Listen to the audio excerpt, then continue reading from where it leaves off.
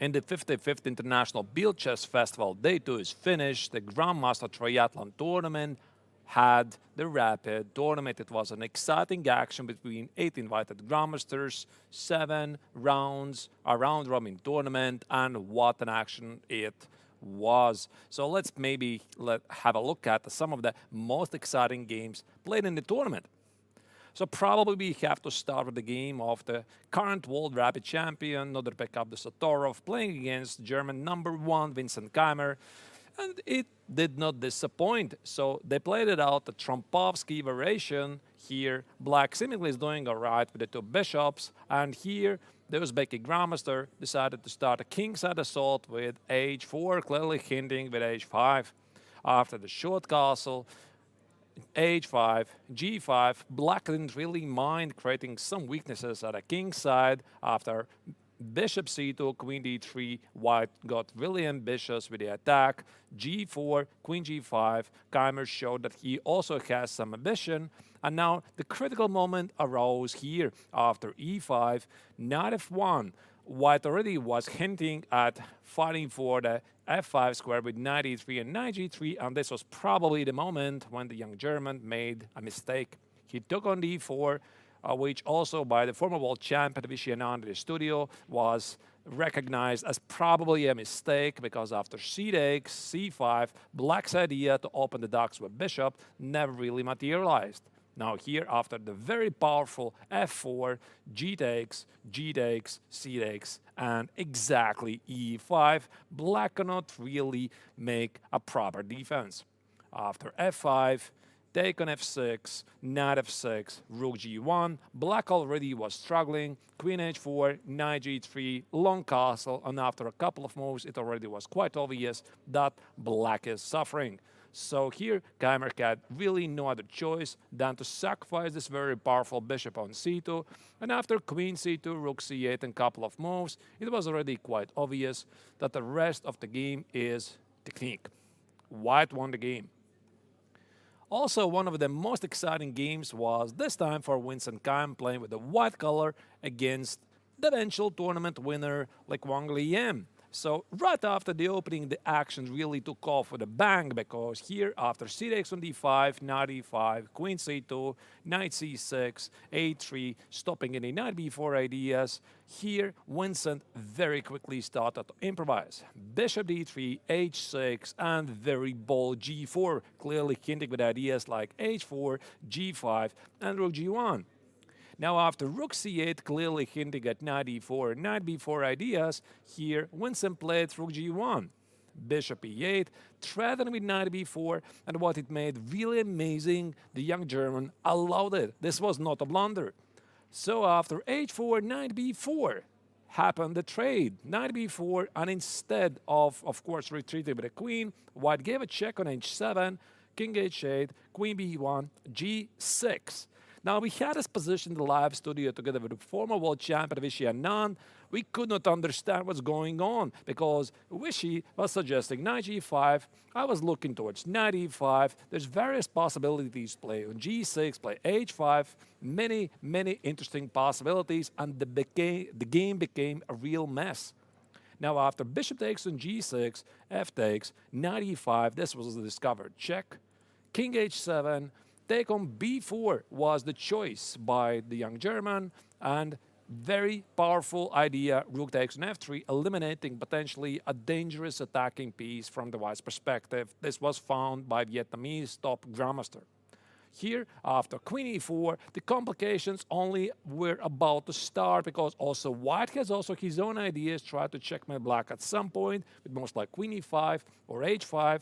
So Black continued to march on. Rook takes on f2 was played here, and after king f2, queen takes on d2, king g3, c takes on b4, the game was incredibly, incredibly sharp. After rook g2, queen d6 check, bishop e5 apparently was not the best move, because after bishop c6, the complications became incredibly immense, and you can imagine, in the time trouble, of course, it was very difficult to make the right decisions. In the end, the position simplified here after, like Wang Lian finding the most strongest move, queen d2 check. He simply came up after the complications with 2 extra pawns.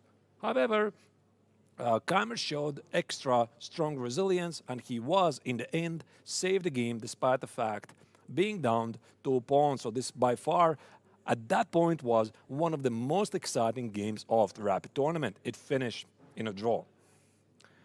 Also, of course, we have to show you one of the most interesting games by the Russian Grandmaster Andrei Yesipenko, who was the early leader of the tournament, having scored 5 victories in a row, 5 out of 5, gaining a considerable lead over all the other players.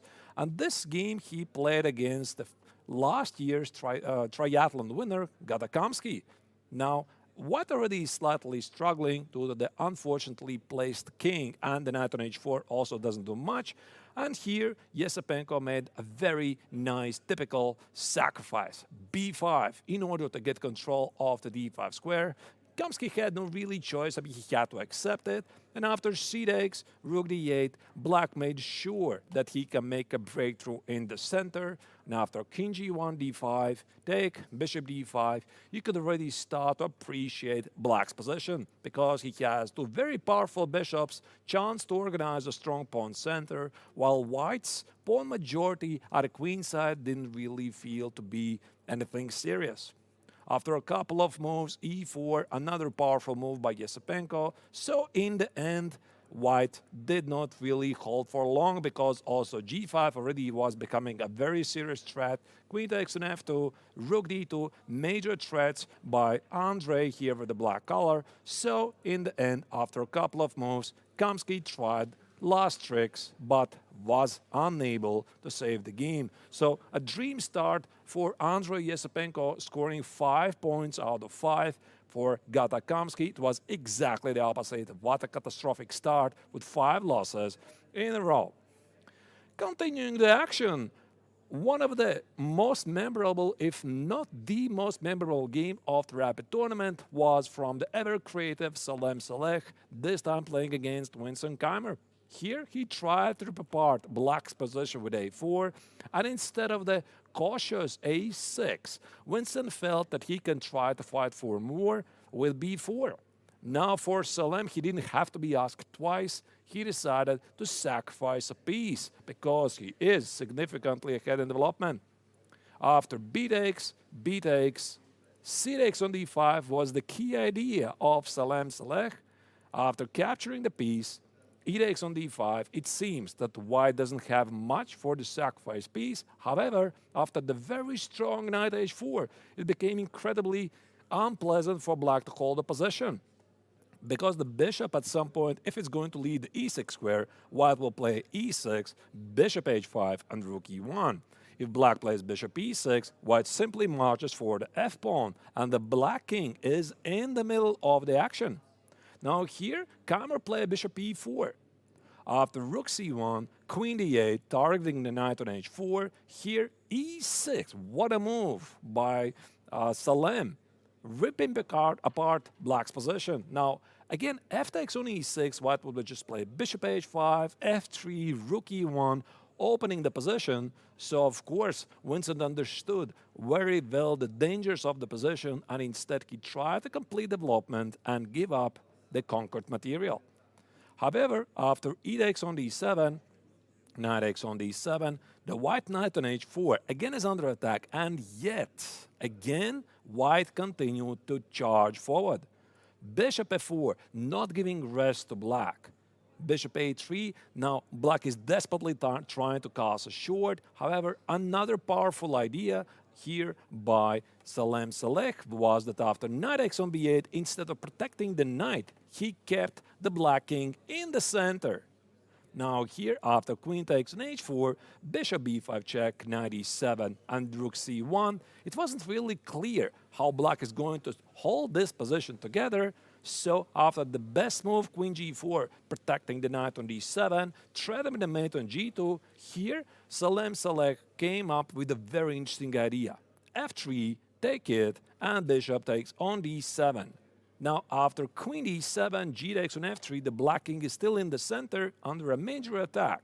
So king d7 was the only move.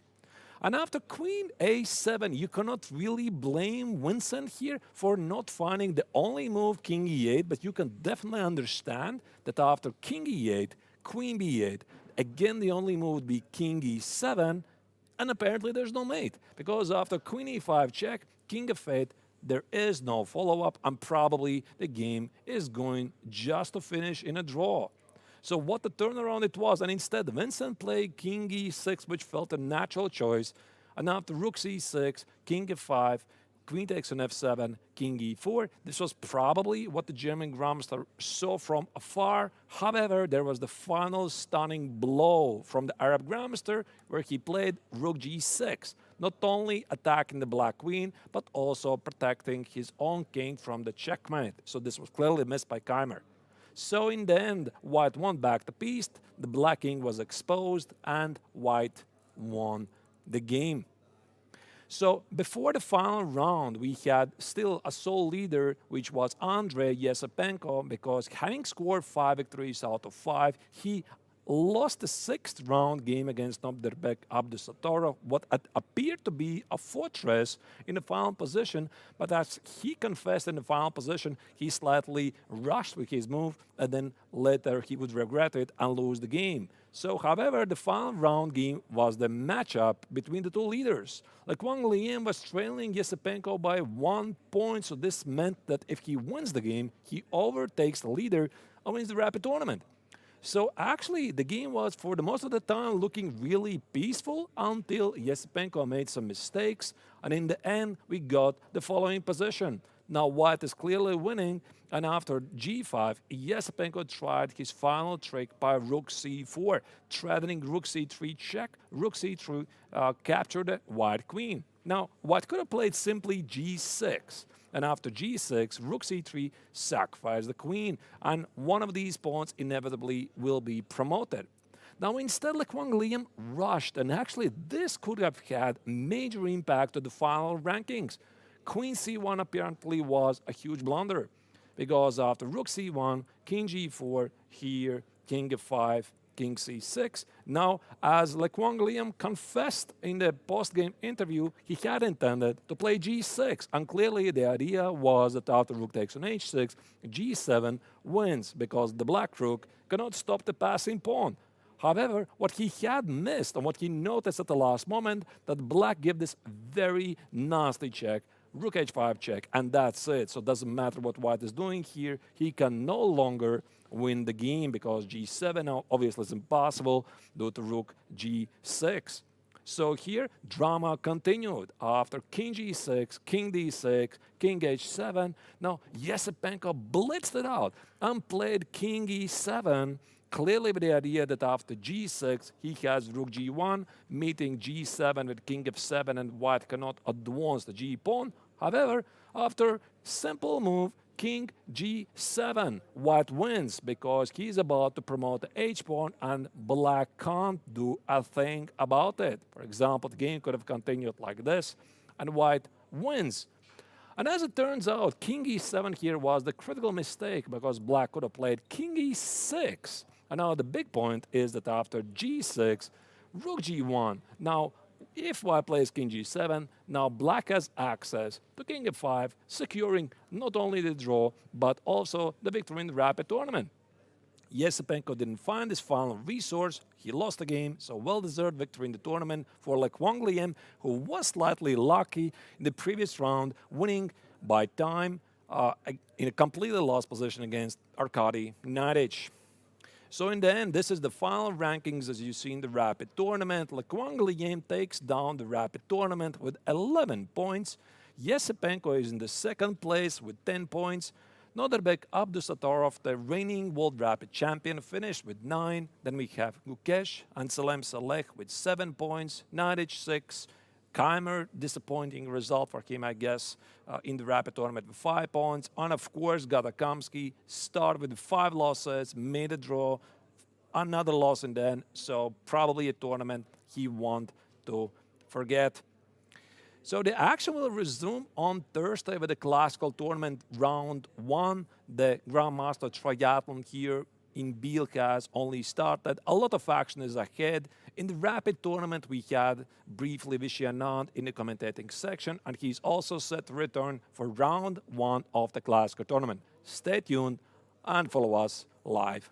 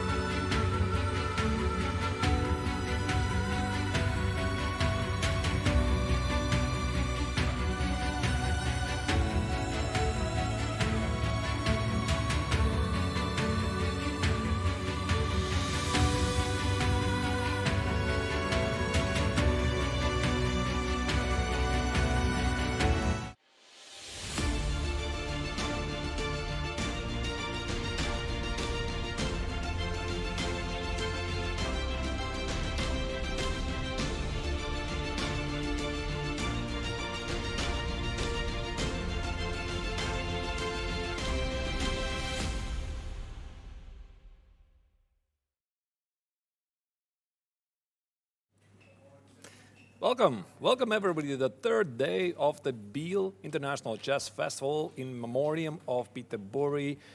The action is about to start in the classical tournament of the Grandmaster Triathlon classical part. Also, the MTO tournament has been given green light. Here today with us, with you in the studio, will be Angelika Volkova, and I'm Grandmaster of Connections. Yeah, welcome everyone to the 55th Biel Chess International Festival. Already so many editions of this festival have been happening. It's amazing. This year we have 55th already. And yeah, as Artur said, we have already the classical part, something we've all been excited for. We were waiting for it because we already had behind us the rapid part and we had the chess 960 as a tiebreaker event. Yep. So once again, I think it's quite important for us to look back what is the current tournament system here of the Grandmaster Triathlon. So here we go. Yeah, we have altogether 3 sets for the Grandmasters round-robin tournaments. First one is a classical, the most important, which is starting today. The other was a rapid. It already happened. We had actually the winner, Lech Van Gliem, won this tournament. And the Blitz. Blitz is going to happen after 3 rounds of the classical event. And the time control, no, I'm sorry, not the time control, but the scoring system, because the time control is going to be the next one. The scoring system of the classical tournament. Now, this is going to be really, really important because you get 4 points for scoring a victory for a win. And 1.5 points is a draw. Obviously, 0 points is a loss. So if we compare the scoring system of the rapid tournament, you see the winner was awarded 2 points, 1 point for a draw, 0 for loss. And the Blitz tournament is going to be held later. Then the scoring system is usual. And in the end, the winner of all 3 tournaments who has the highest number of points wins the triathlon. Yeah, and also important to say that we had in the first day actually the Chess 960 or Fischer random tournament, which was a tiebreaker. So in case there will be 2 participants with the same amount of points, the tiebreak will be decided in the higher placed player from the Chess 960. We're having as well the time controls here. You can see that in classical, we are going to spend with you almost the whole day till the evening because the players are having 100 minutes for the first 40 moves. After that, they're getting 50 minutes for the next 20 moves. And after the move 60, they will get an extra 15 minutes. And on top of that, there will be always 30 seconds per each move, starting from move 1. In the rapid, which already happened, we had 15 minutes plus 5 seconds increment per move. And in Blitz, which will happen in a couple of days, we will have 3 minutes plus 2 seconds increment per each move. And also, I think it's quite important to mention that there is no draw offer before move 40. This means no short Grandmaster draws, at least hopefully. Yeah, we're going to look forward to it for some exciting games, no some short draws. And here you can see the prizes. The total prize fund is amazing. It's more than 30,000 of the Swiss francs, and the first place is getting 10,000. So yeah, that's really amazing. Right.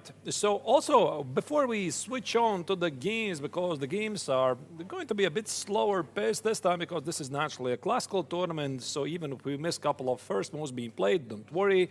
We're going to switch on to the games and check what's happening there. Maybe let's also check what is actually happening here in Biel, because this is the 55th International Chess Festival, and as you can see, this is the program of this year's festival. So it's not only the GMT tournament, it's also the Ladies Accentus Quadriathlon.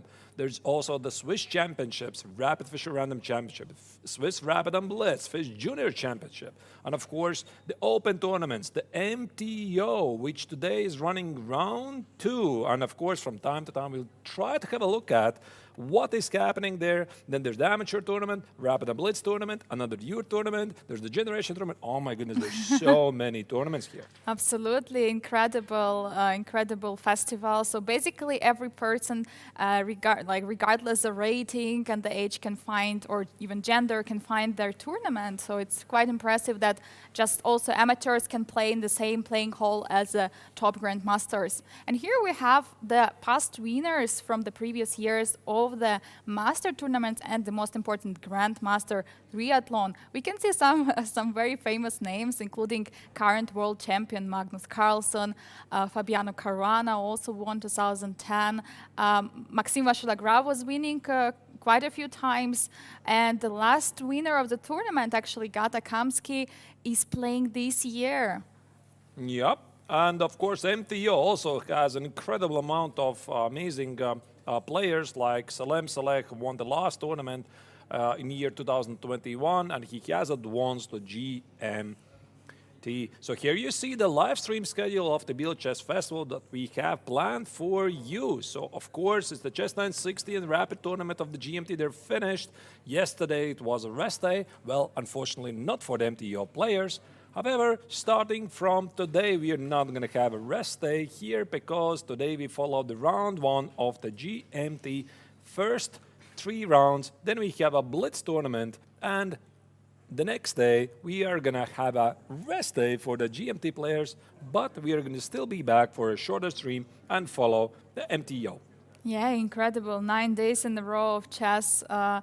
This is something which everyone for sure looking forward to.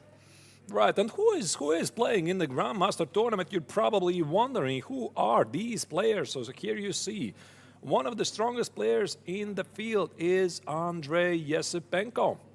Yeah, exactly. Andrei Yesipenko actually was not participating in Chess 960 tournament. It means his tiebreak is the worst among others. But not yesterday, during the Rapid tournament, he showed quite a performance, actually. He was winning all the way till round 5. Unfortunately, in round 6, he was topped by Abdusatorov, and in the last round, he lost to the decisive game to Lek Van Liem, which made him be on the second place of the Rapid. Actually, it was quite interesting because after the tournament, basically the next day, the rest I asked Andrei, so what happened to you? And he said he didn't really know that he was risking with the first place. He was playing really in a chilled mood, and apparently after the game he realized that he had lost his first place. He already had thought he had won it. Yeah, it's incredible what, this losses can psychologically somehow mess it up for the player, and he can even forget how many points he had and how many points other. And here we have Lek Van Liem, actually the winner of the Rapid tournament. I mean, it's not really important that he was the winner of the tournament, but the points, because we have a special scoring system here, as Artur's already presented it, and he has 1 more point than Andrei Yesipenko, which can, of course, be advantage for him at the end of the tournament. And by the way, he's a rating favorite. Of course, it's not something super important here, but still something special about him. And I think also he should be doing pretty great in the Blitz tournament because he was the World Blitz champion back in 2013. Yeah. Also, we have Salem Saleh, the leading United Arab Emirates Grandmaster, one of the most creative and sharpest players in the circuit. Yeah, so he won the MTO, the Masters Open tournament last year, so he's been here for what, 9 years already? I think that's pretty impressive. So in the opening ceremony, he didn't hide his excitement about once again returning to Biel, and he said, I was waiting for this for a long time. Yeah, incredible. And also we already experienced some nice games from him from the Rapid. He was really playing pretty interestingly, sometimes very sharp.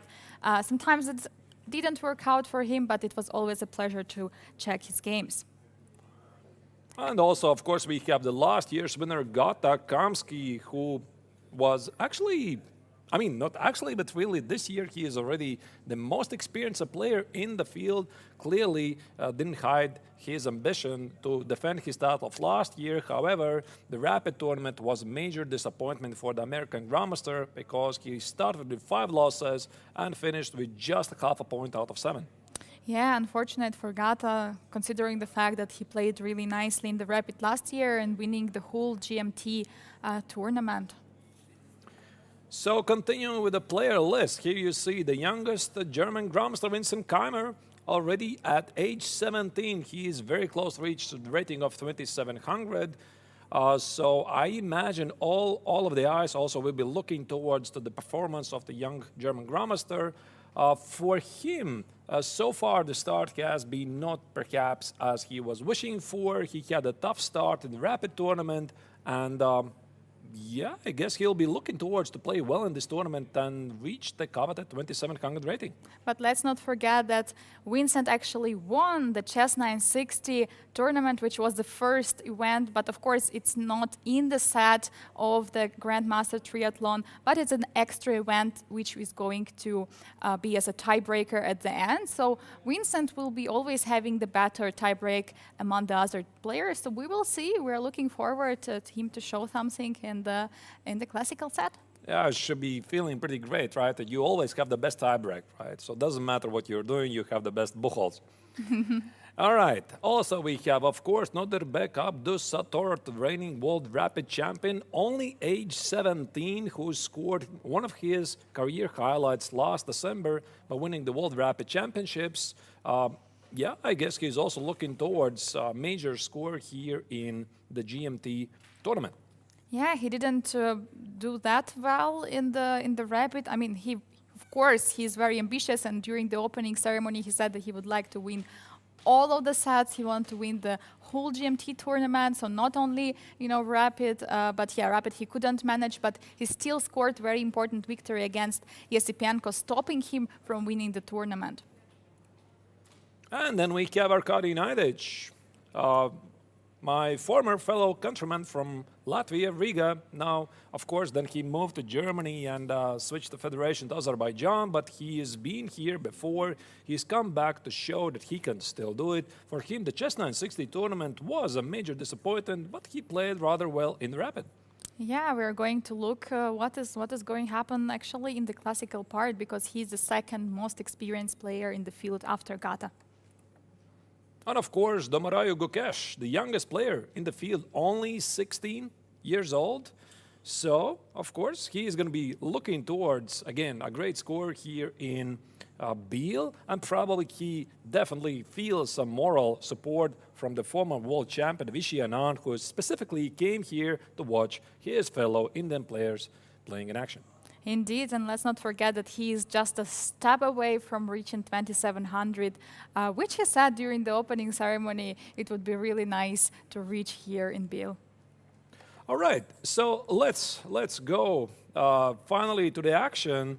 So the games already have started. The camera is a bit lagging behind, don't you worry about it, here you go. And yeah, I think we are going to start with Abdus-Satorov's game against Gukesh. So what is it? Appears to be some Sicilian Sveshnikov, right? Yeah, let's see what happened maybe with the first move. So e4, c5, knight f3, knight c6, so d4. Yeah. d4, of course, this has always been a major topic. Maybe very quickly, let's show how this position actually arose. e5, the Sicilian Sveshnikov. Knight b5, d6, knight e5. Basically, ever since the World Championship match of Magnus Carlsen against Fabi Caruana in 2018, this has been one of the major topics in the Sicilian Sveshnikov. Now, this is the way you're supposed to play. a4, bishop e2, f5, and b4. Looks weird, no? Yeah, looks a little bit strange. What is this b4? What is the idea? To push for c5? c4, c5? I'm pretty sure that's opening theory here. We are going to check it out. We are going to check it out absolutely what is happening. But perhaps let's go back. Let's make 2 steps back and see what was happening here. So after knight f3, knight c6. So what happened here is that bishop b5 also is a major continuation here for white. d4, of course, if you're being an ambitious player, it makes sense to immediately try to fight for the center. Here, knight e4, knight f6, challenging the pawn on e4, makes perfect sense here. And of course, here black has a number of choices. And e5, this was basically named after the Russian chess legend Yevgeny Sveshnikov, who came up with this concept. Okay, I'm not really sure what years were those? 60s or 70s, really, right? I mean, it's been a long time ago, and of course, back then, if you would show people e5, the response was, what is this, right? I mean, how dare you to play e5, because this just weakens the e5 square for no good reason. However, Sveshnikov remained true to the opening, continued to develop. Of course, there were other notable contributors to the variation, and in the end, it became the top-notch theory. Yeah, absolutely. It feels pretty strange to put the pawn like this, because the question is where are you going to put the d pawn, and if it's going for d6, you're blocking the bishop, making the d pawn weak, and logically it's not something what you want to play. But after investing time and showing, and now with engines analyzing it, we can see that actually it's a pretty decent choice for black. Just to give you an approximate idea who is playing this with black right now, think about people like Magnus Carlsen, Fabi Caruana. So those are pretty much the number one and number two in the world, and everybody else also from the top level have tried the Sicilian Sveshnikov at some point. So here after knight b5, of course, white's threat of knight e6 check needs to be stopped. And here after d6, for many, many years, the main theory used to be bishop g5. Now, the bishop g5 idea is to challenge the d5 square, threaten to take on f6, play knight e5, perhaps deliver a fork on c7. So the response usually was a6. Now again, there were some branches of the opening. For example, you could take it. The queen cannot take because there's a fork. And after g takes, knight a3, here. There was a very, very sharp theory. So, of course, after bishop g5, a6, white could still play knight a3, b5, knight e5, bishop e7, and again we have a lot of theory here. There's c3, there's c4, and a lot of interesting possibilities. But let's go back to this moment. Why knight e5? And the thing about knight e5, I think basically people started to play it in 2000. Okay, I'm not really sure. 17, 18, definitely in the World Championship match of Carlsen against Caruana, but bishop g5 is, black already has proven in practice that black is doing great. And ever since knight e5 has been the main continuation, so knight e5, I mean black has to take because this is a fork of knight c7, e takes on d7, and here black has two moves. He has knight b8, he has knight e7, both are slightly different, and after knight b8, white is trying somehow to create the pawn advantage at the queen side. So it's either c4, knight c3, and maybe b4, c5, or alternative idea is a4.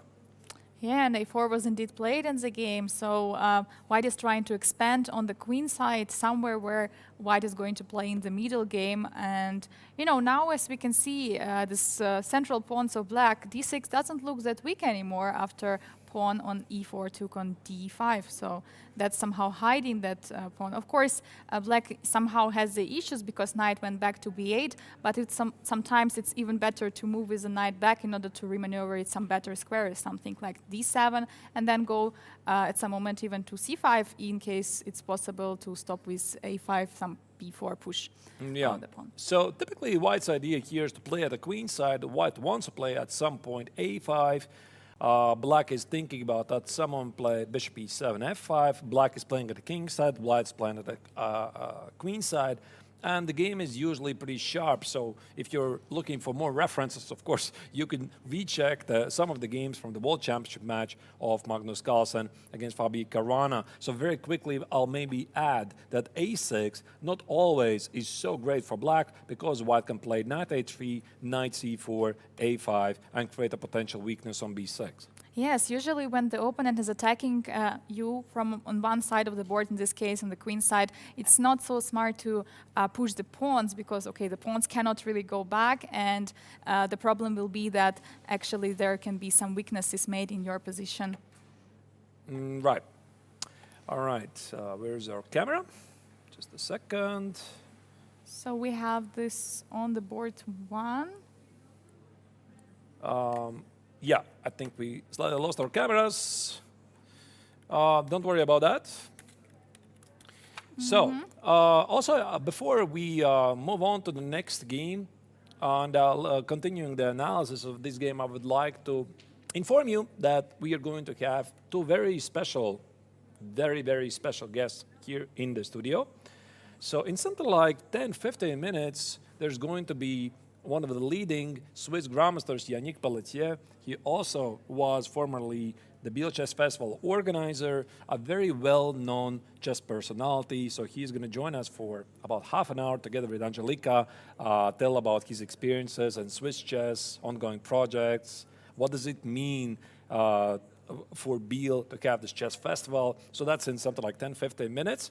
And then, of course, the major announcement is that at 5 p.m. we are going to see the return in the commentary studio of the former world champion Vishy Anand, who already was here for a moment during the Rapid tournament.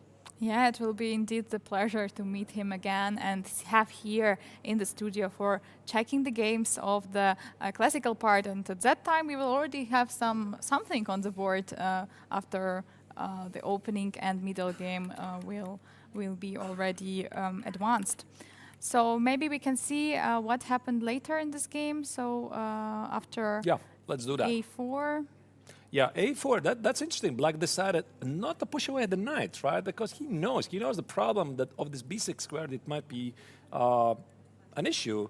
So short castle, left 5, of course. Black plays in the spirit of the position. He tries to expand at the king side. He's thinking about ideas like knight e7, e4, knight e5 perhaps, or maybe knight e7, knight f6. Not sure if queen e8, queen g6 at some point is going to work. Sometimes black even plays f4, bishop f5, maybe even g5, and pushes forward those pawns and tries to say, listen, I'm going to checkmate you there. Yeah, and the thing is, in this case, pushing the pawns from the king will not really weaken it because king will always have the h8 square to hide, and it's rather white's king who should be worried about this pawn roll towards it. Okay, and b4 was played actually here immediately. Yeah, b4 was played. And we played instantly, right? It was played pretty quick. He played it, so b4 idea takes care of the a5 and c5 square. We're going to check in a moment later, right, what's the actual theory here, because I know, of course, some of the lines of this very topical Sicilian Smash. To be honest, I never really played 95. I've always been the fan of the bishop g5 system. But, I mean, white takes care of the b4, of the a5 and c5 squares. Now, black did play a6, knight a3, and f4. And this idea I already mentioned to you is that he takes more space at the king side, also stops bishop e3 idea to fight for the b6 square, and tries to do something at the king side. Yeah, and black has to be really careful here because with the f4 move, they're weakening the e4 square. So that's why pushing for f4 was not, the easy choice, and we can see that Gukesh even spent some time on this move. I think we also have our cameras back. So it's great to see the players in action. We do have special powers. At some moment, we can zoom in to the clock, see, for example, if something is, we want to clarify what's happening on the board, but mainly we are not going to try to touch them. Yeah. All right. Let's check other games. I think what we are going to do is we are going to make a roundup, what has happened in all 4 games. Then we are going to make a short break, and after the break, we are going to have Yannick Pelletier in the studio. I think it's a great plan, right? Mm-hmm. Exactly. All right. Let's move on. And let me try to find the game, next game. So the next game we could check could be Le Quang Liem against Gata Kamsky. Yeah, we're having the Le Quang Liem, the winner of the Rapid tournament, unexpectedly, not without luck, winning the Rapid. And yeah, he's playing the Gata Kamsky, as we already said, the winner of the previous GMT. So what do we have here on the board? Queen's Gambit accepted. So it seems. Yeah. So it seems that players have played it out pretty fast. Actually, look at Gata's clock. I mean, almost the starting time. Once again, the time control for the tournament for all players is 100 minutes for the first 40 moves. This means 1 hour and 40. So Gata has spent a couple of minutes, of course, minus the added time. All right, let's check. Let's see. So I believe that white went pretty aggressively with e4. So d4, d5 takes, and e4. Yeah, e4 is one of the major continuations, Yeah. of course. So Queen's Gambit accepted has a long history. So it's not only the Queen's Gambit Netflix series that everybody knows about. I mean, of course, in the final match, the main character, Elizabeth Harmon, she plays the Queen's Gambit. Um, And wins. and wins the world champion. All of that is Spoiler. really nice, and that's why the series are titled Queen's Gambit. Anyway, I mean, it's one of the major continuations after d4. White is fighting for the center. Black has a number of choices, of course. He's not obliged to take on c4, but he did. And also here, white can play knight f3 first. White can play e3. White can play e4. Maybe even knight c3. But okay, e4. Yeah, so e4, it's not a very like solid continuation there, because it allows immediate e5 challenging the d4 square, and here white has to do a choice, and now knight f3 is actually being played. I believe d5 is also possible here. D5, not so much. But I'll maybe mention that the d takes on e5. If white tries to win back the pawn, this is the entire idea why black gives away the pawn, and he very quickly accelerates his own development. So the pawn on e5 is under attack, and if you play something like knight f3, bishop g4, long castle, and black is very, very fast. So this is a very interesting idea that black immediately sacrifices the pawn back and says, listen, I mean, I'm also fighting for the initiative here. Yeah, so knight f3 was played here, and after bishop b4, I mean, immediately attacking, immediately checking, bishop d2. So not pinning with knight f3, but bishop d2. Yeah, bishop d2, right? Knight e2, he takes on d4, and bishop takes on c4. This was played pretty quickly. Now, it's quite interesting, actually, because you look at black's position, he has a healthy pawn structure. He can play c5, knight c6, and seemingly claim having an extra pawn. But if you look more closely to the position, you can see that white is ahead in development, right? And this should count for something. And the chess theory has been moving on so fast that with the help of the modern chess engines, you just sacrifice a pawn, don't even win back in the first 10 moves, and then in the long term, you claim that you have absolute compensation for the pawn.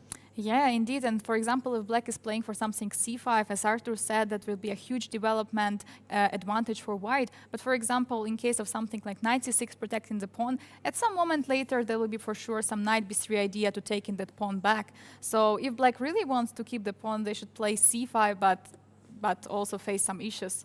Right. So they played a couple of logical developing moves. I think we are going to pay attention to them a bit more closely. So like I said, we are going to do a short recap what's happening in the games, and then make a very, very quick break so that we can have Yannick here in the studio with us. All right, also we have Vincent Keimer's game against Andrei Yesipenko. Yeah, so Yesipenko, again, he was pretty impressive in the rapid part of event, and he basically crushed Vincent, as we can remember. And what do we have here on the board? We have a typical Carlsbad structure, but Yeah. with bishop on g2. With the bishop on g2, but maybe it doesn't really matter. Because white is going to play e3 most likely anyway, establishing a healthy pawn structure. White typically tries to play b5, organize a weakness on c6. What the black is doing, it really depends. It really depends, because one of the typical ideas with a pawn on e3 and a pawn on g2 is that black tries to at least make an impression that there's a kingside attack. Here, I'm not so sure. Maybe there could be even ideas like b5, fix the pawn on b4, and toward white's plan to play b5. Yeah, so it looks pretty solid. So maybe let's look at the last game. The game Salem Saleh against Arkady Naiditsch. Right, and here we have some sort of a Ruy Lopez, knight d7, knight b6. It doesn't appear to be very common. Maybe it's a latest trend. Yeah, so here after h3, of course, Ruy Lopez is one of the most popular openings in the chess history ever since basically chess was, I guess, invented.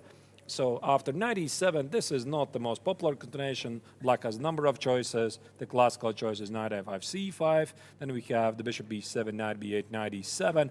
all of that, we are gonna look more closely once we get there. But here, so far, both players have pretty much developed all the pieces. White is looking towards some kind of a breakthrough in the center with d4, and black has kept an option to push a5.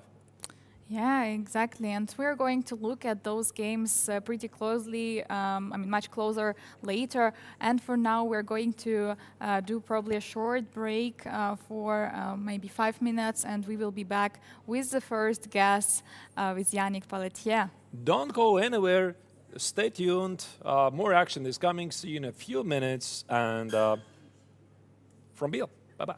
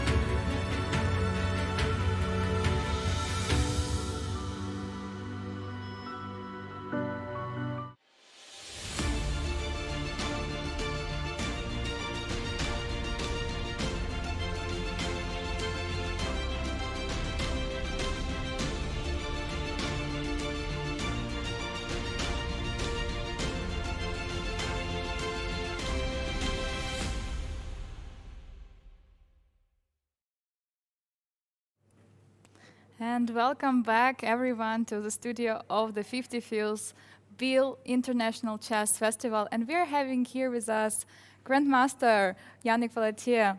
Hello, how are you doing? Hello, Angelica. Yeah, I'm doing well. Thank you. Hello, everybody.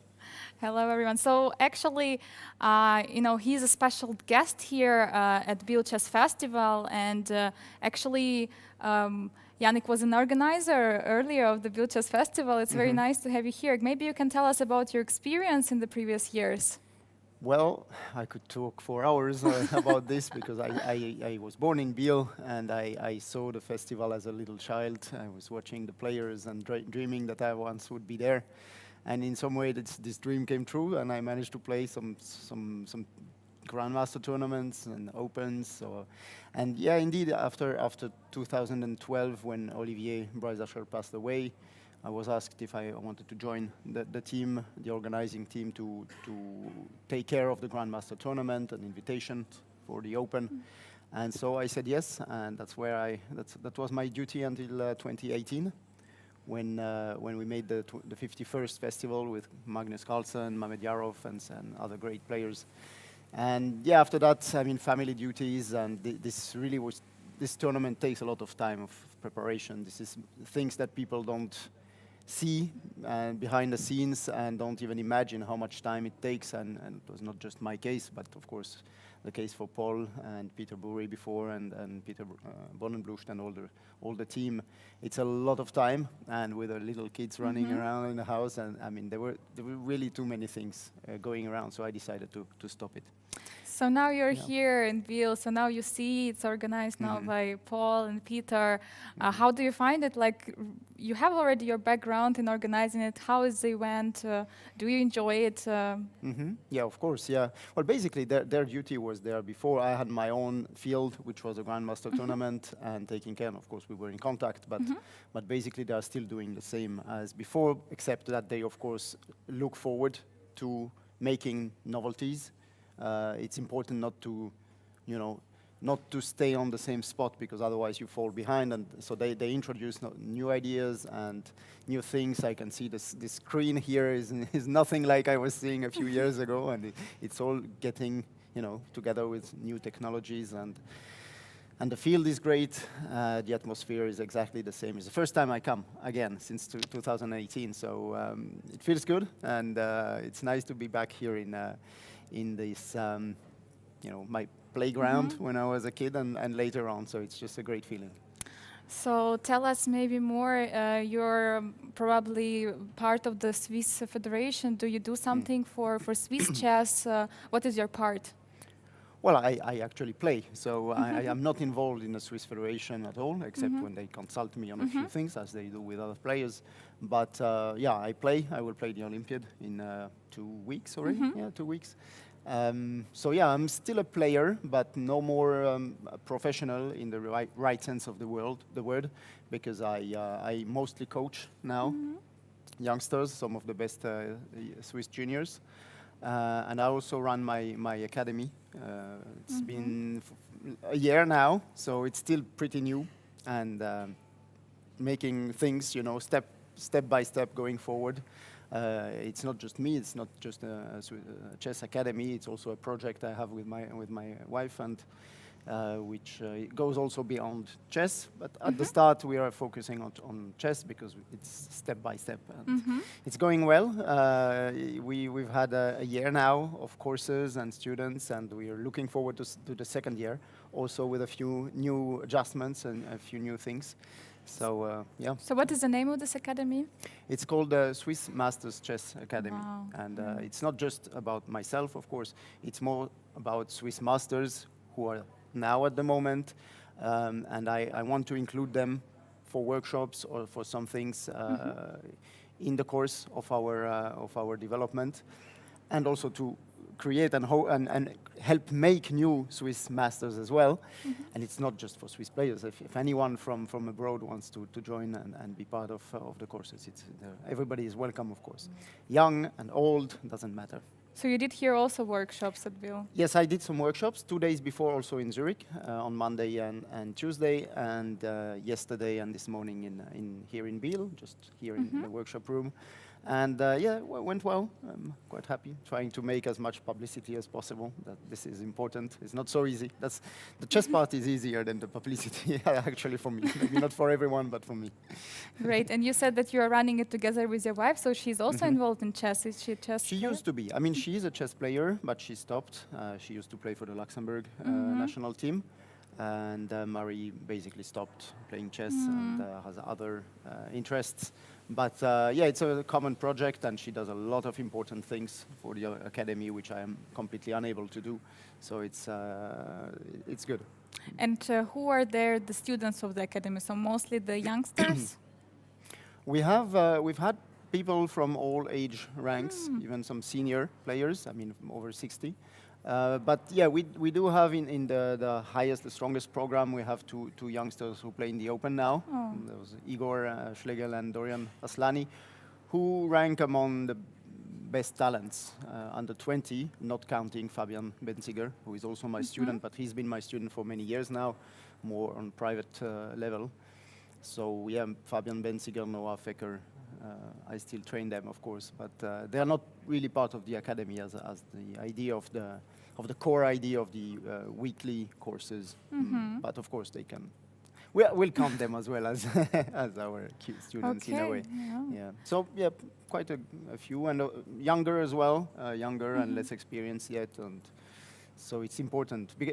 I mean, when I devised the program and I was making courses and I was trying to understand what young and not yet very strong players do, what they need is, it's very difficult for grandmasters to basically go down back to their level and manage to understand what they don't see or what they don't understand, why they don't see things which are so obvious for us. And that's important, that this is something that grandmasters don't always do, and don't always manage to sense. Why does this young boy or this unexperienced player not see this move or not understand this idea when it's so obvious for me? Because it's been there for 20 or 30 years, and of course I also started one day, but I forgot all these times. It's not that easy, but it's challenging and it's interesting. Okay, it's really great, and of course, like it's very workloading, right? So it's very difficult.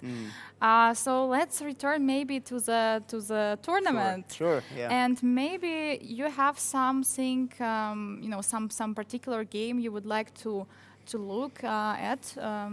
Maybe some opening which you already played. So we have today's pairings, Lech Van Gliem against Gata Kamsky. So they played some Queen's Gambit accepted. Yeah, that's it's interesting, this E5. You want to look here? We can. Yeah, I mean, we can go from one to the other, but that one is interesting because I mean, Kamsky is one of those players. When this line was quite popular in the end of the 80s and 90s, I think, beginning of the 90s, there were some specialists of the Queen's Gambit accepted. Those were Seiravan, Hübner.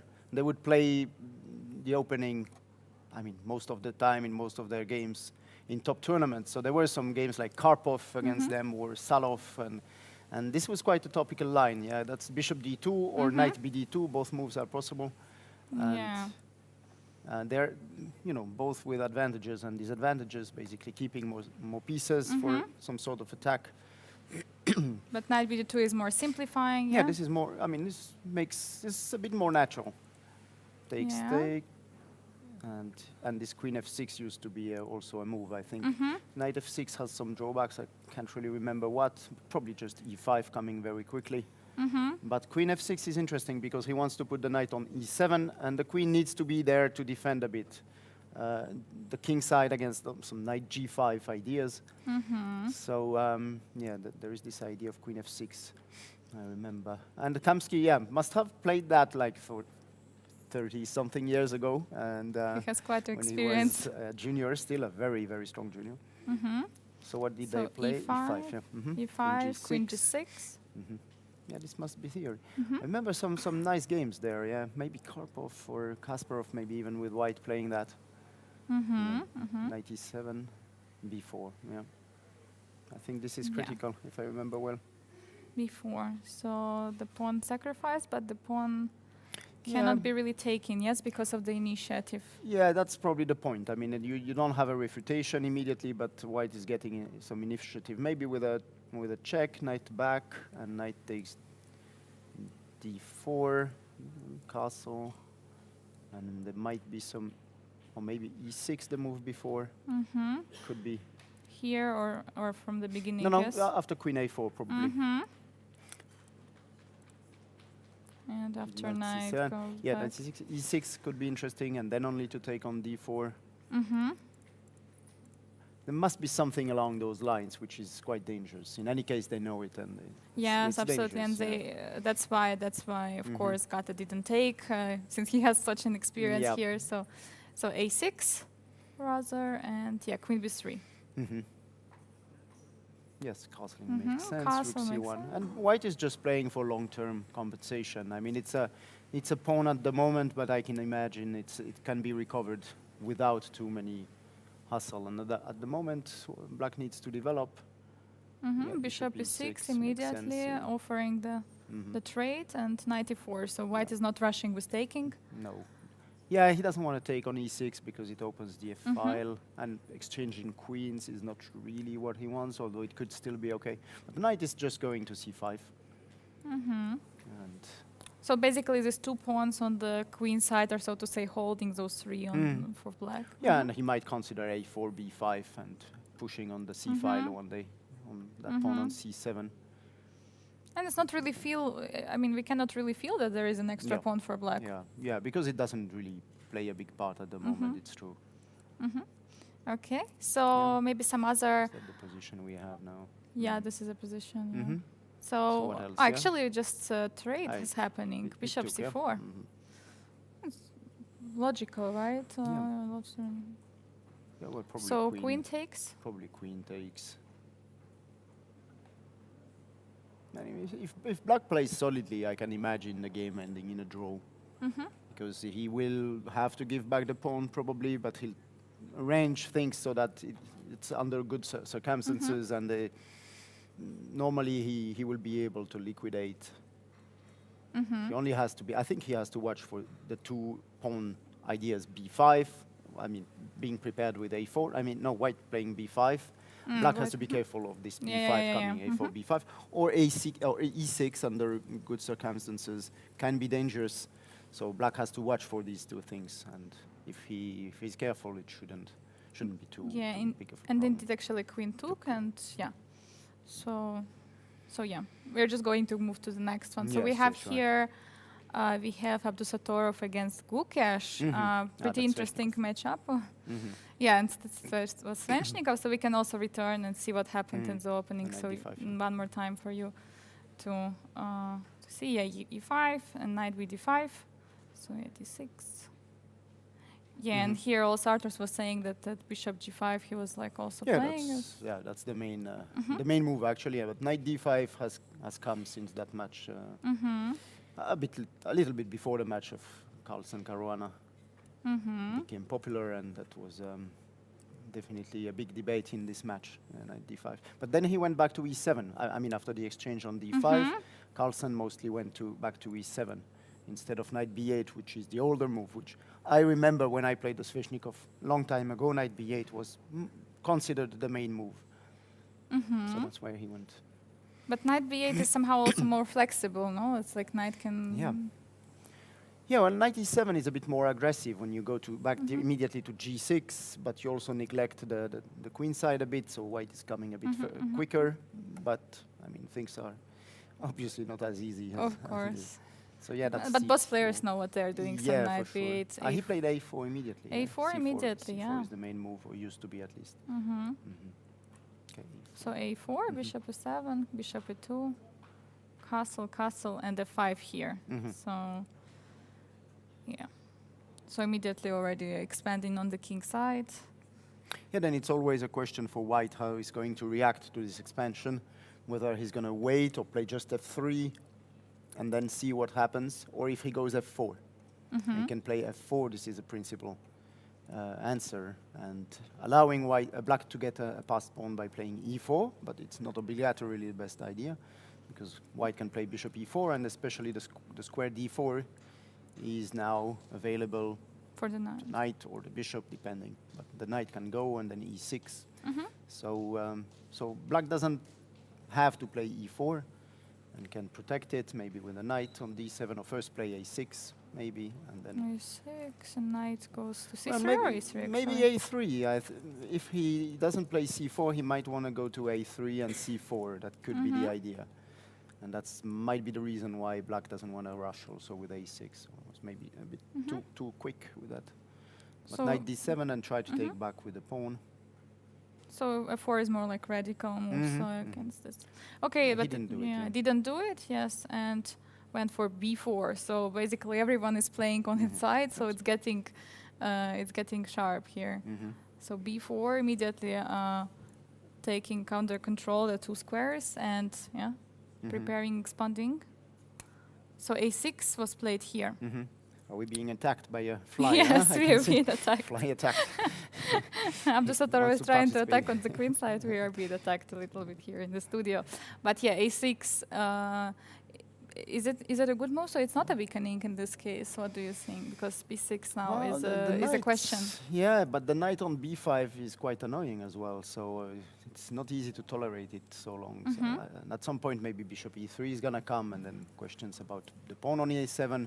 So a6 will have probably to be played at some point. So, but I think he's in time. Yeah, so he went back to a3, and then that came this f4. Which at first sight could seem to be a bit anti-positional because it weakens e4, but he wants to get out easily with the bishop f5 and knight d7, and then he has organized the development of the queen side. But it's also logical to play first a6 to see where the knight is going, because if knight is going to c3, you will never play f4 immediately. Yeah, that's a very good point. Yeah. So a5 immediately fixing, Yep. and bishop f5, c4. So he went c4 and not knight c4, because knight c4, knight d7, and he can't really control b6 since he doesn't have bishop e3, which is another good point of this f4. So now this plan makes less sense. So that's why he went c4, I guess. So that's why c4 and knight d7. d7. Yeah, This is the interesting, current position, yeah. It could easily be that black is really fine, because I mean, white should strive for c5, but it's not easy to make it work. I mean, we could sacrifice a pawn with c5 and d6, but it looks a bit suspicious. And knight on a3 is a little bit strange now, because now the pawn is somehow not protected in case of something, some pushes. So maybe you're right. Maybe bishop a3 now, I mean, could have been an idea to try pushing for c5. Yeah, but that was when black in time played a6 and asked that question, where does the knight go? Because if it goes back to c3, the pawn is still on c2, so it looks a bit awkward. Yes, and f4 is not a must to play now. And now it's not going to happen, definitely. Okay. So black could be actually doing really well here. Yeah, it also looks so, because again, no push is coming. Well, he might try to do something like f3 and bishop d3, now switching to a more solid plan and trying to block the center, especially that square on e4. He might have to play bishop b2. But the question with that knight on a3 is definitely, yeah. Where does the knight go all the way to c3? Yeah, that's okay. It takes time. If he manages to stabilize, this could be an idea. And of course, he could try and go all in with c5 and then indeed b6 or d6 or b5.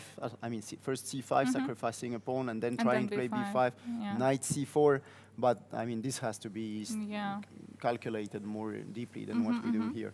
And I think in case Gugesh really prepared for it, he already looked some ideas in the middle game what can happen. So it really has to be well calculated by Ambassador. And if we check also the time situation, we can see that actually Noderbeck is spending quite some time.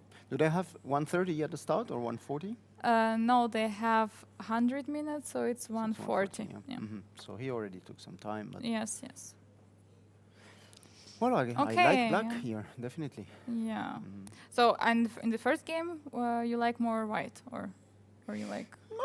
You would say like it's. I've looked at these positions. I mean, this type of positions more from the white side than the black. So I would tend to say I like white, but it's not. I mean, objectively, I wouldn't really think that I'm better, especially. But there are chances. I mean, with knight c5 and e6 and trying to create some activity. Okay. So let's go now to the game Vincent Keimer against Andrei Sipenko. Yeah, Andrei Sipenko was playing pretty nicely in the rapid event. He was like indeed almost we clinched that he's winning, but yeah, at the end it just happened like this. He lost the last two, right? He in the lost replay? two, yeah, and that was pretty big disappointment for him because he didn't actually expect it. Yep. So he Well, expect Nobody did. no, he didn't expect actually that he's not winning the tournament after he lost the last game. So he thought Yeah, actually yeah, he of scored enough points. Yeah, now he can relax. Huh? Big mistake. Yes. Okay. So. He's been So- playing very fast, yeah. So we have actually an interesting start. So not with d4 they started, but they got this Carlsbad structures knight f3 and g3, and here knight f6. So currently now this knight d7 is being played, yeah. But this yeah, is knight another topic. knight f6, bishop g2, e6, and then it just transposed, yeah. Mhm. Actually, interesting. So he took here. Yeah, main Knight line c2. in this Mhm. old variation. I had something similar against Kramnik. Yeah, knight c3, knight d7. Yeah, h6. probably, yeah, Bishop takes, f6. takes. Can't really remember what I played, but I remember he played bishop d5 and I also took, but somehow I managed to come with e4 later, which is absolutely not possible here. After trade, yeah. Yeah, but that was another position, Yeah, but yeah, from yeah, this of line as course. well. But yeah, that was Yeah, so we have this Carlsbad setup, but with bishop on g2. yeah, so strange bishop on g2. yeah, It doesn't belong it's- there normally. Yeah, yeah. e3 and bishop d6 was played. So Mhm. yeah, somehow it feels like bishop would be rather somewhere on d3. Usually it is. Yeah. What Yeah. can we? At least the king side is safe now because usually black wants to do something there on the king side. That's where he wants to play like knight e4, f5, g5, and attack. I mean, he can still try and do it, of course. Yeah. But now for white, I mean, playing b5 immediately is tricky because there could be c takes b5 and a5. C takes b5, a takes b5, and then playing a5, and with this bishop, we could. Yeah, we can. Yeah, we can try that. Yeah. That's a possible reaction, which seems quite. To close basically there. And b6, bishop b4 doesn't work probably. Just the pawn is gone. And so Yeah. otherwise we just play b6 ourselves, knight e4. But there is also can be like knight e5 Yeah, and knight e5, taking the yeah. pawn here. Yep, that's possible. But of course, like this pawn looks very isolated. Yeah, I mean it's still possible to take it, and if you take on d5, a swap, and play yeah, just take. Yeah, queen takes, and I think I can play rook d8. I mean a d8, yeah. And knight d7 probably doesn't work. I mean it's pinned, so Yeah. it's not going to bring anything. So, the So queen just has removing won. the queen and light squares are not yeah. so protected on the king side. Yeah. But still could be okay for white, actually. So white has to be really careful about this b5 push. Yeah. Well, that's probably why he's been thinking, because it's tricky. And if he doesn't do it now, then he should prepare it. But knight e1 to d3 or looks like a normal idea. But I guess knight e4 is gonna come, and then or knight e1 and knight e4. And black is starting being active too. Yeah, white has to be careful here. Yeah, there is the fork already, so we need to do something. I guess knight d2. Or yeah. We won't want to take. Yeah, rook a2 makes sense, of course. Yeah, protecting. Already But some, yeah, it's some issues, yeah, for white. Yeah, some questions already. Yeah, queen e7, f5. I mean, he might be coming with the opposite colored bishops. If he manages to get f5 and f4, prepare it somehow, it's gonna be some pressure. Yeah, yeah. And also time situation is also, you can see that Andrei didn't spend so much time actually, so Andrei has he's played like in the rapid, huh? He's still in the he's mode. still in the mode, exactly. Okay, and so we have the last one. Okay, rook The spinner f1 was move, yeah. played, but Yeah. so basically Makes sense, white is not really rushing anywhere right now. Okay, so the last one. Okay, we have Salem Saleh against Arkady Naidic. So yeah, it was Rui Lopez, right?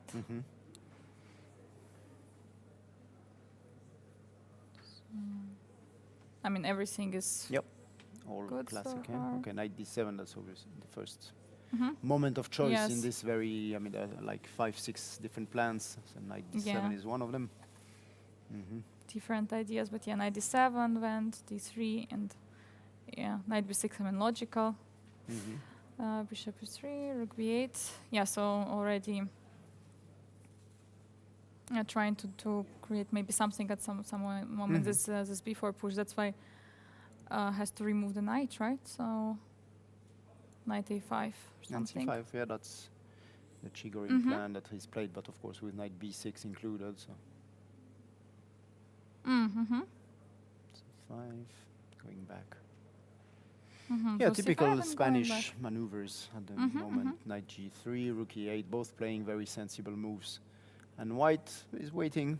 I mean, he should play d4 at some point. I mean, doesn't have to, but it's probably what he's going to try and go for. But at the moment, there is knight c4 issues, and so he's trying to prepare, maybe just playing rook a d1. Yeah, rook a d1, so that he can drop back with the bishop to c1 if needed. And then That's- slowly maybe and to prepare try for and play d4. Yeah, but black might also go for d5 at some point. That's the usual question: who is coming first? I mean, since white has you know, taken his time, or still taking his time, and stays on d3 with that pawn, then black could feel it as an invitation for d5 himself. Yeah, so who is pushing first here, actually? So those are Okay. things they will consider. Yeah, And, I mean, Naidic, a lot of experience, in general in chess, but also in these type of positions. Very classical player, very strong. Much stronger than his rating, actually. Yeah, it's, yeah. it's been dropping back a bit, but And so looking at this Grandmaster Triathlon this year, like who would you say is for you is a favorite of this? oh, that's not a that's too complicated. I mean, they are all very close to one another. There are some super talents like Vincent and Abdusattorov. I mean, Vincent Keimer and Abdusattorov, who might and Gukesh, who might easily Gukesh. be top 10 in a few years, and Esipenko. He's not so far. Also from there, I mean, depending on how, yeah, of course, situation for him in Russia is not that easy. But if he manages to kind of, leave that away from his Yeah. thoughts and focus on chess, he can also be up there very quickly. The others is a bit an older generation, so it's less likely that they will be. I mean, Kamsky is a superstar anyway, but he's not that strong anymore, but as he used to be. But yeah, I mean, he's always shown that he can be there, and he's very strong. If he's in good shape, he can do it. So now, who is going to win? I have absolutely no idea. And also Le Quang is a great player, and still not too old, in good shape. He's already in that age where he can combine experience, and he still has the energy and nerves of a rather young player. So, yeah, difficult. I have absolutely no idea. And, yeah, So I it's was looking at the field before the tournament. I thought, wow, who is the favorite? There is basically no way I can decide that. Yeah, and as we can see also, like the Chess 960 was happening, Vincent won it, and then Yesipenko came here finally, and he joined, and he was like winning and crushing it in the rapid, and Vincent was not really doing that well in that tournament. So like every time, depending on time control and everything, Yeah. it can be very unpredictable. But also in those days when you have like 5-7 games like rapid, or it very much depends on the shape you are in on that day, and the next day it might be less good for any reason. So Vincent doing well on one day and much worse on the next day, and it's very much possible. Esipenko came late on Monday. I brought them from Zurich with Vishy and him, and we came at past midnight, because they had a very late flight. And so he probably didn't sleep as much as he could, but then he just played like this, and so it's very difficult and unpredictable also to say why someone is in a good shape one day and less good shape. It might depend on so many things. But in classical, I mean, there is just one game. And even if you don't really feel well, you still have the time, and you can somehow manage, or you can feel that you're not in great shape, then you play more quietly, try and make a draw maybe, or not push like too hard.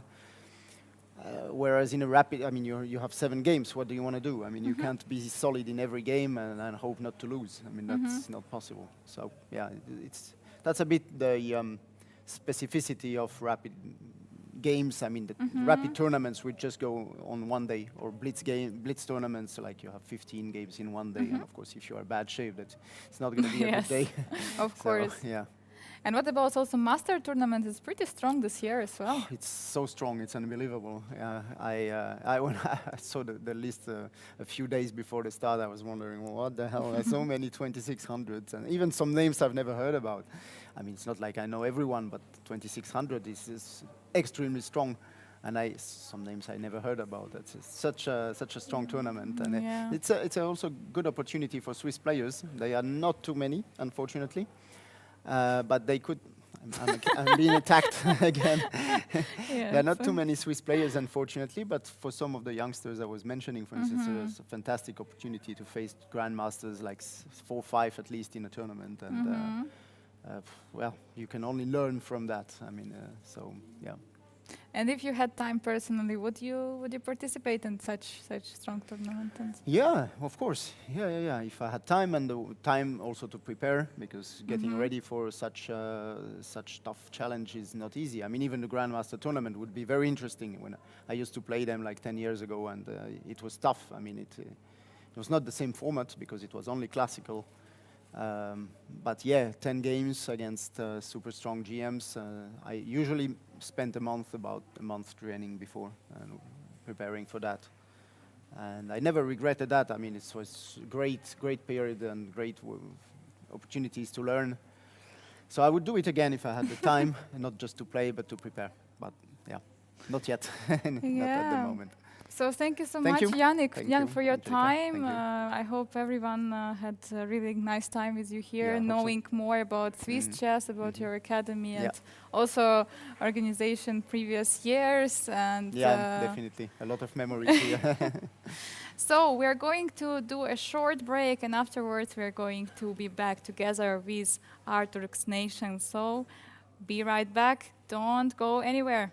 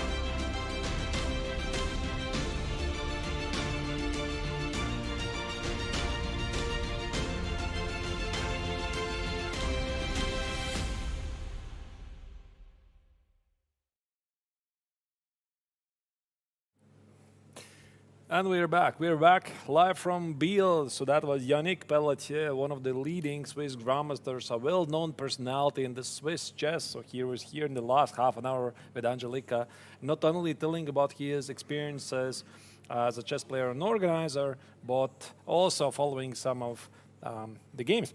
Yeah, it was really a pleasure having him here. It's really something when the person already was here, was involved in the whole organizational process, and he's coming here with a fresh eyes and looking. And as he said, it's becoming better and better. Yep, absolutely. All right, so let's go back to the action and probably. So this was the final game you were checking with Yannick, right? Salem Salek against Arkady Naiditch. So perhaps let's switch back to one of the most important games of the round, Notre Dame Cup de Saturov against the Marayu Gukesh. Just a second, I'm going to get them on the video as well. Here they are.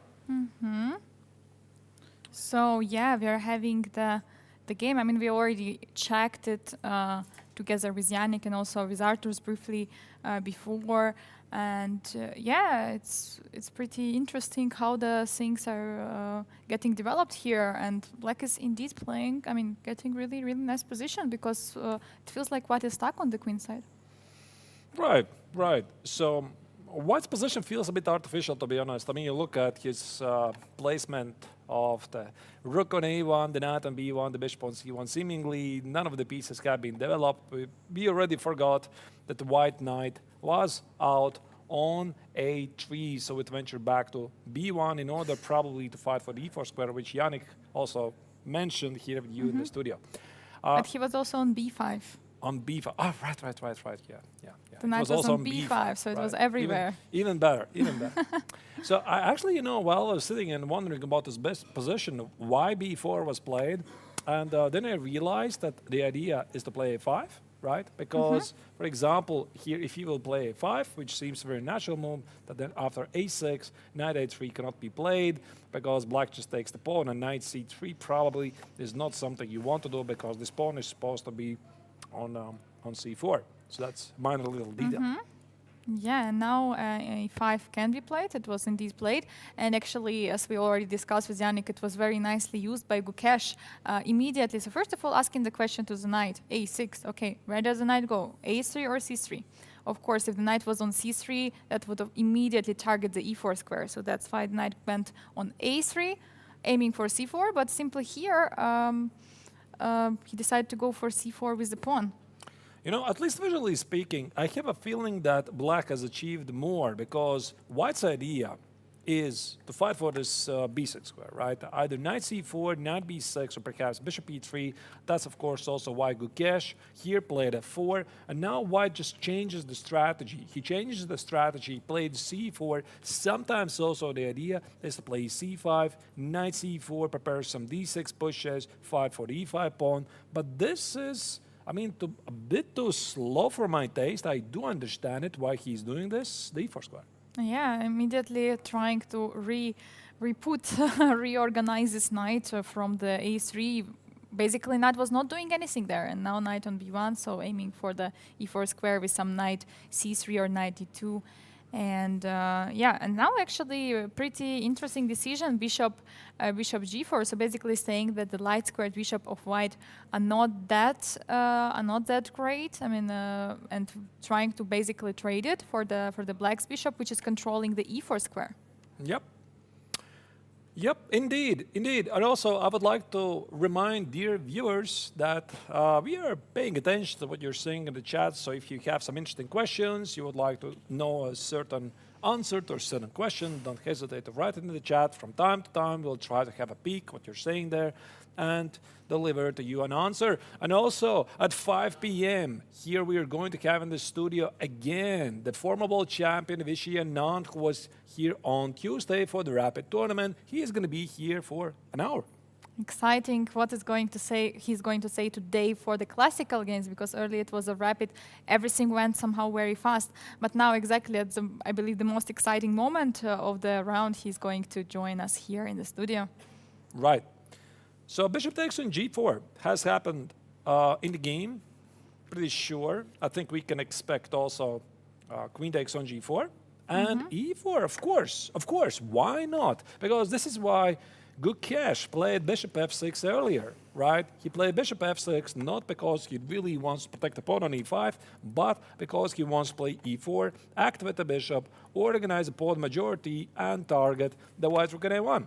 Yes, and immediately after the protector of the e4 square, bishop on f5 was gone. E4 is played, attacking the rook and getting more space on the king side. And knight is aiming for the e5. Yeah, there's some tactical ideas. Actually, visually speaking, I like black. I really, really, really like black because he has all the pieces developed. He's threatening some e3, f3 ideas, some knight e5 ideas. Maybe the pawn on c4 is vulnerable, but it always is really concrete. So I'm not sure if what I'm visually seeing here, it immediately means that Abdusatorov is in trouble. Maybe he's just fine. Yeah, for sure, because, for example, even though e4 is attacking the rook right now, the pawn on f4 is quite a question, since, there are no real threats after queen takes on f4, after the rook is going to be put into safety, for example, rook a2, let's say. Yes, yeah, let's try it. Maybe rook a3, just in case, I would like to have an expression that I have some ideas here as well. And now, let's say I play knight e5. I mean, this is a Mongol fold ideas. Take it, and knight c4. Yeah, so now rook probably has to go somewhere to the h3 on the light square, so there is no attack to this with the bishop, removing the bishop and attacking the queen at the same time with the rook. And now actually rook on h file very nicely, targeting the h7 square. And queen e4, queen f5 ideas also appear. The knight on c4 is beautiful. I'm not sure, Angelika, what really make of this position, because the knight on b1, the bishop on c1 doesn't do much. So, but what else, right? Because the rook on a1 is under attack, so I guess the only question is it a2, is it a3? That's why, of course, Abdusatorov here is trying to figure it out. Rook a2 perhaps is slightly more cautious because it is not under attack after knight e5, knight c4. However, the rook maybe there is slightly passive. I mean, difficult to tell. Yeah, and of course it will influence the whole game. And of course, Noderbeck has to understand what he wants in the next moves. What is his plan exactly in this game? And that's why the rook will be important either on the third or on the second rank. Right, and also let's have a look back. How did they play in the previous games? Because before the round, I pulled up some statistics. So Abdusatorov against Gukesh, they are two of the youngest players in the field because Abdusatorov is 17, Gukesh is 16 years old. I mean, it's actually a clash of youngsters. They already played here in Biel twice. They played in the Rapid tournament, and they also played in the Chess 960 tournament. So in the Chess 960, actually it was Gukesh who scored very convincing victory with the white color, right? So maybe very quickly I could show it to you. You remember, right? Just a second. It's probably round one, and I'm gonna. No, this is this is the round. this is the Rapid, and I'm gonna show you. Okay, here, right? You probably remember. Well, this looks awfully normal. Just a second. No, that's Rapid. This is Chess 960. You just confused me there. Yeah, it was not the round one. It wasn't round one. It was round two, right? All right. Let me try to find it. So. I think it yes, was round two. Yes. Yeah, it was. You remember, right? The Chess 960 tournament. Also, we have recap videos available on the Biel Chess Festival YouTube channel of the Chess 960 tournament, of the Rapid tournament. And it was really, really impressive game by Gukesh because he freed those bishops on h1, g1. He played very quickly a4, a5, knight c3. And at some point, it seemed to be that this is going to be a struggle, that Black has the two knights against Gukesh's two bishops. White did play e4 to free his bishop, and somehow, very, very fast, White's pieces sprang into action. knight a4, knight c5, queen b3, and basically Abdusattorov never really got on the game because knight g5, bishop d4, bishop c5, and that is resignation after 21 moves. So this happened in the chess 960 game. And in the rapid tournament, also Gukesh, also this time with the same white color, was pushing for the win. He was very close to winning, but Abdusattorov was able to escape with a draw. So this is their backstory here in Biel. Yeah, and it's very important now for another back Abdusattorov since, you know, he already suffered enough against Gukesh, I mean, he should have prepared, he should know, and he should know what he's doing. And actually, he spent at the beginning of the game much more time than Gukesh, but now we should see the different time situation. So Gukesh also spent some time because he was, of course, considering pushing the f4 and e4. But in the opening, the starting, the first 15 moves, let's say, of course, another back took much more time. So he takes this game really seriously as a revenge for his game in the rapid and in the chess 960. Right. So I'm not really sure how important are those previous encounters, but it somewhere stays in the mind, right? So you're playing against the same opponent, for example, who you have been unsuccessful the last couple of games, even though this is a different tournament, different setting, different time control, it remains in the head, and sometimes it just affects the way you play, because chess is hugely also a big part of psychology. Absolutely, and for that also, you know, Gukesh also has to understand that he cannot really relax, and knowing that he was, I mean, pretty easily winning in the chess 960, also pushing for the win in rapid. He cannot really relax now and say, aha, now I will take it in the classical. No. Now he has much more time. Abdusattorov has so much time, and of course, Gukesh should be also very, very careful. Right. So this happened in the previous games. This is actually their very first classical game. I mean, unless they happened to play in Spain, I didn't really get the latest games from Gukesh's Spain tournaments because he was playing several of them and really, really successfully. This is the first classical game, and the last game they played before Biel was World Rapid Championships in a draw in 2021 December, and this is actually the tournament where Abdusattorov became the World Rapid Champion. Yeah, and of course it was very important for Abdusattorov, this rapid set of this tournament. We will see in the first game of the classical part how it actually influenced him since he was pushing actually for the victory. I mean, in all of the sets. Now he didn't manage to do it in the rapid, even though he's a world rapid chess champion. So we will see in this game. And I mean, we can already feel some, you know, this uncomfortable play from him, you know, knight is going all the way back, and actually he decided to go with the rook a3 as we discussed. Right, rook a3 felt a bit more ambitious because the rook probably will be lifted to h3, and now I'm really curious what Gukesh is about to respond. Actually, I don't see him having played more. No, I think it's the knight on e5 if I see in the video. Is it? Because we still haven't received the move. I mean, I think bishop on e5. Bishop e5. Oh, bishop e5 is also a move because let me see. Yeah, it's because there is no piece on f6, so I guess it's bishop e5. There's no piece on. You're right. I mean, we could zoom in, but okay, let's not do that.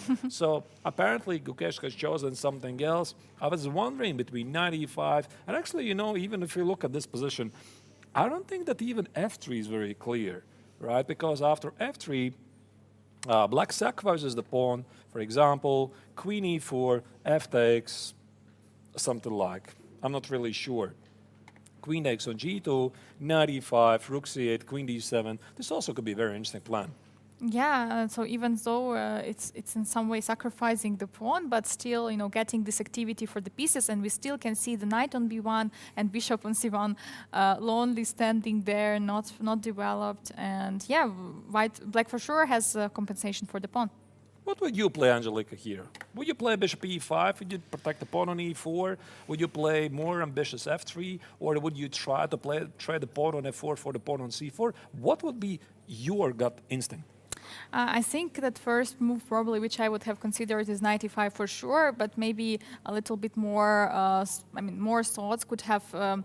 I could have find the idea of bishop e5 and then playing knight f6. Immediately attacking the queen, but not from e5 blocking the bishop, but from the f6 square. So it also protects the pawn on e4. Right. Yeah. So it seems bishop e5 is on the board. The pawn on f4 is protected. There might be also moves like knight f6. Maybe. Okay, queen f6 probably is impossible because the knight on d7 is under attack. Black also is thinking about some rook c8 ideas.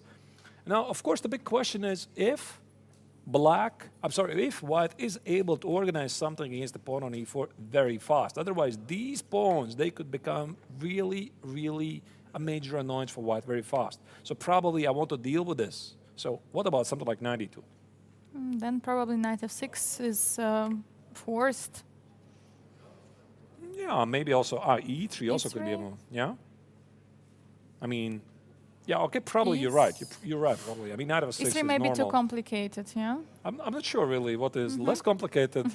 Everything looks pretty much complicated. The entire line is complicated. But let's say here. And now there could be some ideas like f3, g takes, and some knight h5 maybe. Knight f4, queen h4, rook f6. And suddenly this starts to look really, really suspicious for white. It indeed, could look suspicious. It depends, what white will go for, because, this bishop e5 is pretty, I would say, like this solid and flexible move, and basically saying white that they have to do a choice now. Black is just waiting. What will white do? And depending on that, we'll go for some ideas. But for sure, we can state that knight f6 is one of the main plans after bishop e5. Yeah, definitely. Knight f6, some f3, e3 ideas. I think here actually white needs to be quite careful. Maybe start with something like rook h3. Not sure. Let me, by the way, refresh the board and see if the newest move has come in. Yeah, that's it. Bishop e5 is on the board. For some reason, it did not appear. And actually, a very interesting point from this knight f6 instead of knight on e5 is that actually knight on f6 is not only supporting the pawn on e5, but also the pawn on h7. So in case of something like rook h3 would come and some attack on the h file, then it would be just protected. Right. So maybe we can move to some... yeah, let's move. Let's move. Yeah. We need some action. There's a question, the chat stockfish evaluation. Well, I can give you the assessment of the evaluation bar, the evil bar, as I like to call it, because it sometimes takes away our abilities to judge ourselves what is the position. I really like visually black, but the bar says the position is equal. Yeah, sometimes it's just, how much rating of this engine? Like, it's more than 3,000, and we are humans, and we have to look at it with our eyes, with our perspective. And some moves, for example, can when, for example, there is only one move which holds the current evaluation and the position, and there are like 10 or 15 other moves which are basically dropping the position, or, for example, dropping it to a draw, let's say. So it's really important to also see and understand with your view, with your own eye, why this move is better and why the evaluation is like this. But yeah, sometimes it's just the only move which can save for one or another side. Let's move. So the second game is going to be like Wang Liem against Gata Kamsky. This we had a look at some time ago. Here we go. Currently, the position has... I'm not even sure that's simplified. I mean, it's not really simplified because black has kept his pawn on d4. So last time we left it, what was it? I think it was about here. And also Yannick Pelletier in the studio was saying that this is like a very popular line. All of this has been played before. White sacrifices the pawn on d4 to get, I guess, slightly better piece placement. So bishop and e6. some initiative for sure, because this actually doesn't feel that there is an extra pawn for black, since these two pawns, A and B pawn for white, they are in a way holding the whole queen side. And for example, if a4, a5 can be pushed, it can indeed, hold everything there, and there will be not much of an action. Right. Yeah, a4, a5 is definitely a plan. I was also thinking about a4, b5, to be honest. I mean, try to get the pawn on c7. Yeah, but I agree. Yeah, a4, a5 would definitely also hold these pawns together. And b5 instead was played by Kamsky, and I would say that this is a very, very committal move, right? I mean, this is something that you cannot go back. I mean, you play b5, that's it. This is going to be a weakness for you until the end of the game. So clearly, Gata is making some major decisions here. Exactly, because after the b5, the many squares are getting weak, and we can see that he's immediately playing for a5. So he didn't play this b5 move, and then, you know, just afterwards is playing waiting move. It's very important in chess. If you're going for something dynamic like b5, you immediately should follow it up with something the same dynamic. You cannot play b5 and let's say the next move like something like rook f8, it's just waiting move. No, he's going immediately for a5 and challenging the pawn on b4. I think the idea actually is to stop white from playing b5 himself. So normally, of course, Gata would love to activate his rook here, but he knows that white is going to respond with b5. This knight has no good retreat squares. There might be knight e4 problems. There might be queen c7 issues. So that's why he played b5, removing the b5 move for white, and now he plays a5. And actually, white is taking. Nek Wang Liam decides to take. So why not actually a3? I guess because the pawn on b4 is going to be a weakness. Because after a3, take it, black could play something like rook a4. That would be my very fast guess. So this pawn is a problem. Yeah, and the problem is that the pawn is gone probably. Yeah. Okay, so the take is basically forced. Yeah, so it seems b takes, and there you go. Liam immediately jumps with the knight on c5. You know, Angelika, this is one of my favorite strategies. I mean, if I have a choice to choose between the moves, it's like A, B, C continuations. And if I can choose something which directly underlines to my opponent, dear sir, this is why your last move perhaps is not so great, because now I have access to this move. I tend to make these moves, really, because it just, you know, I think chess is part of psychological battle between two players. So knight c5, this maneuver was not really possible before Kamsky played b5, right? So maybe here like Wang Liam had some other choices, but in general, I just approve of this strategy because I've used it myself many times. Yes, as Arthur is saying, there are also some other moves which are absolutely great for white, indeed. But this knight c5 basically is saying, okay, you played b5, that's a weak square, I'm getting there, I'm improving my knight. And yeah, also very important in chess, when your opponent is playing some move, especially the pawn move, it's weakening the squares and you can immediately use it. So you have to be really careful and looking what is your opponent doing. And for example, here also this pawn on a2 feels like weakness, but not that weakness if it would have been on b4. Yeah, look at that. Here, e6, suddenly the game could become quite sharp, because that's also one of the ideas, I guess, of this entire variation. I mean, look at this position. So white deliberately sacrificed the pawn. I mean, look, Wang Liam didn't blunder a thing here. I mean, he sacrificed the pawn on d4 to get some lead in development. And most importantly, you look at this. We can see that white has a pawn majority at the king side. So he slowly develops more pieces, gains more space, but his big idea is look towards this king side attack, because he has the rook on e1, he has the knight on f3, the knight on c5 is ready to join the action, e6, and he is about to visit the black monarch and say hello. And also pretty impressive, I think, at the move 11, Nek Wang Liam went for this b4. Maybe we can slightly go back. And basically he's saying that you can take second pawn if you want. But of course, taking it would allow some ideas of queen a4 and e6 and yeah. I'm not really sure why actually knight b4 is not possible, because after queen a4 there's knight c6, right? Maybe e6. e6.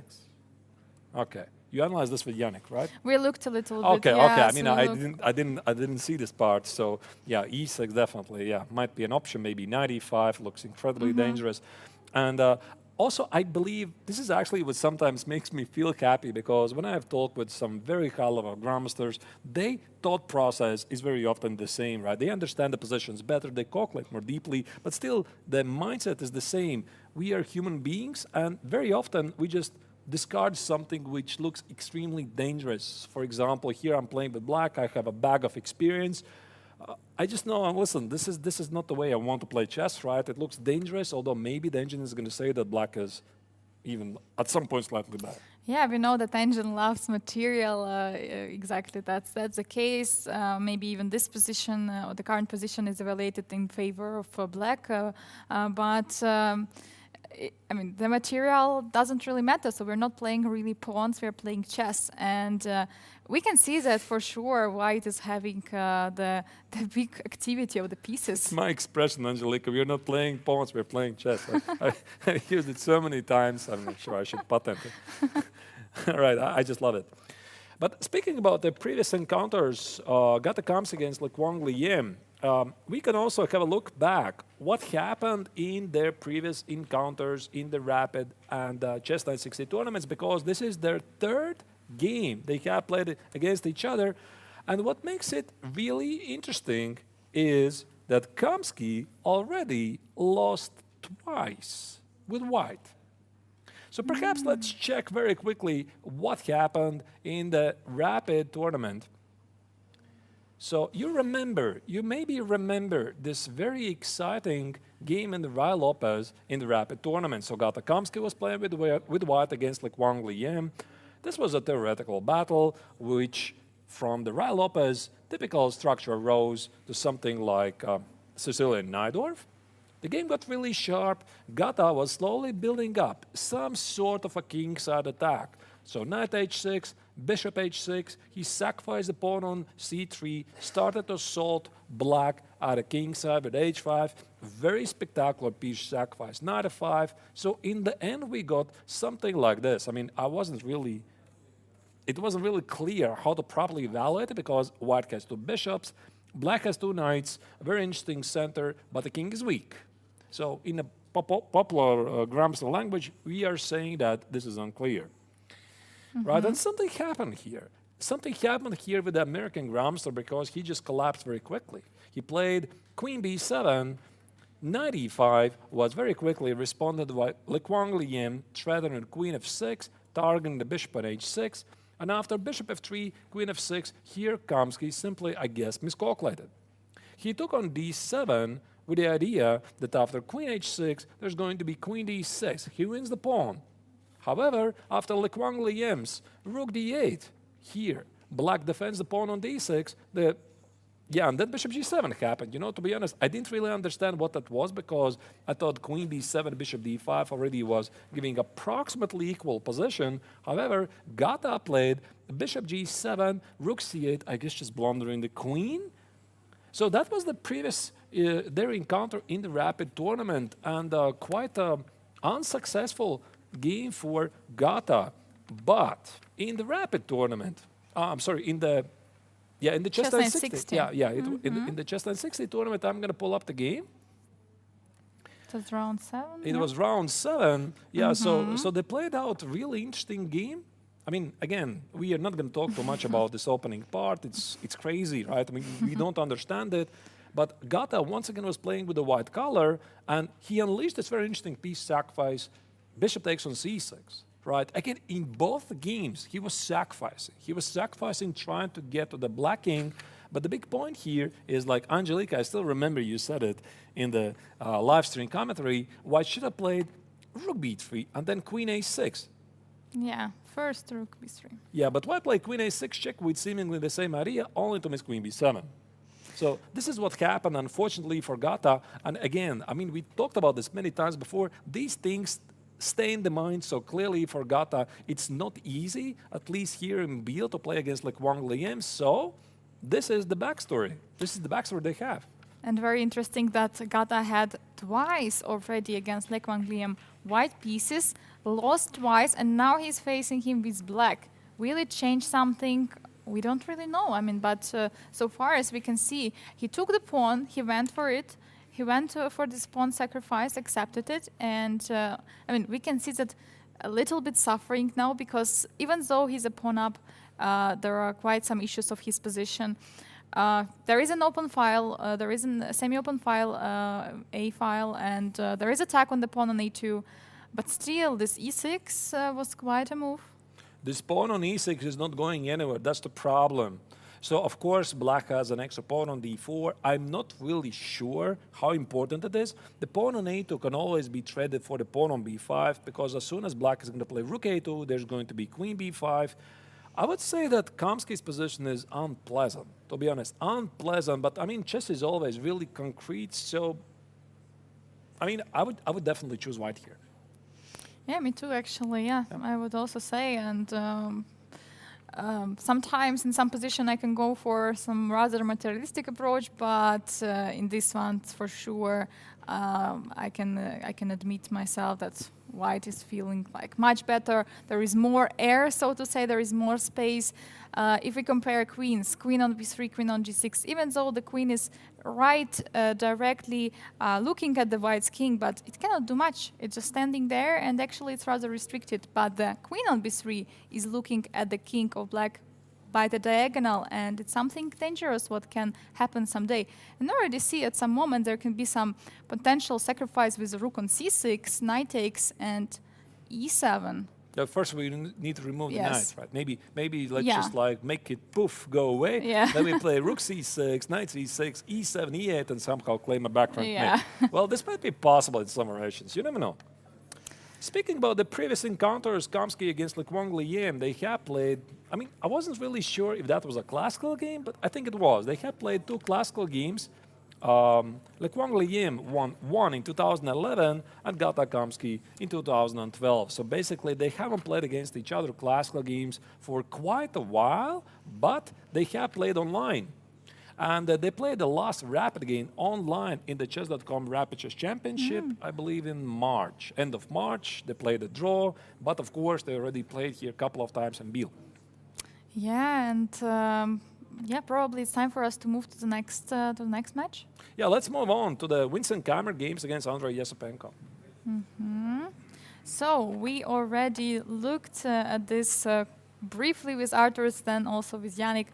We have as we already said, the Carlsbad structure with some interesting bishop on g2.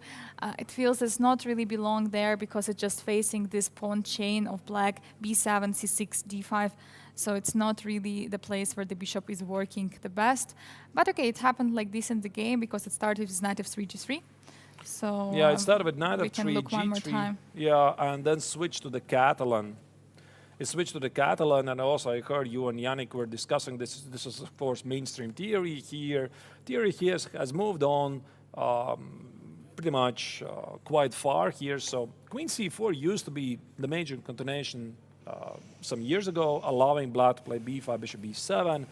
a4, the idea is that white stops it. White stops to play b5, because after b5, you can just take it, and of course, black cannot recapture because the rook on a8 is under attack. And one of the big core ideas of the Catalan, so that you have an approximate understanding, I'm sure you already understand, but I feel like I have to explain that a bit in detail. One of the core ideas in the Catalan, white is playing against black's Latskva bishop. So if black could somehow try to remove this bishop off the board, for example, trade it for white's Latskva bishop, then black in general is quite fine.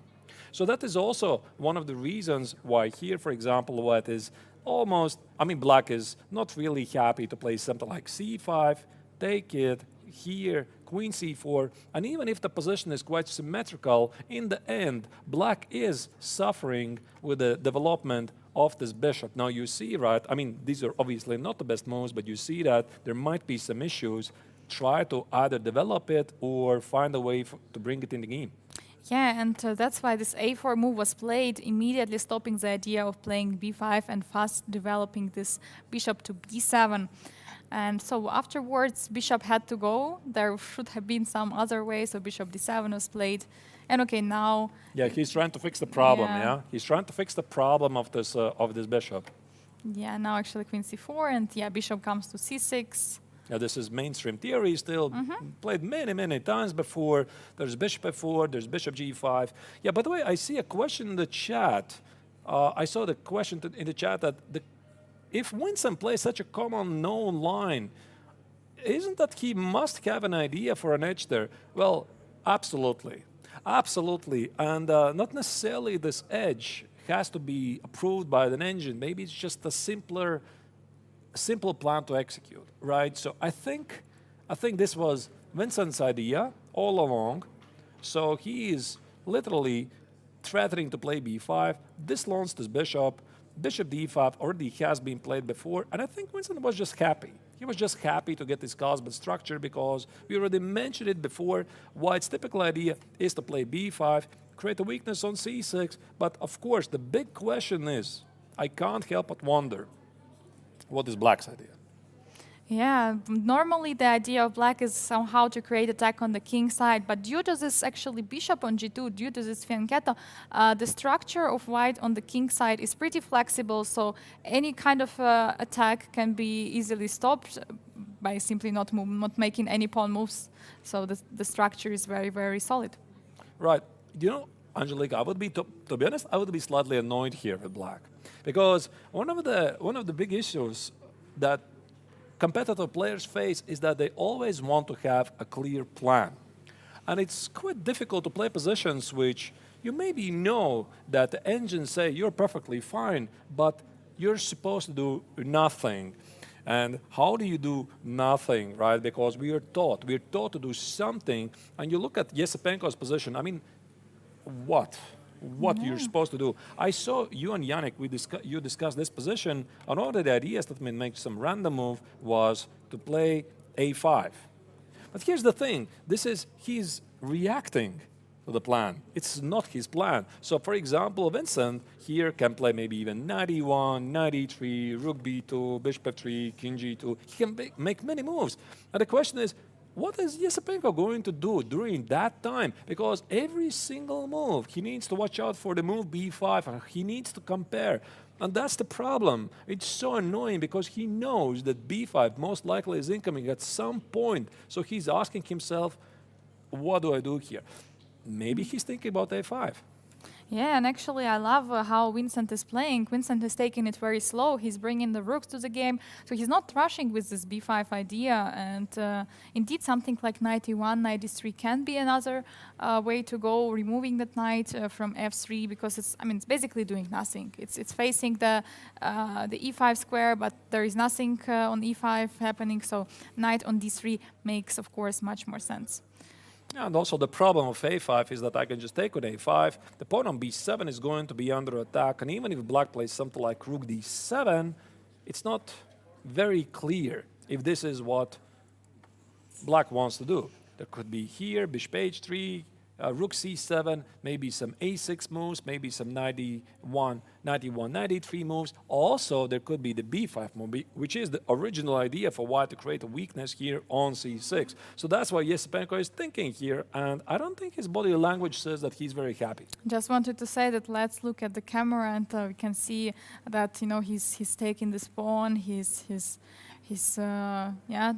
doing something in his hand. He was actually earlier was looking up, so he's not really sure what to do. And this is a very critical moment for Andrei to decide what is actually his plan will be, or will it be really nothing, doing nothing and waiting, or will it be to playing something? But as we discussed, this a5, it's not really an option. Probably, yeah. But I think one thing I'm sure Yesipenko is not going to do nothing. He's going to do something, and the question is, how do you do something? And maybe he has to play h5 and g6, because as soon as this knight from f3 is going to go away, he might try to play something like h4, king g7, rook h8, and still remind White that you also have your own king that needs protecting. So I guess we are gonna see. Yeah, we are going to see. So far it's in the current position, but I believe it's time for us to move to other games. Yeah, let's move on. But also, I would like to remind what they played here in the previous games is that if we look back at the rapid game of the rapid tournament of the GMT, maybe very quickly, I'm going to show you what happened in Yesipenko's game against Vincent Keimer. So they played in round one. You remember, Yesipenko started with 5 victories out of row. And who do you think he beat in the first round? Vincent. And it was actually a Catalan. So, I mean, it's quite interesting, right? So, Yesipenko played in the rapid tournament, the Catalan, previous Tuesday, and now Vincent is playing Catalan against Andrei Yesipenko, right? Sure, why not? So the game got really, really interesting. Here, not Yesipenko, but Vincent Keimer with the black color sacrificed the pawn on b5 to get a good development. White won back the pawn, and at some point, I'm not really sure where, the young Russian started to take over. He played knight e4.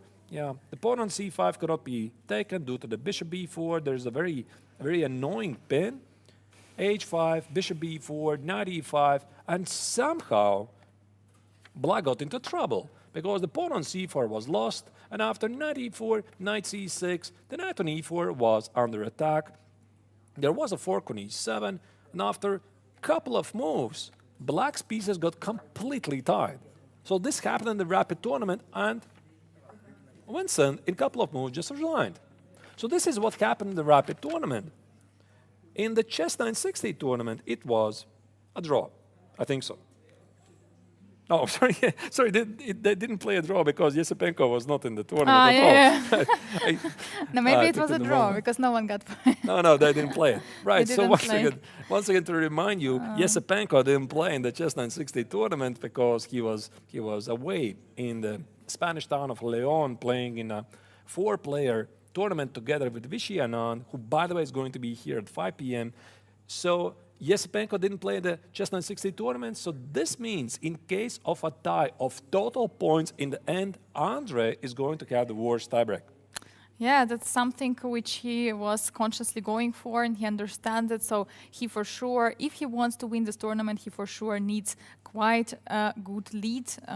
And starting from the classical event, of course, he wants to do it obviously with starting with the first rounds. But we can see now he's a little bit struggling with black pieces against Vincent. Right. I mean, the bar says it's fine. Yeah, the bar says it's not struggle, but body language of Andre is saying something different. It's quite amazing how much you can tell from the body language, right? Because when you're really, really excited about your position, you feel, well, you're not making positions like this, right? This is definitely reflecting how Andre feels. Or maybe he's just sleepy. I don't know. Maybe. And Vincent is just somewhere. Vincent is gone. Absent. Yeah, Vincent is gone. He's taking a walk, of course. You have the long time control, 100 minutes, first 40 moves, 50 minutes for the next 20 moves. I mean, you just want to walk. You have to walk because you physically cannot sit so long over the board. Okay, that's right. Let's go and move to the next game and the last one. I mean, we already did finishing the round, watching the games with this one. So we have Saleh Salim against Arkady Naidic, and yeah, it was quite peaceful few moves before actually when we checked it, but here something happened, and we were discussing also with Yannick that one of the sides want to push for center, either black with d5 or white with d4, and we can see d4 happened. Right. So once again, what happened before? Raul Lopez, very big popular topic. Rookie one. Probably I'm not going to tell you all the nuances of the Raul Lopez. For that, I would need 5 hours, maybe more. But the big idea, of course, is that the pawn on e5 is indirectly defended due to various tactical tricks. The pawn on e4 now also is indirectly defended due to rook e1, and the pawn on e5 might fall. So this is quite understandable that here, as soon as white starts to threaten to really, really take on c6 and snatch the pawn on e5, black responds with b5. So that's, in a nutshell, the theory. Yeah, and also after d6, white immediately played c3 because then knight a5 is indeed a threat to catch the bishop there after the pawn on e5 is protected. Yeah, knight e7 is a rare move. Normally, we already discussed this, right? I think knight a5 is a move, bishop b7 is a move. The Decisive variation here, rook e8, bishop f8 is also a possibility at some point later. There's so many continuations. All right, knight e7, specifically for this game, the Azerbaijani Grandmaster has chosen that should be good. d3. Yeah, this is actually a bit interesting that white didn't play very fast immediately d4, but d3. Yeah, and trying to take control over the c4 square just in case of something, yeah. Yeah, knight a5, c5, yeah, I guess black wants to establish some sort of a pawn majority at the queen side, knight f1, knight g3. So from the white's perspective, Salem Saleh is doing everything textbook. How do I know this? I played it many times myself. I mean, not with the knight on b6, but usually this is a very common maneuver for the knight.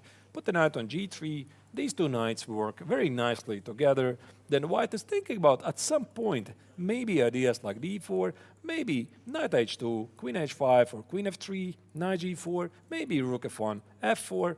But yeah, usually it's d4.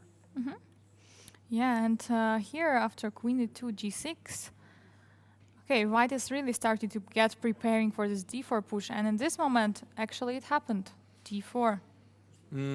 Right, it did happen, and I can't help but wonder if the pawn on a2 is not under attack, because this was the threat, right? So black played g6 to secure the f5 and h5 squares for the against any knight jumps. The bishop is going to go very often here, so that it protects the created weaknesses. Rook d1, like you said, preparing to play d4, bishop e6, d4. And now the question is, if this pawn is not under attack, probably not, right? Because let's say, bishop c4, by the way, is on the board. But let's say I try to snatch it. Yummy. I guess I just take it, right? This queen now is under attack, so you're going to take on c5, so that's not very good. If I take, for example, here first, take it, and now try to take on a2. Again, we have this move. I think Taking so. the pawn. And b3 is not really working. Stop trying to catch That's the a very bishop. valid point. I mean, I didn't even get this far, right? Definitely at some point there could be b3. So maybe even after double take, take, there could be bishop takes on a2. But I think you're right. b3, rook a1 could be an issue. So probably the pawn on a2 cannot be really taken.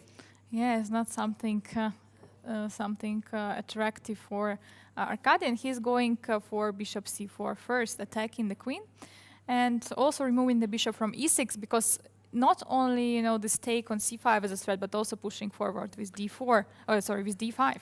But I think he is thinking about snatching the pawn on a2. But because look at this. Because if you play here bishop d3, what has changed? The d5 is closed. And the b3 is not possible. The b3 is not possible, right? So, for example, if I would just take it. So currently, the d file is closed. Of course, there might be bishop b5. But if I play something like... Queen c7? maybe it's ridiculous. Is it ridiculous? I'm not really sure. Now, I'm up a pawn, but maybe your bishop is trapped. I'm not sure what this is really. Take it... No, it's just an extra pawn. No, it's just an extra pawn for white. Okay, it's not very good. Not very good. So let's say bishop c4. Maybe bishop d3 is a move. Bishop d3. Maybe d3, bishop d3 is possible, yeah? Yeah, could be possible. So bishop a2. Again, I take it. I mean, I thought I'm going to explain the point that black simply snatches the pawn, but then I noticed this discovered attack bishop b5, and things are not so simple. But then again, at this moment, we can remember that we're playing the game of chess. We're not playing checkers. In checkers, one of the main rules, probably you know what it is. You have to take.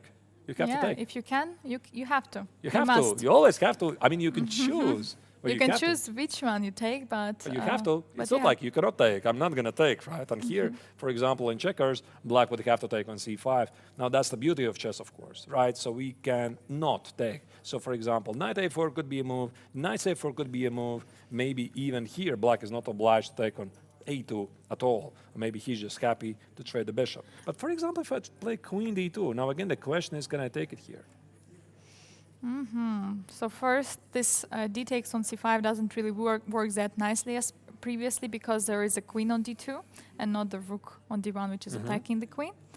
So it's not really working that well, but most likely after b3, and I think actually the move happened, bishop d3. Yeah, bishop d3, I was pretty sure it's going to happen, but I'm curious Yeah. if queen d2 was a played move. For example, queen c1, now the queen is under attack, and after queen c7, my very big point is the black plays c4. Now, I wanted to show this idea that the bishop on a2 is not trapped, because you can always play queen b2 and just, white is not in time to snatch the bishop. Yeah, but also in some way, maybe something like, okay, that doesn't matter, but maybe there somehow still bishop is not very good there on A2. Yeah, maybe. So in that way, black would basically close the bishop there with C4. But okay, it's... Also, there's but Angelica this idea: take, take, and play rook A1. Yeah. So the question is, how good is this position? Again, anyway, we'll never know because bishop D3 was played. Yeah, bishop d3 was played, so most likely Saleh Salim calculated all the lines with bishop taking on a2. And now actually, I believe black has to face some decision because, I mean, there are quite a few threats for black in this position. So b3 can be played, for example, making sure that black is taking on d3. Then after rook takes, there are still these very complicated lines with taking on c5, for example. You want to take it? No. I'm saying that black is just under pressure now. They have to do something. Mm-hmm. Yeah. Because otherwise, also take on c5 is an issue. Yeah. Take on c5 is a big threat. Either way, I mean, I think Knight should be pretty happy with the position because, I mean, he's going to secure action at the king side with the bishop f8. White still hasn't organized anything at the king side. He has achieved some sort of a progress at the queen side. He is having some ideas to snatch the pawn on a2. I mean, even if the pawn cannot be taken, for example, something like take, rook d3, let's say, I'm not sure, maybe queen c8, queen c7, whatever is better, maybe queen c8, just in case, take control of this diagonal. And maybe white wants to close the action because this idea of d5 is a very typical plan for the Ra Lopez, and it also resembles one of the rules, not resembles, but reminds me one of the rules of chess. If you want to start a successful king side attack, what do? You're just closing the close center. the center, yes, exactly. Closing the center, exactly. So here, remove somehow the pieces and focus, I don't know, doing something at the king side. Yeah, and but if you return also to the position, like after bishop d3, white has to do some decision, has to make something, because this taking on c5 feels very dangerous. Black has to do something, so either taking on d3 or taking on d4. I mean, I'm not so sure. Maybe taking on d4 also is one of the ways. So here, what do you do next? I don't know if we should take on a2. Yeah, I don't know if it's possible. Again, I think there could be these. I mean, this is the thing, right? That's the thing. Nadic needs to calculate all of this. He needs to calculate. Definitely, he sees the pawn on a2 is under attack, and he needs to compare. For example, d takes. Not really sure should I include the knight trade or not. Takes. There could be. Oh, look at this. There could be bishop b1, by the way. Not bishop b5. But even bishop b5 wins something, because bishop b5, also the rook on e8 is under attack. Yeah, because after bishop b1, maybe there is bishop c4. Here. Yeah, but you just win a piece, no? Yeah, that's right. That's just a piece. Yeah, you just win a piece. So I guess taking on d4 once quite doesn't work. I mean, what else? What else? He takes on d3, actually. He took on d3. Yeah, and that's what we discussed. I guess rook d3? Yeah. We have a very annoying fly here in the studio. It just keeps bothering us. Yeah, I don't know why is it bothering us. What are we supposed to do with it? We have no food, we have no nothing. It just here. keeps coming. It just keeps coming, and we just keep pushing it away. Anyway, rook takes on d3 probably is going to be played, and now the question is how Nadic is going to secure his ambition at the queen side, because I think he recognizes this positional threat of d5, which divides the board in two halves. So maybe he has to play something like, by the way, this is one of the typical ideas, c takes, c takes, c takes, because now he could activate the dux with bishop on f6. The pawn on d6 is slightly weak, but black is pretty active. And something like this makes perfect sense to me. Yeah, of course, because the bishop on e7 was not doing much, and now at least it can be traded for the more active one. And okay, yeah, more pressure can be built, but there could be some issues, yeah. Yeah, because knight cannot really go to e4. Could be some issues. Yeah. Now You cannot, take. no, you cannot take it because knight e4. There's a fork. You see, there's so many ideas in Nadic's mind. So actually, I'm a bit surprised that Salem Saleh hasn't yet responded. He's thinking. He's thinking what to take. He spent quite some time on this bishop d3 move. You expect the players already, to define with which piece he wants to take. He hasn't really captured yet. But Try to figure out if the camera is stuck or they're really concentrated. I think Salem moved. Okay. no, It's fine. Okay, everything okay. is It's good. fine. The cameras are working. Only a couple of times we had some camera issues. Okay, it's fine. Thank you. But Thank you, Nadic Salem, is for just confirming it. frozen. Nadic just thinking. Arkadi's side is still frozen. Okay, no reaction. All right. But what about rook d3? Rook d3? Yeah, I guess And so. then to take with e pawn on d4 and then to play c4? Can it But be that's some dangerous, ideas? no? This typical position is dangerous. Because Not necessarily to play d5. okay, what do you want to do? Knight b4? Knight e3. Oh, this could be nice. Fighting for the d3 square. Yeah, absolutely. And to have like majority of the pawns on the queen side? Yeah, but this is really tricky because, I mean, this is one of the typical positions at Real Lopez positions. I mean, black voluntarily takes on d4. He establishes himself a pawn majority at the queen side. He sort of weakens the king, and then he relies on the counterplay at the queen side. But I have played Real Lopez quite a few times, similar positions myself at black, and I played against high-level Grandmasters, something 2650 plus. And a couple of times I played some positions like this. Then after the game, I had a discussion, for example, some Ukrainian Grandmasters like, I think Areshenko, yeah, Alexander Areshenko. We had discussion, and he said this is basically a loss for black. Because I think at that level, they already understand that this position in the long term is really dangerous. So indeed, when you look at this position, maybe black has some ideas at the queen side, snatched pawn on a2, maybe knight e3 or something. I'm not saying about this position, but I definitely recognize that in some Zaitsev variations, somehow black is always getting checkmated there, right? So this is a very responsible decision to take e-dex on d4. I won't take it lightly. Yeah, so for that, players, of course, playing very responsible and have to consider all the possible takes and see what is coming for. Because indeed, after taking with z-pawn, it can get dangerous in the center for black. So, and by the way, do you have any statistics for this matchup? Yes, I have. Of course, I checked the statistics of all the players.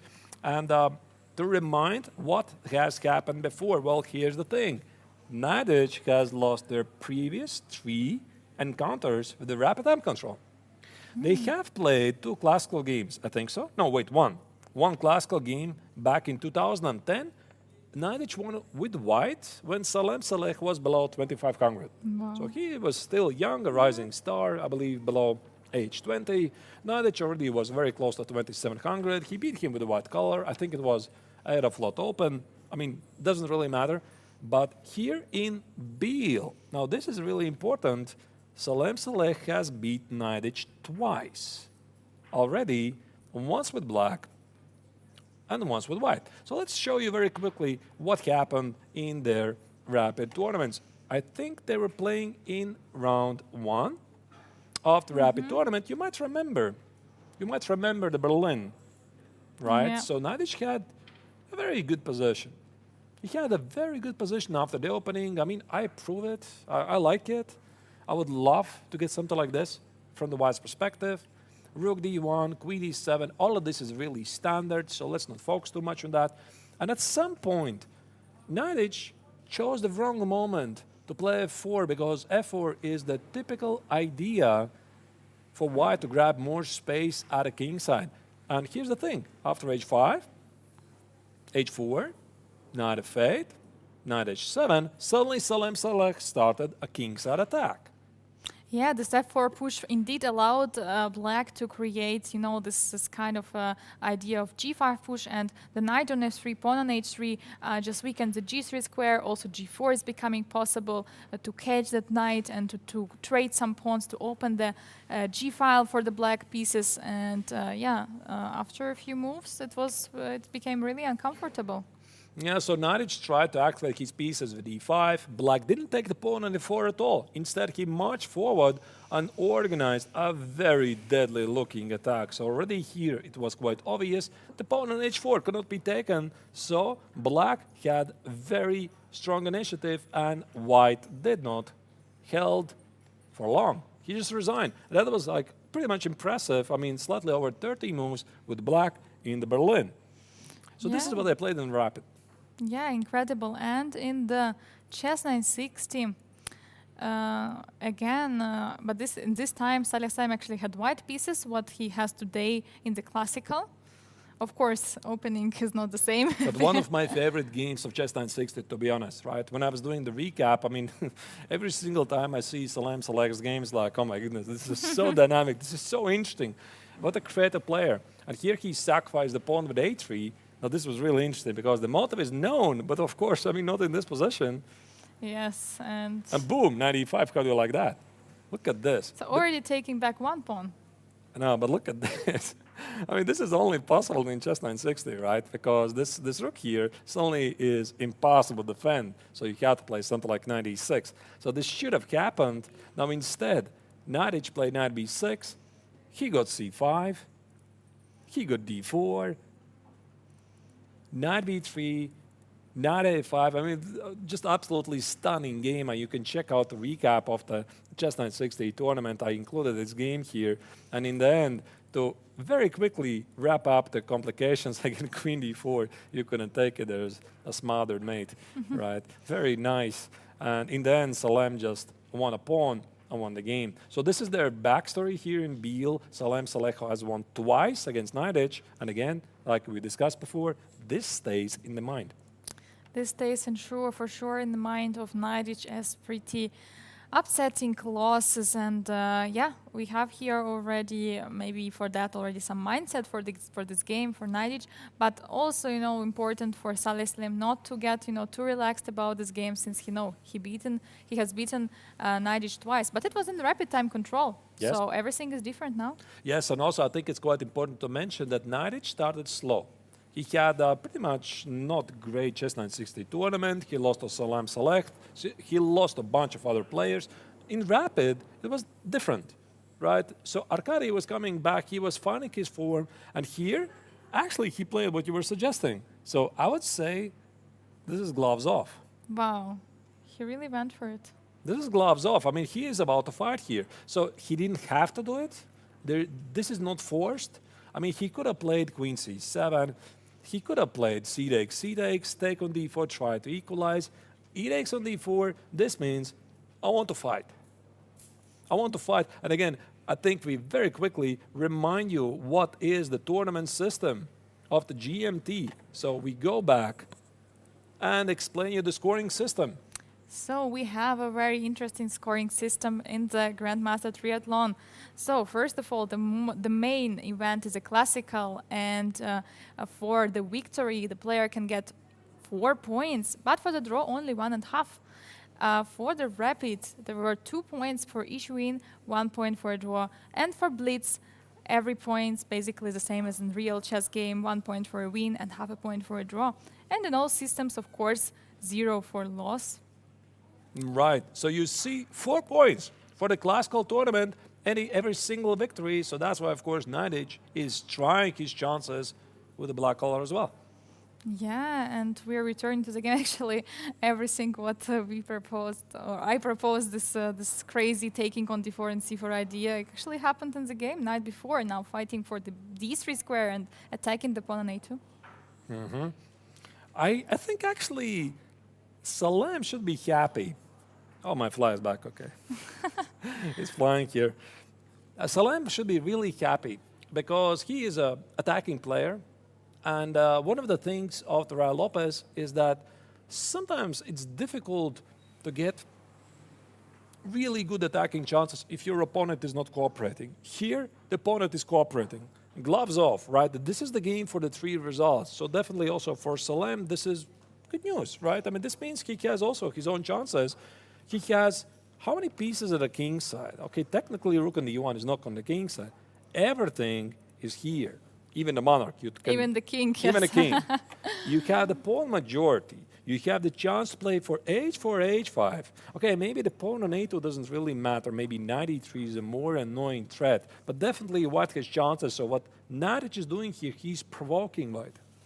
Yes, he is indeed provoking, and Salih Salem has to decide if he wants to be provoked here and if he asks what he will do. But I would say that he should take it slow, consider, and that's what he's doing right now. He should find a way how is he going to go for which plan he will see, because we now are currently at 22nd move, so it means that there are still 18 moves till the first time control. Right, yeah. So extremely interesting action. Okay, the game is heating up. Everything can still happen here. So what do you think, Angelika? Maybe let's make a short recap of what is happening in all other games. If any new moves have been played, then we could make a short break and then come back after that. And again, to remind you, at 5 p.m. here we are going to have, 45 minutes. In 45 minutes, we're going to have the former world champion, Vishy Anand, who is going to join us in the studio for 1 hour following the games, but that happens in 45 minutes. Yeah, okay, let's go and start with the board 1. There is no real board 1, of course, because, the players are playing Robin tournament, and we are having already some action on the king side. What a position for I think it's cash. equal. I think it's totally equal, no? Don't you think? If you look to this position, you cannot really say it's totally equal. I see the bar. I confess. I confess. Okay. I saw the bar. No, black just sacrificed 2 pawns. This is what I was actually mentioning before. This idea of knight f6, f3, and knight h5. Remember? Yes, and it was indeed happened in the game, and yeah. But this pawns f3, f2, and it's very, very typical, that once there is a bishop, on e5 like this, it's very, very, good piece, because basically there's no g3 to stop it. This bishop is directly attacking this h2. So the knight g3 is the only move, stopping the checkmate. Rook e8. Rook e8. And rook d1. Rook d1. Wow. So rook d1, bishop. That is brave, no? Because, if I see something like rook e8, I see there's going to be discovered attack. My queen is under attack. So, Abdusatorov just plays rook d1. I've got this under control. So let's see what is happening after rook g3, the most, the tempting move. So I just take it. And your queen also is under attack. My queen is under attack. And I have 2 extra pawns. So there is no... No mate. There's no mate. And no knight g3? What? Earlier, no knight g3? You mean instead of bishop g3? Yeah, it could be. It could be. Actually, f takes on g3 would allow some bishop d4 checks. Also needs to be calculated, right? We need to calculate this. Very tricky. Okay, Very tricky. And if I take h takes? You want to take? You have to, otherwise there's no mate. Probably take, but then take, queen takes, queen g2, and rook e1. What is this? Queen f1.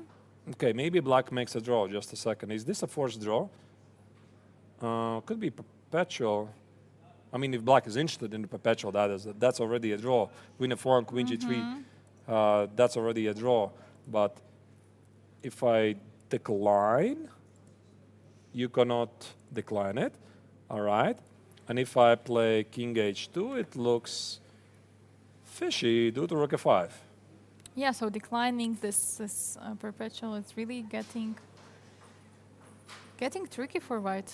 I don't know, looks like king is very, very dangerous there. So even though you mentioned it was, according to evaluation bar, it's equal. But you have to remember, equality according to evaluation bar doesn't mean draw. So it's different. So There's of course, at some moment it means draw. There's minor issue. The bishop on c1 is under attack. I just noticed. Actually, yes. Yeah, So queen f1 minor is forced. issue. So this is basically forcing a draw. because king h1 is rook f5 asking for trouble, Yeah. right? So not very good. So actually, this knight g3 after rook d1, it feels like it's, unless we are miscalculating something big time, could be a forcing draw. And the question is, Gukesh is happy with that. I don't think he's happy with that. I'm not sure. He's black. Okay, f takes. If I give a check, you take, the queen protects, right? Yeah. And you cannot put the king here. King f1 is scary. King f1 is scary. Queen h... No. Yeah, queen h3 and rook f2. Rook f3. Something. Oh, no. Yeah, the rook protects it. I don't know. But there is something rook e2, pawn takes on h4 and rook f2. Oh, very good point. Yeah, king e1, rook e8. And this should be win. Yeah, very good Yeah. point. Very good point. So takes, what was it again? Takes, check. This seems to be impossible. Lose by force. Here. Maybe it's playable. But then again, it looks a bit scary. I could take it here and play something like bishop Yeah, e5. just remove the bishop, yes. And then after f4, white is definitely not playing this for the win. No, I think that this is not going to happen because despite the fact that white is up a pawn, the king is weak, there's rook f2, there's rook h4. Oh my goodness, I just don't want to play this. Yeah, for example, if there were like just one pair of rooks, so like just for one rook per each side in that end position, that could have been holdable, but with two rooks, the attack is really, really dangerous. Okay. You know, of course, this game has a lot of potential for excitement, but my experience tells me is that the most exciting games, unfortunately, they tend to finish pretty fast with some repetitions, with some perpetual checks, because none of the players have made any mistakes so far. So Gukesh's sacrifice looks incredibly interesting. I mean, I considered it, by the way, right? I mean, this is something I would definitely consider. Definitely the Marayu here spent more time than I did, and he calculated this to be really promising looking. All the pieces are attacking, right? Yeah, and now the question after is, rook d1. if he wants to draw or not. I mean, pretty sure he should already, both of the players should see it, because if I found it like in 2-3 minutes, I think they found it faster. Absolutely. So yeah, knight g3 is one of the moves now. Okay, One let's of the move. main moves. Yeah, let's move to another board. So we have Lech Wang against Gata Kamsky. So what do we see here? Some change has happened, and actually already Black gave up the pawn. Black gave up the pawn. The pawn's gone. The pawn is gone. No more pawn. But now it actually feels that Black is getting this initiative. Look at that, yeah. D3. So Kamsky deliberately gives away the pawn in order to activate his pieces, maybe try to force the queen trade. The pawn on a2 is under attack. Yeah, sometimes it feels like when there is a pawn, when one side is having an extra pawn, and you know, because of this pawn not really getting some initiative, just gives it away. Just take it, please. But I want my pieces to be active. So that's what actually Gata is doing here. Queen d1, though, is a slight mystery to me. I mean, it looks a bit strange because I thought that White's idea is to trade the pawn on a2 for the pawn on b5. I guess Lien was unable to find any other way to target the pawn on d4. He doesn't like this pawn. Maybe for some reason he felt that rook should be standing here, this rook should be standing here, and the queen just feels like... Yeah, it's not so clear, yeah? Yeah, feels like it has to stand on d1. I had something else in my mind, I'm not going to say it. Yeah. All right, so after d3, Kamsky decides to seek some counter chances. Queen d3 would allow him to trade queens, snatch the pawn on a2, probably not in White's favor. And here's the thing, Black activates his pieces. Yeah, immediately a rook d8, and yeah, White is getting pretty tight now, and we can see that the Black's pieces are actually getting pushed forward. Rook on a3 already, rook on d8, pinning the queen, queen on a5. I mean, getting pretty much improved position for Gata. A brilliant response by Gatakamsky. I really like it because remember we are looking at this position some moves before and we discussed. I mean, we visually don't like White's position, right? It feels like Black is slightly cramped. The pawn on d4 is not really feeling like an extra pawn. And now suddenly after a couple of moves, maybe it was because of this queen d1. I'm not sure really. Suddenly look at this. Rook d8, rook a3. Suddenly Black is incredibly active. Yeah, suddenly all the pieces of Black are working. Also knights, I believe at some moment will start to prepare attacking. We don't have to forget that there is at some moment some knight before jump. And yeah, immediately putting even more pressure. So this is exactly the moment where White can escape the spin. So queen, can be removed. The question is what exactly to do, because if queen e2 or queen c2, there is knight d4. Yeah, knight e4 could be a problem. The pawn on e6 could be targeted, for example. Knight e4, I could put the other knight. Okay, I'm not going to put the other knight, but maybe play c6, protect this pawn, queen b2 something. I don't know what to make of this position. Looks interesting. Looks quite nice. For There's also Black, rook but c7, I don't know. Also rook c7, right? So yeah, Black has also to be careful. So queen f5 and yeah. Queen e2 makes sense. But like Wang Liam is thinking, so let's move on. We are going to return to this game later. So Kamer's game against Yesepenko. Yeah, and we have here already some moves, and we can see that actually one of the proposed variations from us was chosen by Yesepenko. He was thinking for quite some time, and he went for the h5 actually. Yeah, but he basically just made one move. Just one move. I mean, not more, because we're here basically 1 hour ago and wondering what is the young Russian Grandmaster going to do here? How is he going to play? Where's his plan? Because White's plan is pretty obvious. At some point, play b5, or shuffle the pieces. Maybe play knight e1, knight e3, bishop h3, king g2, whatever. So many ideas, and at the right moment, play b5. So we discussed that Black should play probably h5, g6, king g7, rook h8, and try to do something. But 1 hour later, just one move has been made. Yeah, just h5. And yeah, here, of course, the thing is that White probably doesn't want to keep the knight on f3. So that's why this h5 move has to be responded. And yeah, h5 is making it. But the thing is, that g4 square now is becoming a weakness for White. So at some moment, some knight g4 will be really annoying and cannot really be kicked with a pawn f3. So I don't know how is it going to influence the position of the White's king.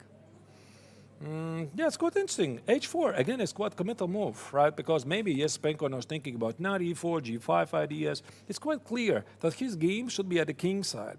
Because I believe, that's my understanding of the pawn structures, is that usually they point the direction where do you have to play. Because if Black has pawns pointing at the direction of the king side, this is where he should play. So also for White, it's pointing towards the queen side. And that's why the idea is to play b5, establish this weakness on c6 for White. For Black instead is go after the White king. Yeah, very common rule. And it will be just about who is faster and who can achieve more in the position on the queen's or king side. So if Black will manage to somehow faster create some attack against the king, or if White is going to achieve some weaknesses in Black's position on the queen side, we will know probably, hopefully, in earlier than 1 hour.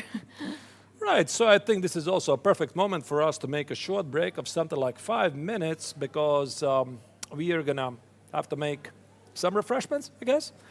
And at 5 p.m., which is about in 30, 32, 35, 34 minutes, I'm not really sure, we are going to have the former world champion, Vishy Anand, here with us in the studio. He's going to probably share some of his experiences about certain openings. He's going to tell something which is going to leave me totally surprised. I wouldn't be surprised about that, but please don't go anywhere.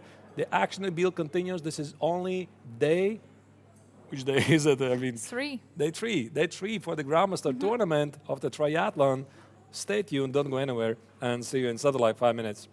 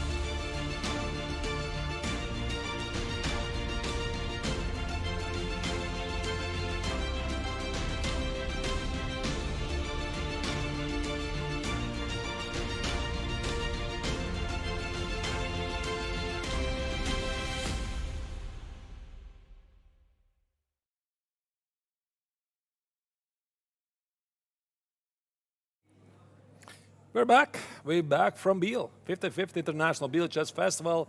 Angelika Volkova, Artur Nations are at your disposal to follow the action from the Grandmaster Triathlon. Today we have round one of the classical tournament.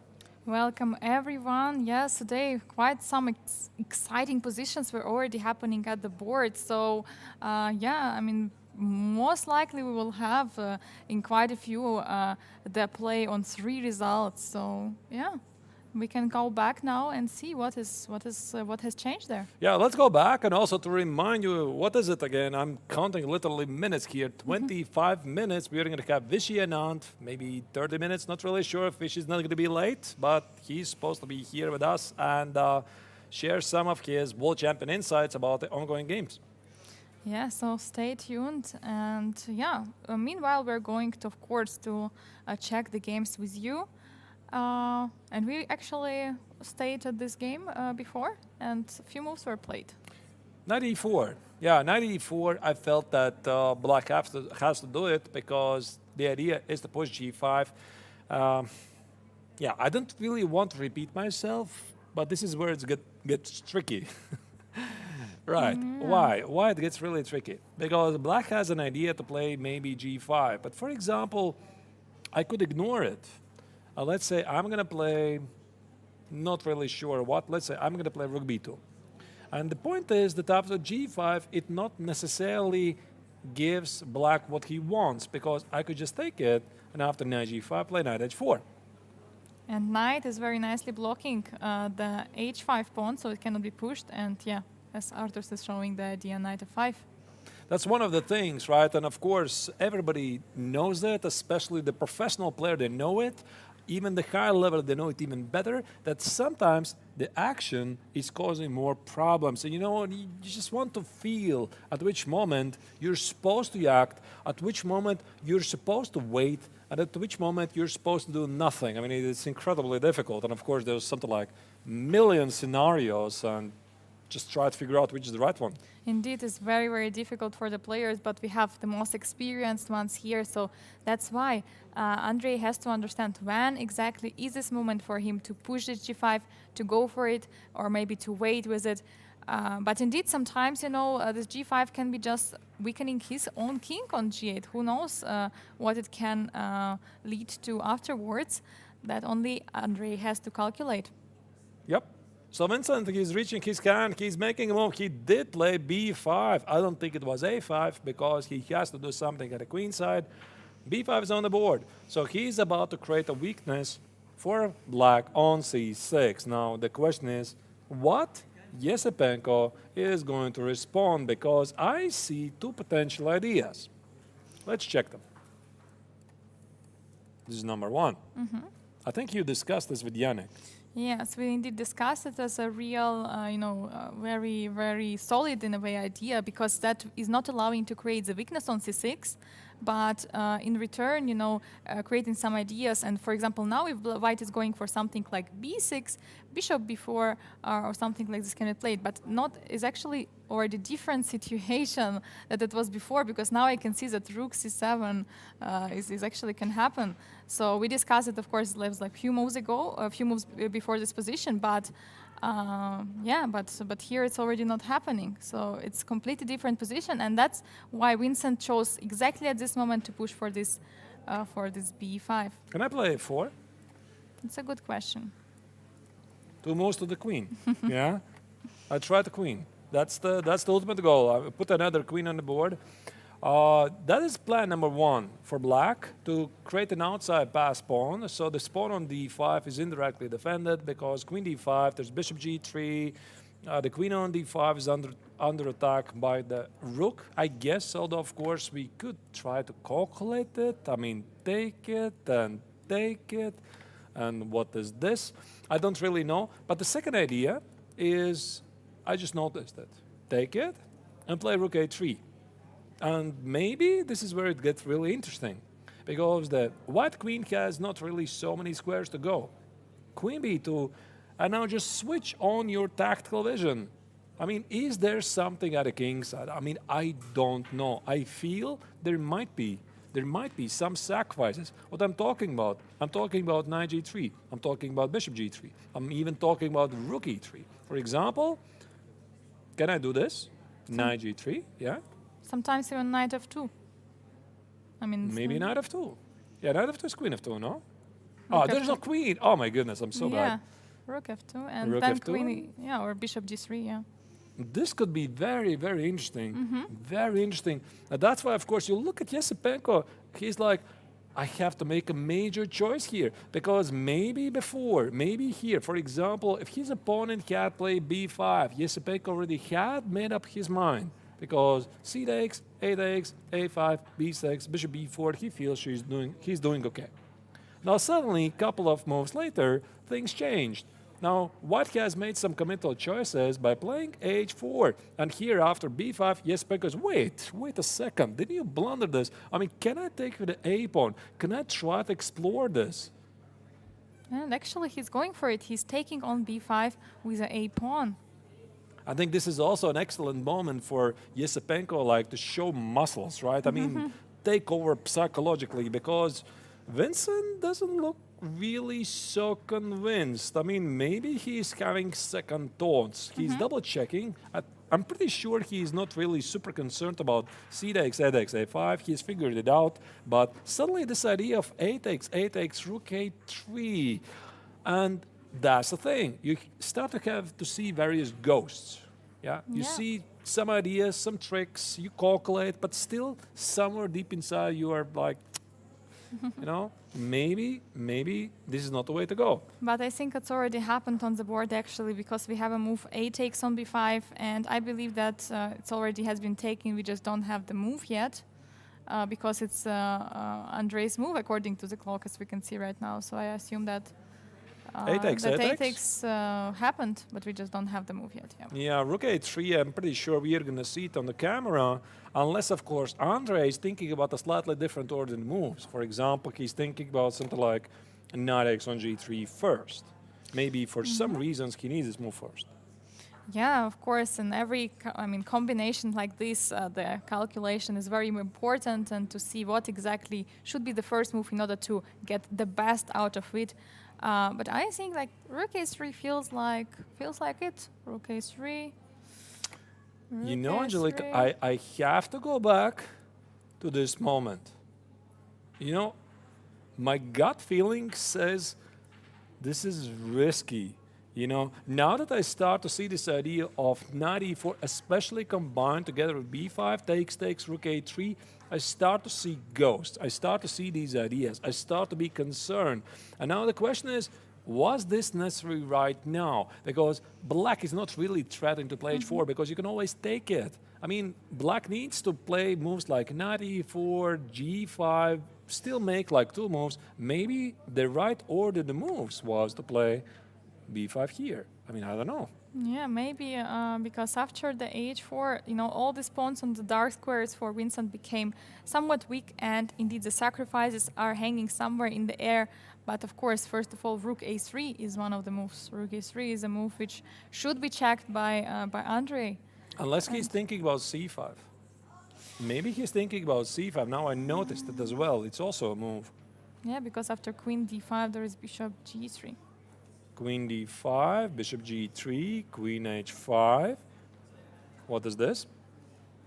Maybe... Take, rook takes, queen... Okay. Of course, I see the idea, right? Rook takes Yeah. on f2, queen takes on e3, and I guess black is doing okay. Right, there's a pin. There's also maybe rook a2. Yeah, brilliant idea. But then suddenly white plays, oops, knight g5 with own ideas. Yes, and it's not possible to protect it. Not from the first sight, at least Yeah. I don't see how to defend against queen h7, queen h8. So maybe he's thinking about something like this. Because rook a3 is very committal. Because, I mean, look at from the Yesipenko's perspective. Rook a3 is on the board, by the way. Because if he doesn't sacrifice, so what does he do? Because the pawn on c6 is under attack. So what do you do? Maybe he can double on the a file. Yeah, but you meaning you want to get to the pawn on f2 here. So the idea is that c6 pawn cannot really be taken. So there is rook a2. I mean, with the rook it We cannot need be to taken. calculate that, though. There could be a check. All right, if you King take it. h7. King h7, take. And this, unless you win something immediately, you're gonna lose. Because okay, maybe there's knight g3. You know, I don't really know. I'll tell you honestly, I don't really know what this is. Here we go. Here we go. King g6 and Yeah, it looks very dangerous for black. yeah, this absolutely. is very, very risky. Although I mean, okay, normally I try not to calculate these lines because it looks crazy. So rook a3 is on the board, but here's the thing, like I already said, that if black is not about to sacrifice a piece here, do you really start to defend a pawn on c6? Because then the plan fails. I think Jespenko sort of already made up his mind that he's going to do something. Pieces are going to start to fly very quickly. The question is, which direction? Yes, the question, I think the main question for now is knight f2 or knight g3. Or maybe bishop g3, I'm not sure. No, I guess I need to keep this bishop alive, Yeah. right? For some mate ideas. Okay, well, what is it? What did we talk about? We talked about knight f. Knight f2, yeah? Yeah. Or knight g3? First knight f2 we Oh, why talked. not knight g3 though? Yeah, I mean knight g3 is also. It comes with a check. But then king is protecting the pawn. Can I try to apply pressure against this pawn? You can. What about a g5? Oh, what a move. Knight cannot take because yeah, What a it's very move. dangerous. And this is your Yeah, idea. yeah. Wow, what an idea. Okay, and if I play something like rook e1, some queen retreat, yeah? Yeah, queen d1. There is no rook d2, right? I'm not sure. I heard something in the audience. Queen e1, somebody said. Queen e1, yeah? I'm missing something. Are you sure it's working? I'm not sure. Yeah, it will be, I believe, not enough material. It will be So not we also enough. have a live audience here watching us, slightly criticizing us, our calculation skills. So, I mean, we appreciate your help. I'm not sure, but this starts to look really exciting, really exciting. What? DB5. cb5. CB5. Threaten knight c3. Oh, we have a very Wow. materialistic audience here. They see a pawn, they take a pawn. Okay, so queen b5 is knight c3. Look at that. Maybe that's also an idea. Yeah, actually very interesting because the c file is absolutely blocked and rook cannot really enter anywhere. And you know the weakness which was on c6 is not a weakness anymore. Yeah. Knight c3, take, and I guess it's good for black, yeah? This is just an exchange. Okay. And if I take, can I do something else? Something else. I mean, I'm going to ignore these pawns because it's an extra pawn, but it's sort of not going anywhere, right? Yeah, maybe something like rook a, yeah, what did Rook you say? c1? Rook c1, yeah. Could be interesting, yeah? There's no more threat knight c3. Although But- there could be sacrifice threats still. Maybe, okay, maybe they're not working. You know, I'm just a fan. I'm just a fan of sacrifices. But now there is a b4. b4, rook c8. That's not even a check. Oh my goodness, what I'm looking there. And now, you know, it's an extra pawn and the square on c3 for the knight. That's good. And the ideas remain. Yeah, yeah. The ideas remain. Right. But wait a second. Why is Keimer thinking here? Not no, wait. He's Keimer. not thinking. He's Yes. queen b2. He's played, yeah? Because Yeah, it happened. we don't Maybe have refreshed. it here. Yeah, let's try to refresh the board. Queen Yeah, b2. it happened. Yeah. C takes on b5. I like it. I like this move very much. Because, indeed, the idea is to sacrifice a piece on g3 on f2, they're not going anywhere. And actually, for example, let's say if I play something like knight e2, right? And his big idea is that after the trade, he's going to say, listen, your pawns are weak, I'm going to get them later. Then maybe, indeed, that after knight e2, you might get a shot like knight takes on f2. Yeah. Knight f2, here, checkmate, right? Yeah, and that's a piece for the 3 pawns. Actually, after taking on b5, it's yeah, even 4 pawns. But yeah, this is a very interesting idea here from the audience. Yeah, yeah, we have very, very qualified people here. So even Grandmasters were watching. So Of course. I trust them. I trust them. All right, let's move on. But by the way, I have to mention that Yesipenko is down on 20 minutes. So the time control is 100 minutes for the first 40 moves. This means Yesipenko has to make 20 moves. I'm sorry, 17 moves, right?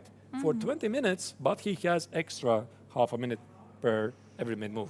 Yes, he's getting half a minute of time, so I mean, he should reach it, of course. He's aware he has some time issues, but you know, sometimes you're just taking the time at the position which is the most critical, and you have to realize, should you go for this sacrifice of the piece, or should you just take the pawn on b5? That's a question for Yesipenko. So for now, we're going to check. I think he's going to take on b5. You know, I look at this, I like it. I like it. Unless, of course, after queen b5, what is going to sacrifice this exchange?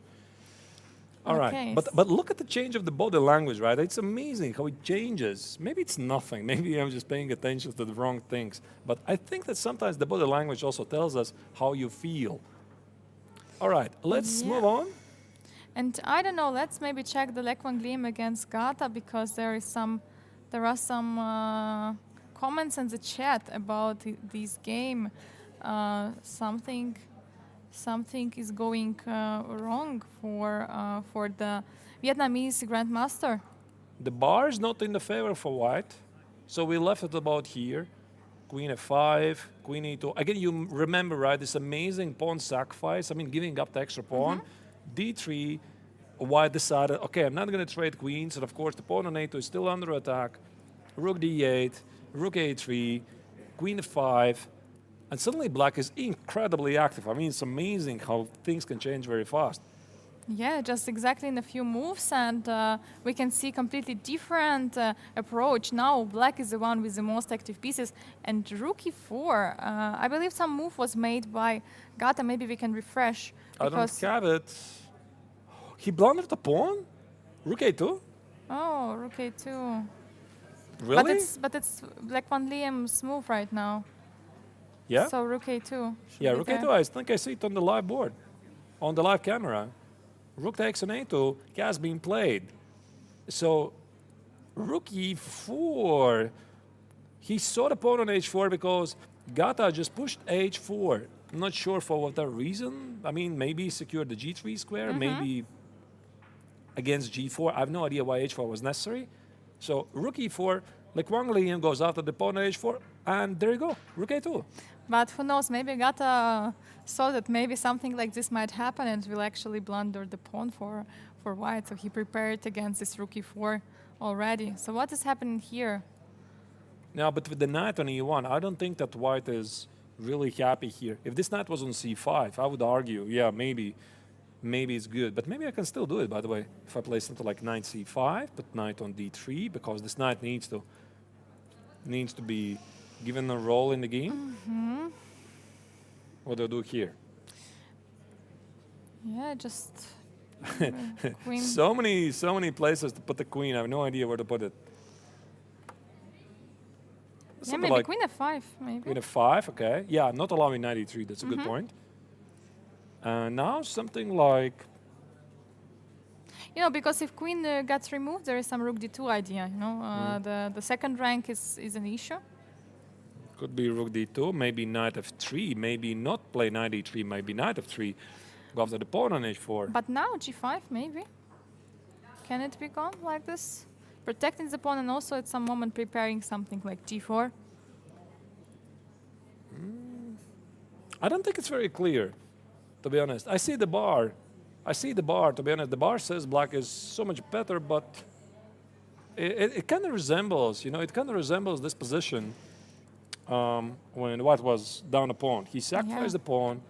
Now black gave it up, and I mean, I'm not even sure that's a blunder. Maybe it's a blunder. Maybe that was intended. But since Wang Liam is taking his time, I mean, that's not the position for which you want to sacrifice the pawn for sure. I don't think it was intended, to be honest. Right. Let me refresh the board once again. Yeah, rook a2 is on the board. I guess we are going to see, right? Yeah. Okay, let's continue watching some other games.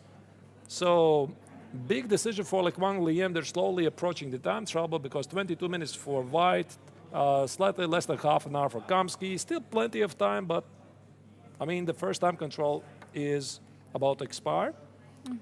And So, let's we- check.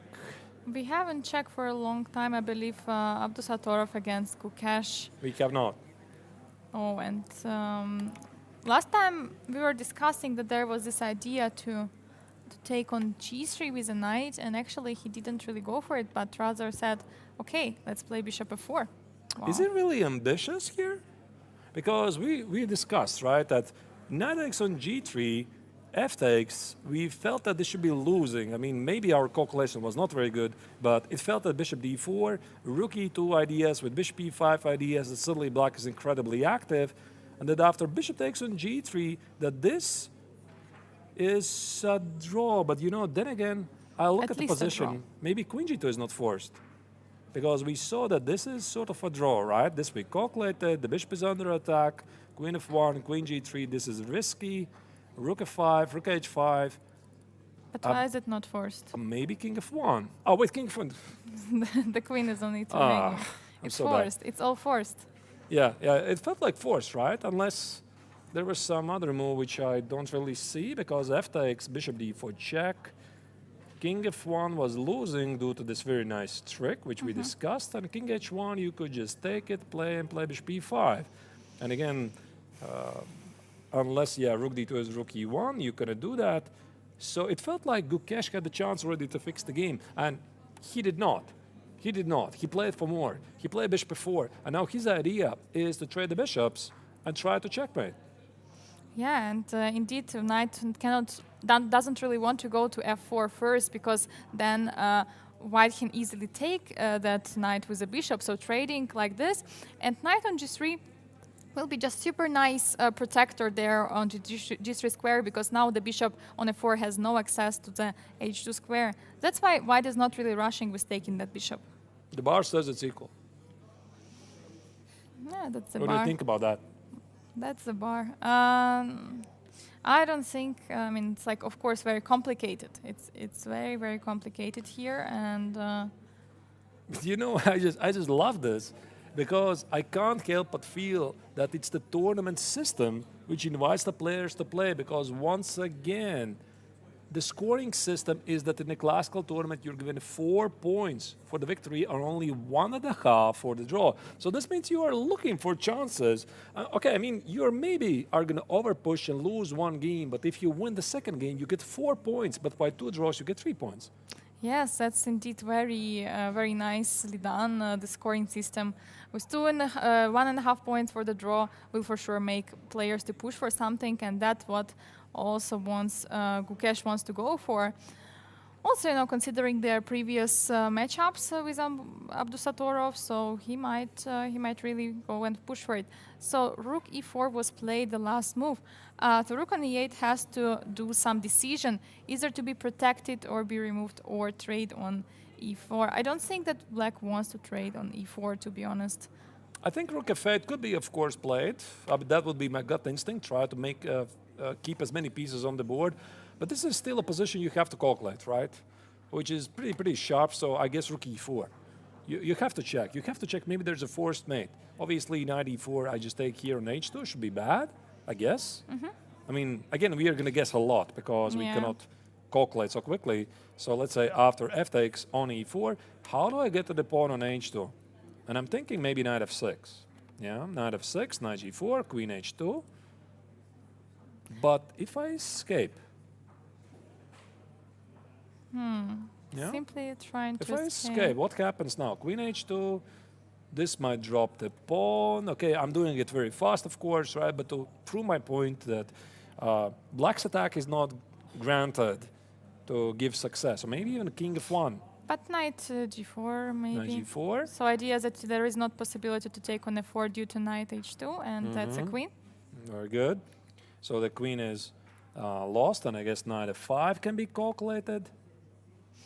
This can be taken with a check. There's no queen h3 check, because miraculously the white rook on a3 stands there and takes away the h3 square. I don't know. I don't know, maybe. Yeah, but this is going to be taken with a check unless, of course, black is willing to sacrifice it. Oh my goodness, there's so many complications here. So many complications here. So after rook e4, this is definitely a serious move. But maybe just rook f8, yeah? Maybe just keeping more pieces in the position. Because, for example, if we compare that rook on a3 is not really doing anything, and we can see that black's pieces are all on the king side, preparing to put even more pressure on the white's king. So can be another idea. Can I take it? I know this is ridiculous, but can I do it? I mean, I'm just removing an attacking piece. And I want to go with the king here somewhere on e2. d3. I mean, I think play. bishop h2, and after king f1, queen h3 check, queen f3 check.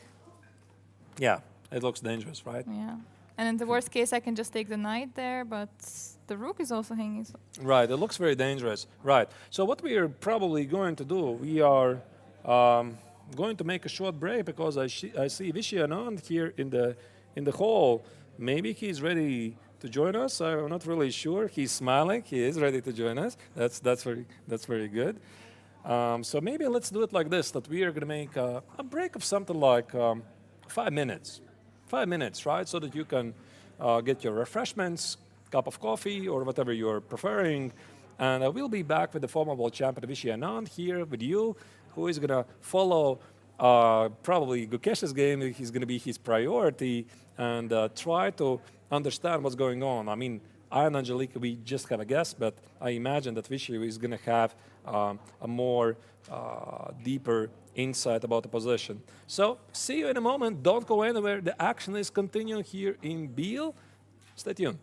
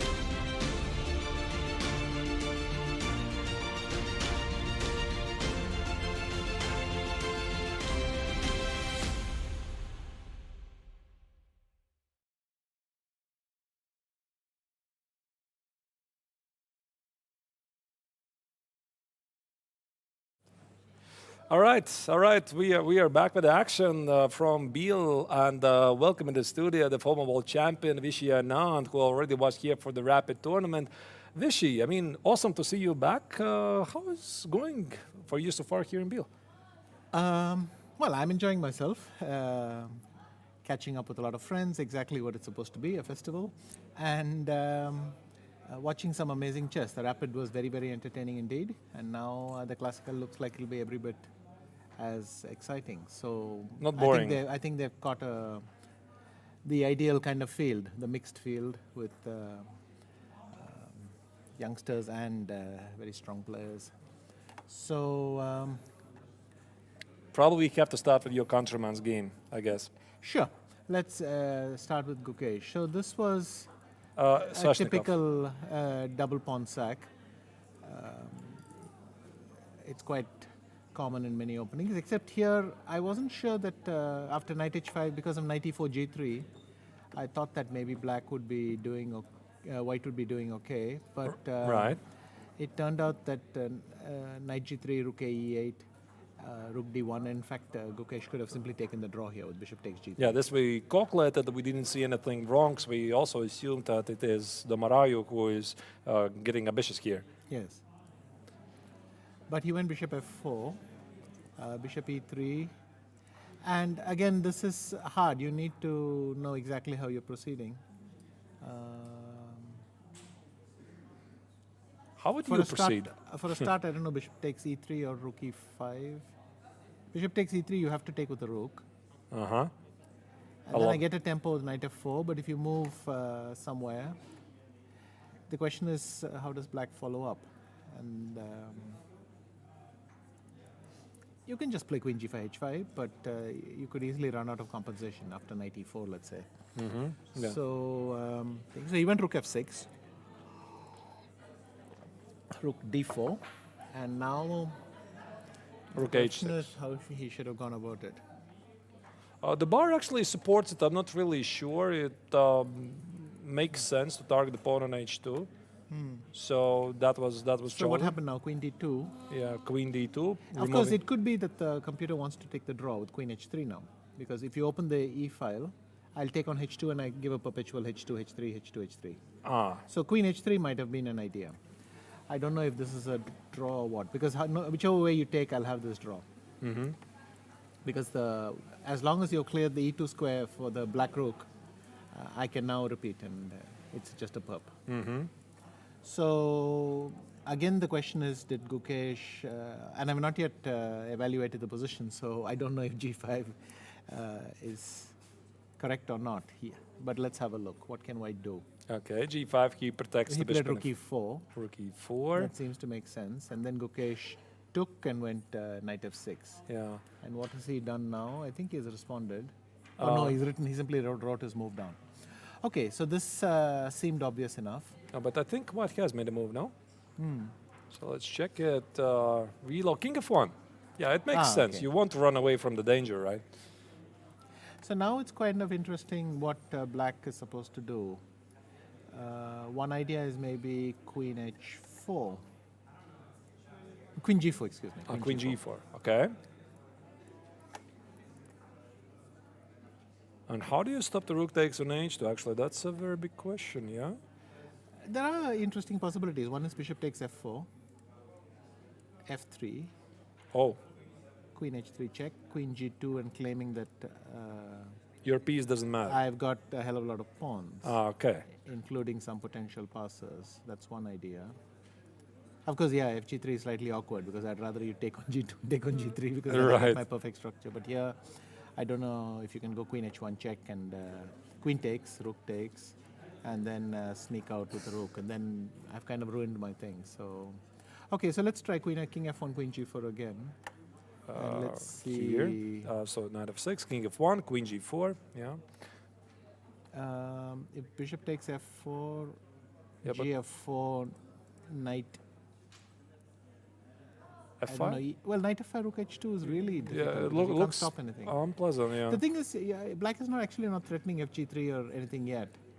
So, is there something else I could do? That's actually a very good point.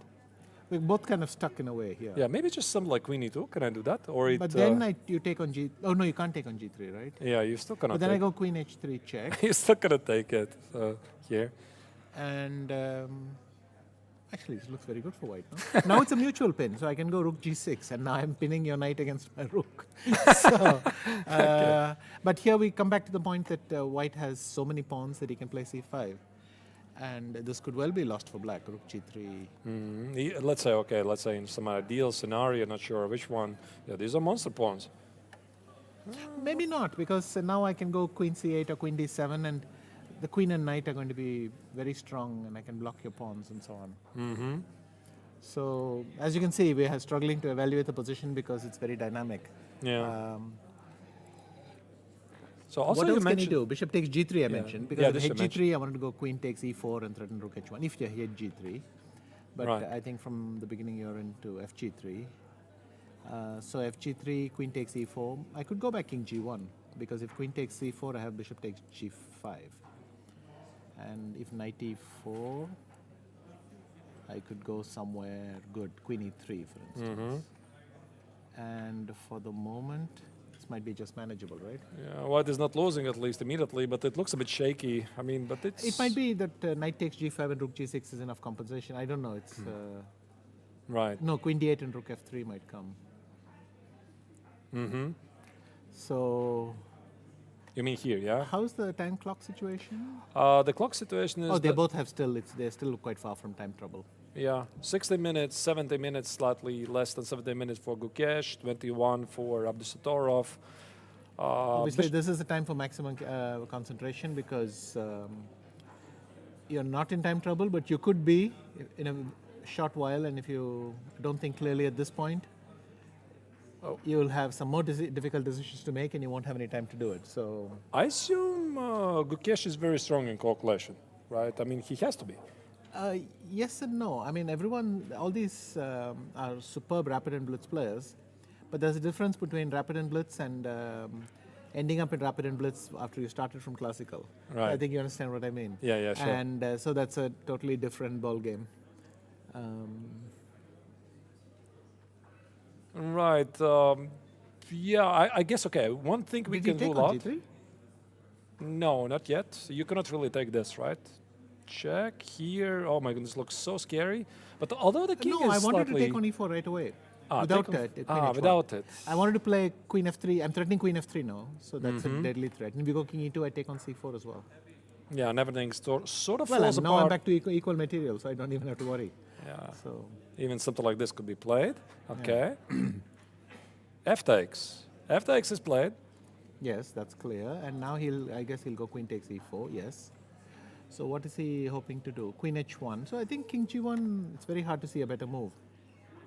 Yeah, in fact, it's just the only move. King f1. King g1 is clear. There is nothing to think about. Unless he Unless wants... he goes h4. Or queen Come g2 on. No, maybe. queen g2, queen takes e4 check. What are you? Ah, there is a check. Yeah. Yeah. Yeah. Okay. And queen b1 is a pain in the neck, because your king starts wandering all over the board with your queen on the wrong side of the king. So Right, I think right. let's settle for king g1. What about knight g4 here? That must be the obvious move. G4, knight e5, knight f3 ideas, rook h2 ideas. So let me play bishop d4. If you go rook h2, But there's not a... knight h2... Oh, that's a perpetual, right? Should be perpetual. Rook h2 as well. well, rook h2, hang on, rook h2, queen g5 check, king f7, I have queen f4 check. And the question is my extra pawn going to mean a lot? Or will you, after rook d2, will you have enough counterplay? Because you can play rook d2, h5, king g6, and maybe some... But I suspect bishop b6, and it's going to be kind of awkward for... Okay, yeah. if I not mean, rook h2... Ah, no, queen b1 check resigns, excuse me. Bishop d4 doesn't work. where? No, go back. Bishop D4. d4, queen b1 check is resigns, because rook Wow. takes a h2 check. So that was...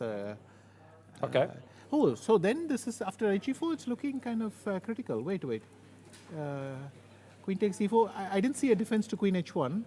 Yeah. And if you go king g1, queen b1 is resigned. So knight g4, and if bishop d4 is thing. So let's see, we have something other than bishop d4. But technically, this is still But not what a could threat, you have? right? What could you have besides bishop d4? You could play h4 here. Maybe queen d3? h4? Ah, you're saying rook takes h2 is not yet a threat. Not yet, yeah. I'm you not were sure. not yet saying it, but you But you I'm were going to implying. say it. I'm going to say it, yeah. Okay, maybe queen d3, queen f3 is bishop g5. No, bishop g5, I have queen f2. So There's a you'll have to go bishop b6 or something here, or bishop d4. Bishop b6 maybe is nicer. Okay, bishop b6. Oh my goodness. Difficult position. Okay, so king g1 might be acceptable because if queen b1 check, what happens if I start with queen b1 check instead of knight g4? Let's just work through a few alternatives. Check. You can go queen c1 though. That is a problem for me. Queen b4, bishop g5. I mean, I took the wrong pawn of all of them. I want to take the c4 pawn. Right. This one. Yeah. So let's go back. I can't. Knight g4 looks like a no-brainer. Besides queen b1. 33 knight g4 looks like the move. Right. All right. Or queen c4. Let's try queen c4, but bishop g5, I just can't. And even rook c3 might be very strong.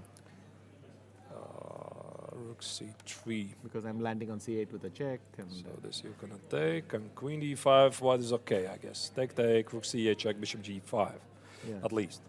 Or bishop g5 without taking on d5. But as I agree. well. I mean, this knight g4 looks very dynamic, right? Yeah, but then there is queen d3, as you point out. Sorry, I Queen d3. I kind of got Is too this a excited. continual line that I could He must play? have played. What has he played? H4 again? Oh, he's gone king g1. King So that g1. makes Yeah, sense. that's the position we have on the board. So queen e4, king g1. Now knight g4. We Looks expect. fairly obvious, doesn't it? I mean, rook h3 looks way too sophisticated. Right. So let's try knight g4, and then, as you say, queen d3. Because queen d3 accomplishes a few things. It's, what should I go? Queen e5, queen e8. But check. If check. queen e5, you can go queen d4, and you keep. Keep attacking the queen. Yeah. Yeah, and then I have queen f5 actually. Queen f5 is still decent. And then you go back to d3. So And if let's I, try something. Let's try queen e8. Just but if for, I go here. No, but I think we decided this is not working, right? I can go bishop Ah, d4. yeah, bishop e6. Yeah, sure. Bishop d4 and then rook a2 and I protect everything. So what can you do? Queen e8. But at some point h4 might just turn out to be quite strong actually.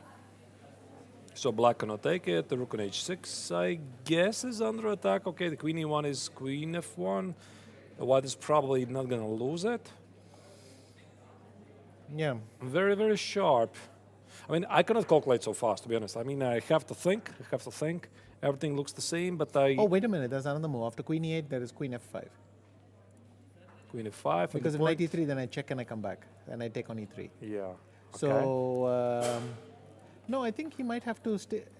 Black may not be better, and then after queen d3, once again, we'll see that. I think the question is, how do they evaluate the position?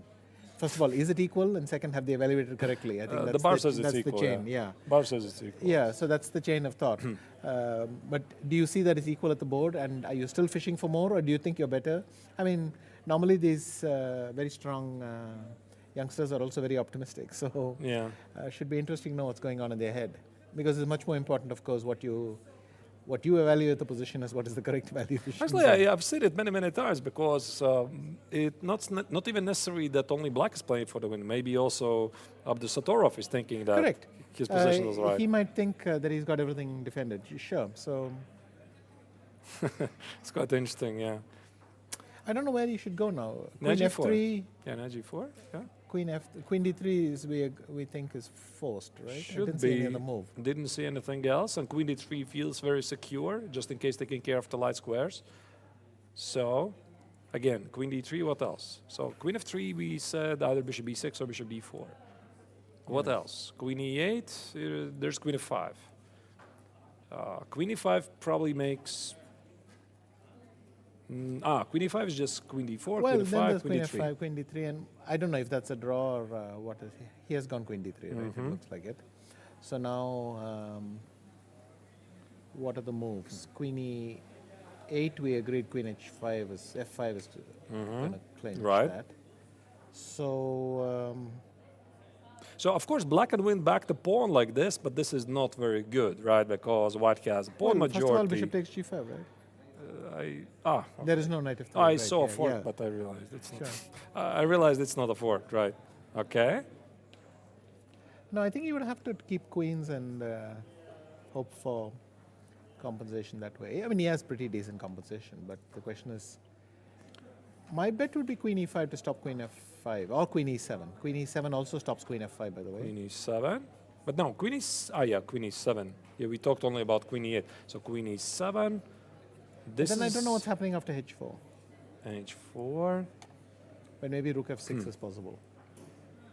Because suddenly you're threatening rook f3 and you can't take on g5 because the queen f2 check.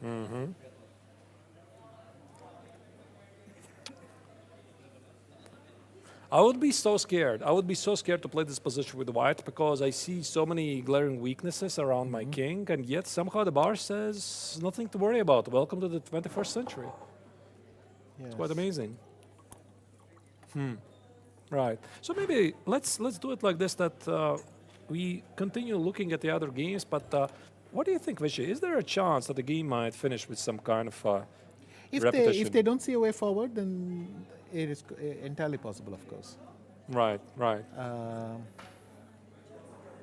All right, all right. Let's continue to move on. And the next game, there was major development, but maybe we haven't really paid attention for a while.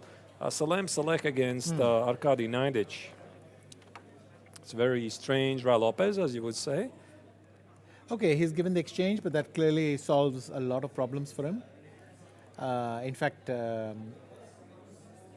White's structure is so good now that he can look forward to full compensation. So let's see. Queen h4, what are the things? Bishop f2, I think, is one idea. Right. The knight on g3 is not under attack because bishop f2 Wait. Oh, he played queen d2 in reply to... Sorry, I thought it was White's move. Oh, it is in fact black's move. Okay, so queen d2 is...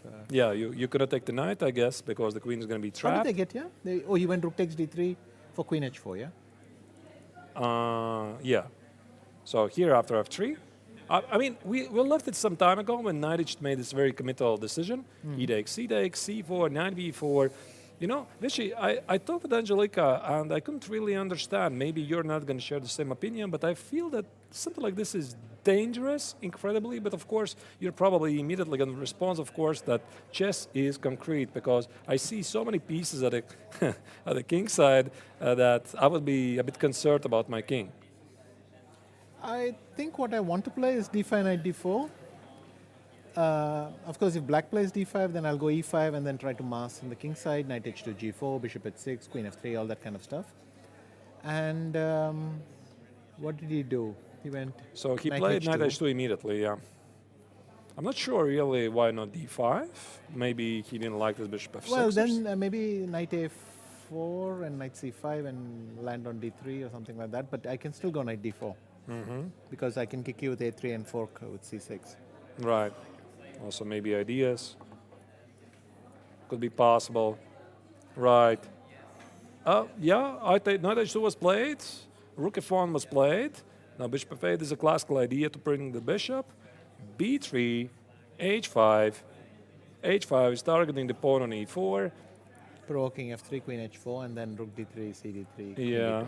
And queen d3, of course, cannot be taken because now black just wins a piece for nothing, and queen d2 is an indirect defense of the knight. So white is technically done an exchange, but the question is, does he have real compensation? Okay, let's try something funny. Let's play d5. Okay. Bishop g5, is it a draw? At No, least it isn't. black Queen always takes. has I'll have some bishop b4 or bishop h6 or something. Yeah. Queen takes, bishop f4. So at least this. Although I can Yes. take it and But go then back. Yes, so we start again. Yeah. Same threat of bishop f4 appears. No, I could go d4 now. Okay. So, sorry, instead of queen g3, so d5. Well, my idea is if e5, then I want to go knight c4, Wow. Knight c4. bc4, bc4, and this is why I played d5, so that I'll be able to poke you with bishop b4. No, b. B. B takes. Well, I want to play bishop no, d takes c4 would be a blunder because of knight e4. I will need that square, but now I want to poke you with bishop b4. The question is again, this can't be a draw, right? Because if bishop g5 takes thing, I'll have rook b2 or queen c something. How comes? I mean, you come join us here in the commentary, and we suddenly have some very funny games going on. I'll tell you a secret. It's much more fun to sack other people's pieces, I can tell you that. It's much harder to sack on your own. Right, because we tend to be pragmatic when we see very When it's funny our ideas. piece, you're a bit more careful. Because Yeah, we want to it make ain't them- coming back. So, Right. okay. All right. So d5 again. Yeah. So Nadic is thinking he did play d5. So actually it makes sense because the knight on b6 is not doing anything, and you're thinking my bishop is not doing anything. Maybe I can keep this pawn on d3 by sacrificing a piece. Actually, it's slightly White's in a slightly awkward position because if Rook had been e1, then you would have knight h2 to f1, which would solve a lot of things. Here, But right? exactly now the Rook is kind of blocking that square from the other knight. Right. So of course White is not going to take on d5 because this would allow the knight to bring in the game. So the question is, what Can he go- happens? He could go knight. The problem for him is if he can go knight h1 here, Oh, as beautiful as it is, but d4, bishop g5, and now I play e3, and that's the problem for you. right.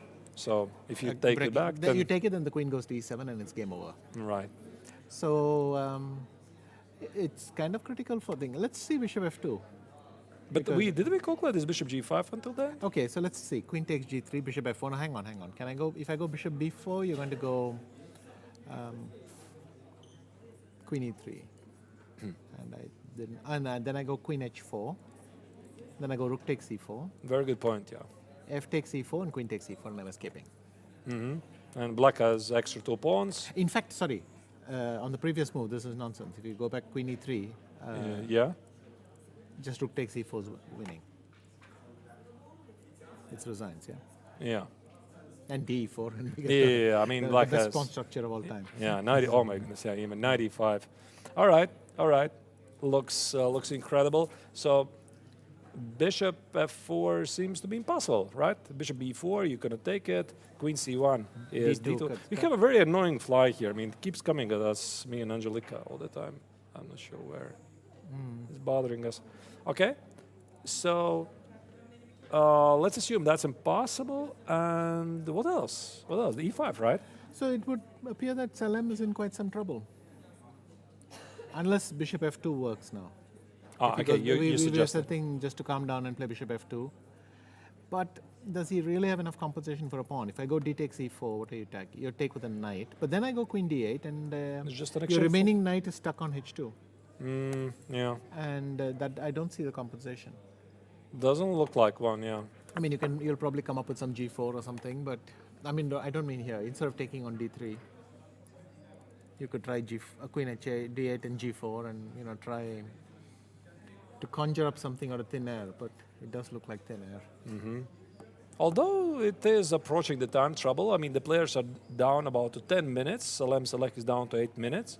Maybe this is his chance to try to complicate the game because Nadic, in the Rapid and Just 960 tournaments, quite a few times blew away victories.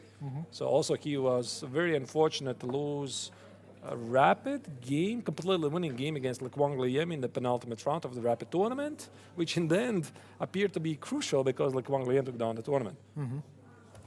How is Le Quang going against Katik? Yeah, let's check that. Let's Let's check that. So We he, have, but you see, we just have wonderful games every day. So this is good. yeah, Okay, Le Quang is trying to simplify enough to make a draw. My hunch is he's probably closer to a draw than Kamsky is to a win. we left it about here when he made a bit strange move, rook e4, Allowing rook a2. yeah, allowing rook a2, which was a blunder, and indeed queen g4 confirms it was a blunder. Well, hang on. Let's go back a move. Instead of rook e4, can I go queen b2 and then rook c5? Aren't I winning the b5 pawn? I mean, you'll probably go rook a8 and take on a2, and you're fine. You might be fine, but no, I meant the other rook to a8. Oh, I think he'll take on d3. Excuse me, he'll take on d3. Here. That was the Ah, problem, yeah, 2 pieces for the, 2 minor Okay. pieces for the rook. So let's try rook c5 first. Why didn't he play rook c5 first? Rook c5, attacking the queen. Maybe rook d5? I guess so. Unless he wants to play some tactical tricks with some knight e4, which probably don't work. Yeah, knight e4, queen b2, queen is under attack, rook is under attack. Probably, yeah, rook d5. And now if I take on d5, if you take with the knight, I play e7, and I should get a draw. At least, yeah. Somehow. I don't know. You take both on e7, take on e2, but I take on c7. Yeah, of course, it's a draw. Take. Everybody calculated that? That's a draw. Okay, let's move on. But queen takes d5, and then maybe black is still better. Actually, Vishy, we talked about this position after the opening. I really liked, I'm not sure, maybe you're going to disagree. I really liked white's chances because it felt that black's piece coordination is not great because rook a2 is something like queen b5. The pawn doesn't really matter. But suddenly after this queen d1, amazing idea, d3, black activated his pieces very fast. Or maybe it wasn't so great from the start. I'm not sure. Yeah, well, this extra pawn is black is quite resilient with this extra pawn. I had these structures before. White gets all sorts of wonderful one-piece blockading and the rest doing magic. But as they say, it's still an extra pawn, and it reminds you at the end of its existence. So, right. But let's see the current position. If I go knight takes g5. So yeah, let's fast forward to what is happening. He got the pawn, he lost the pawn, now he's just down the pawn. Looks quite unpleasant, of course. So the simple task is, of course, you try to trade off as many pawns as you can. So if you have this position... Well, the thing is you can sack your knights for the last pawns because 2 knights is a draw. One knight here, second knight here, trade the rooks, and... If you eliminate all the pawns, it's... Well, I wouldn't say it's a draw because the white still has a pawn on g2, and that can be trouble. Sometimes asking, but we are getting ahead of ourselves. Yeah. So let's see how much you can liquidate. If I go knight takes g5, what do you do? Knight g5. Maybe just rook c4 and wait. A good waiting move, and then play knight f3 next. Knight f3. I guess black wants to activate his piece somehow. Something like rook a8 or something. Knight f3, but then you have rook a2, king g1, rook takes g2. Yeah, some problems, some issues. But wait, a king f2, and knight takes h4. Yeah, that looks quite drawish, right? One knight for this one knight for this one, and hope it doesn't lose. Well, yeah, the pawn on g4, I'm not sure. But well, again, it may be lost, but it may be only if your king is stuck on the wrong side or something. I do not know. I have to ask, have you ever had it? I've never had it. Meaning 2 knights against a pawn. I have not had it. Well, actually, I had it once against Wang Yue, and I didn't even. It was blindfold, so to be fair. Even worse. But I didn't come close to winning it. All right. All right. He took on g5 with the pawn. Yeah. Okay, because then knight f3 I thought is nice for white. I mean, nice in the sense it's where he wants to be. Now, I guess you want to play but okay, g3. let's say let him go king f6. King f6. So the thing is, can I bring the other knight to e4? I can't via c5. Maybe I can play rook c4 or rook a6. Okay, 6 looks more active. Yeah, and if rook d6, then rook a5, and then pretend I'm... You're happy. You're not happy, but you pretend you're happy. Yes. Okay. I think that's the philosophy. Okay. Or maybe I don't need rook a6. I can go rook a5 as well. Okay, rook a5. And this might keep it manageable enough. If you go c6, I go knight d to e5, knight d to e5. Ah, knight d to e5, sorry. Yeah. Yeah. And again, it's active enough. I mean, what is black's technical task must be very, very difficult. Right. I mean, probably white also wants to trade this pawn as long as black cannot respond with h3. So one pawn less to worry about. And then indeed, in the end, white can try to weasel out with this. If I said there also, to say he could so. have gone knight c5 with the idea to bring it to e4 with check. So that is... c5, fair. Rook a5, if c6, then knight c5 was possible. If c6... Then knight c5 was possible. Knight c5, yes. Yeah. Takes, and then we and you can't move your knight, so that's a problem. No, well, after knight d4 you could move the knight, but without knight d4 because g5 will be you need to defend, so you don't have this. Yeah, it looks. Not sure what it looks. All right. So definitely, Kwang Liam is fighting here. They have but what? He's close enough. Sort of worse, but should be some chances. I think Gata is happy because at least first game with the black color in the classical tournament, Rapid was a disaster. I think we should go back to Gukesh or Abdusatorov because it must be. Oh, okay, something has happened indeed. There's some action. So queen d3, queen e5, queen d4, queen f5, queen d3. So he was willing to repeat. All right. So that's clearly how they evaluated the position. We were wondering Right. about that. Here. And then Gukesh has taken on e3. He took on e3, queen And e3. has now gone check and check. And once again, Gukesh has a draw for the taking. But the question is, can he? What is this move? If king rook f6 check, he has to go to e1 now. Rook f6. Wait a minute, that could be trouble. Hang on. And I can just take the pawn, right? In the worst case, I can just snatch the pawn on h2, so you no longer have a perpetual check. Because that's the idea, right? Rook f6 also protects from the check. Take. Or wait, queen g5, king f7, no more checks, right? Looks scary. Yes. And if But maybe queen e8 check. check, check, check. And then you're king at 6. No more checks. Actually, the bar says black is a lot better. Yeah, I suspect so. So king f1, what other moves are there? Rook f6 is one thing. I could take on c4 with check. Queen Does that c4. make it much worse? Or It Well, makes sense. I mean, because to have a spoilt my advantage. Maybe king g1 and I have spoilt my advantage because you no longer have a check. you have no more check here. This is not coming with a tempo. And queen d5, rook d3, I don't think. Even queen e8, e7 would mess things up for me. Maybe even immediately. Yeah. Yeah. I agree. That looks drawish. So, okay, so king f1 is forced. Rook f6 is a good move. King e1 is obviously forced. Because this is losing. Yeah, and then queen d1 and f1. Right. King e1, just take And it. 1 second. That was one move. Queen takes c4 was possible? Or queen g5, h5 is going to complicate things, right? No, then I have king f8, but you have rook f3, yeah, and that's... But, not very clear, right? Queen b4, I win how many pawns? No, king f1, and how do you win that pawn? No check here. No, don't go queen e4. King g2, King g2, but there's a pin, no? and then I go queen h6 check. Wow. Okay. Very nice. We're both pinned. Okay. So- So we cannot do that. All right. So what was it again? So rook f6 check, king e1. Okay, this is really interesting. Is there a win? Queen b1 check, This is not winning on the spot, right? queen g2. But then, as you pointed out, we've lost the h5 square. Is that winning? So queen takes g5 check, king f7, queen h5 check, king f8. Maybe it is winning on the spot. Because queen e2 is... And then I... Oh, no. Oh, wait, rook f3. Yes. So that doesn't work. King d2, rook f2, and now we have... No, not... Yeah, but anyway. Rook f2. Rook... I'm sorry, yeah, rook Yeah, f2, of course. And then rook f3 check works. So exactly the... Okay, so this is harder than it looks. Hang on. So we call queen h2 at least is a move, definitely. So keep all the options open. Pawn is a pawn. But of course, I mean, how do you take the pawn when you might be just winning on the spot, right? So of course, Gukesh has to check if queen g2 is winning on the spot, if queen c4 is winning on the spot, there's queen e1 check. Yeah, by the way, also there's this check, which needs to be calculated. But then king d2.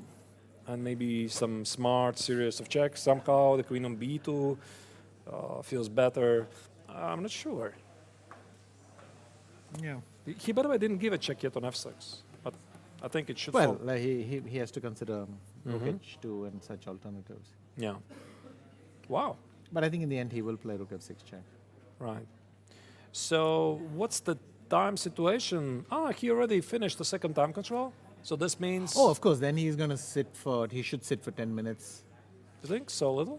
I would sit for What is the next time? 50 minutes. 50 minutes. 50 minutes. Okay. Yeah, so 15 or 50? 50. And do they have increment as well? Yeah. Right? Okay. So. Yeah. Oh, then you have to have a nice little think. Maybe even go for a coffee or whatever. Yeah, So when he runs out for 6 minutes, he'll then get his increment of 50. Right. Can So you he's physically get up, get coffee if your move is... Probably not. Yeah? Yes, you can. Is it okay? Yeah? Yes, you definitely can. All right. Because sometimes, I've made the second time control in some tournaments. I try to make a move so that I can very quickly run to either the bathroom, coffee, and the opponent quickly responds. I'm not really sure if I can get up. I have an idea. King e1. Okay? Let me try h6 here. h6.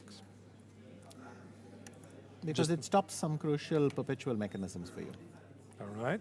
And if I give a check... King there's g7 check. and rook f7. And there's no checks. And that should be somehow winning. And now if queen e3, then your idea of queen g2, because there's no longer a rook f3 check. Right. You've got to do something about this flag. I don't know. I mean, I'm gonna try to get rid of it. It's been bothering us for 2 hours, basically. So there's nothing I can do. Yeah. All right. So, So again, rook f6 check, king e1, h6 looks very cute.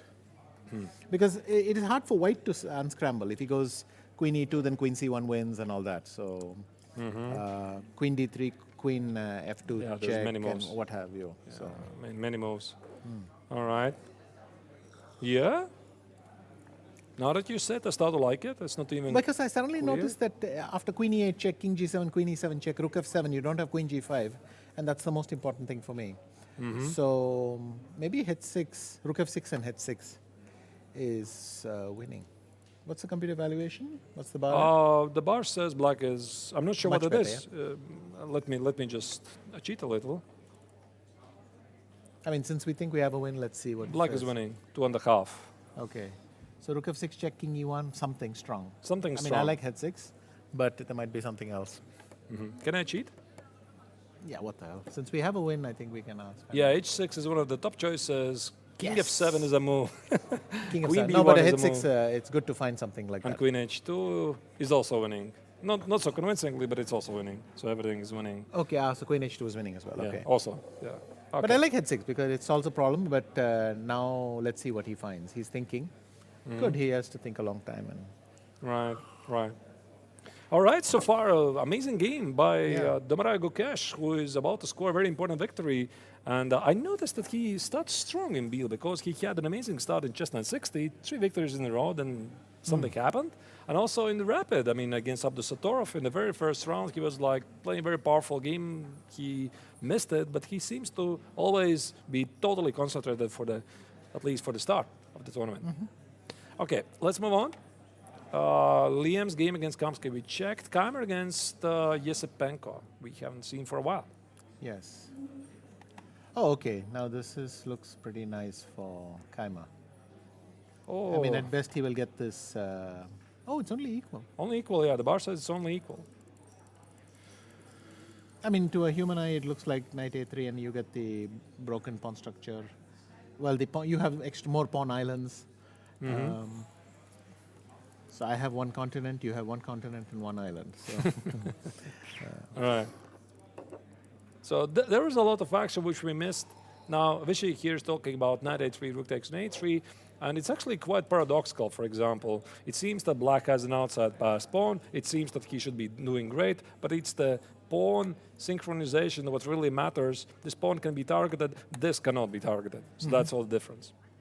Of course, maybe in the pawn endgame it would be different, right? The outside pass pawn wins. no, it's still a protected pass pawn. Right? If my king comes to c2, you can never win with a. Maybe you just have enough to hold it, but you're never going to be Right. better even in a pawn ending. All right. So we left it about here when I wasn't really a fan of what Winston was doing here. I liked his choice, to be honest. It was a Catalan. I mean, I thought something will end with something takes g3, and since that didn't happen, maybe Yeah. it worked out well for Vincent. So maybe this was a highly provocative move. I mean, I don't really know. It felt dangerous to allow some tactical ideas here on f2 or g3, Yeah. b5, rook a3, here, c takes on b5. Actually, here I was pretty concerned about some sacrifices. We tried to calculate, I couldn't understand it. Yeah, and knight e5. Oh, look at this. He closed this tactical idea. We didn't see this move.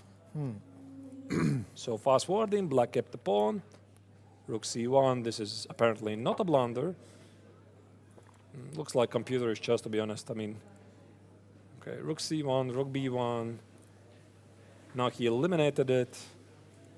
Queen c7. This does look like it's gone wrong for white. doesn't it? Yesipenko, yeah? Yeah, because you should have something better than bishop stuck on e3. But the bar says it's equal. Yeah, that is remarkable. Maybe it just thinks the ending is equal and you can't make any progress. But that's a very computer way of thinking. I would hate the position anyway, and I have to hold. I suspect it's harder to play for black than for white. Right. And also it's quite important to know that Yesipenko is down on the 2.5 minutes. He still needs to make 6 moves, or 7 moves. How much is it? I think 6 moves, yeah. Rook b3, he made a move which Rook c6. Rook c6. So he's going to maybe suffer. that was the key. Maybe he won't suffer too much because No? if rook takes c6, pawn takes knight a3, b3, rook a3, he might play c5. Force matters. Okay. Well, and then rook d1 check, king g2, rook c1. So you have to go rook a5. And how the hell are you going to make progress? Your king is trapped. Okay. So if I play, Okay, and then we play 4 against 3? first of all, I can play f5, f5 is anyway, playable. and claim that your king is still trapped. It's it's enclosed and it's That's a good domed. claim. That's a good claim, yeah? Second, rook c5, rook e4 is a draw because I've got my perfect pawn structure, f7, g6, h5. Right. And then it's impossible to win. Yeah, we had a discussion about this during the rapid. I don't remember which which round was it. 4 against 3. Is it an obvious draw or not? But you're right. Black has reached a perfect setup. But maybe this is And what. even better setup because white has played h4, because otherwise at least you could play put pawns on f4 and e5 and bring the king to h4. Yeah, one of the ideas, right? Yeah, but here there's nothing. Okay. Okay. So he's just going to, I think c5 is an efficient way to make a draw. I don't see a plan against rook b8, b6, so, holding the pawn like that either. It's passive, but it's going to do. Here. Yeah. Rook b8. No, but I would love to try to play this actually. Rook c3, No, rook b6. rook b6, and I. And then Grovelovsky. Yeah. King Maybe d, like once here, king comes yeah. to d6, I don't even see a danger for King me. d6. Maybe that's even simpler. Not sure. Yeah. So there's a fair chance that this game might finish in a draw. And indeed, he went for rook b8. He didn't sacrifice. Yeah. Maybe he just didn't want to test this 4 against 3. You never really know. Well, we all have our experiences losing drawn positions and then not going for these pawn down things. But I don't think here he was tempting fate. This must be one of the easier draws. Right. Because the white king is trapped. Yeah. If you go rook a5, I can just wait with f5 and king g7. And you can't get out with the g4 sack. And you can't play f3 because I'll give you a check. And Why can't I so play g4 again? I guess I'll lose I'll too go many. king ahead. No, that's one thing, but I might. Then it's a calculation. But I might even go king g7 h6 and wait. Okay. No, I mean take on g4 and then go there. And I think it's a lot claiming that this is. Okay, really okay. Yeah, maybe this is too much. Yeah. So, yep. So rook b8 is on the board. There's a fair chance the game might finish in a draw between two players. Let's. And Gukesh is still thinking, so that's very Gukesh- exciting. I'm sorry, wrong round. Just a second. Gukesh is still thinking. I'm not sure. Maybe he's. And then Arkady seems to be. Salem has sacked a rook. A whole rook. But maybe he needed to, and then I have to say that he's got enough pawns to make trouble. So, But this could be actually really exciting because it's a time trouble. It's a time trouble also here. So very quickly, knight h5, look at this. So what we missed is e5, queen d3. But this doesn't look so bad anymore, right? But bishop f2, we thought d4 was fine, right? Right. So knight h played queen e7. We felt that d takes on e4 was pretty good. I mean, you want to open the position, you want to trade Maybe some he, pawn. no, fe4, then my thing was that I had to play rook e4. But if you have knight f3, queen f4, knight takes e4, queen takes e4, maybe he thought this is not enough, rook e1, and then win the d3 pawn. Maybe he, Or rook e1, yeah. yeah. Yeah, white is also pretty active. The king is also pretty weak. Yeah. All right. So queen e7 was played, queen d3, queen d2. Now it's just an exchange for a pawn. White is attacking. Boom, knight h5. Look at that. I mean, how does he find it? Because seemingly... What did he do? Queen c2 or what here? Yeah, Queen c6. Queen c6. Because if f5, queen h6, right? f5, queen h6 is the defense. Yeah. And- And then he came in. All right. We might see a draw. No? Is he going to force a draw with the extra rook? Wait. Why Queen should he h5, force a queen draw? No, g6? queen's already improved. I mean, queen h5. Okay. I can play rook c6 or something, maybe. Rook c6. Now I'm going to make a Or I could go rook c2. rook c2. I'm going to make an expression like there's a mate. You're going to sacrifice and play queen d4. Well, that was the plan, but you might have e6 or something. And if I Also, play... can I take on f4 just a pawn. instead of rook c2? Take. This is not hanging. No, it's not.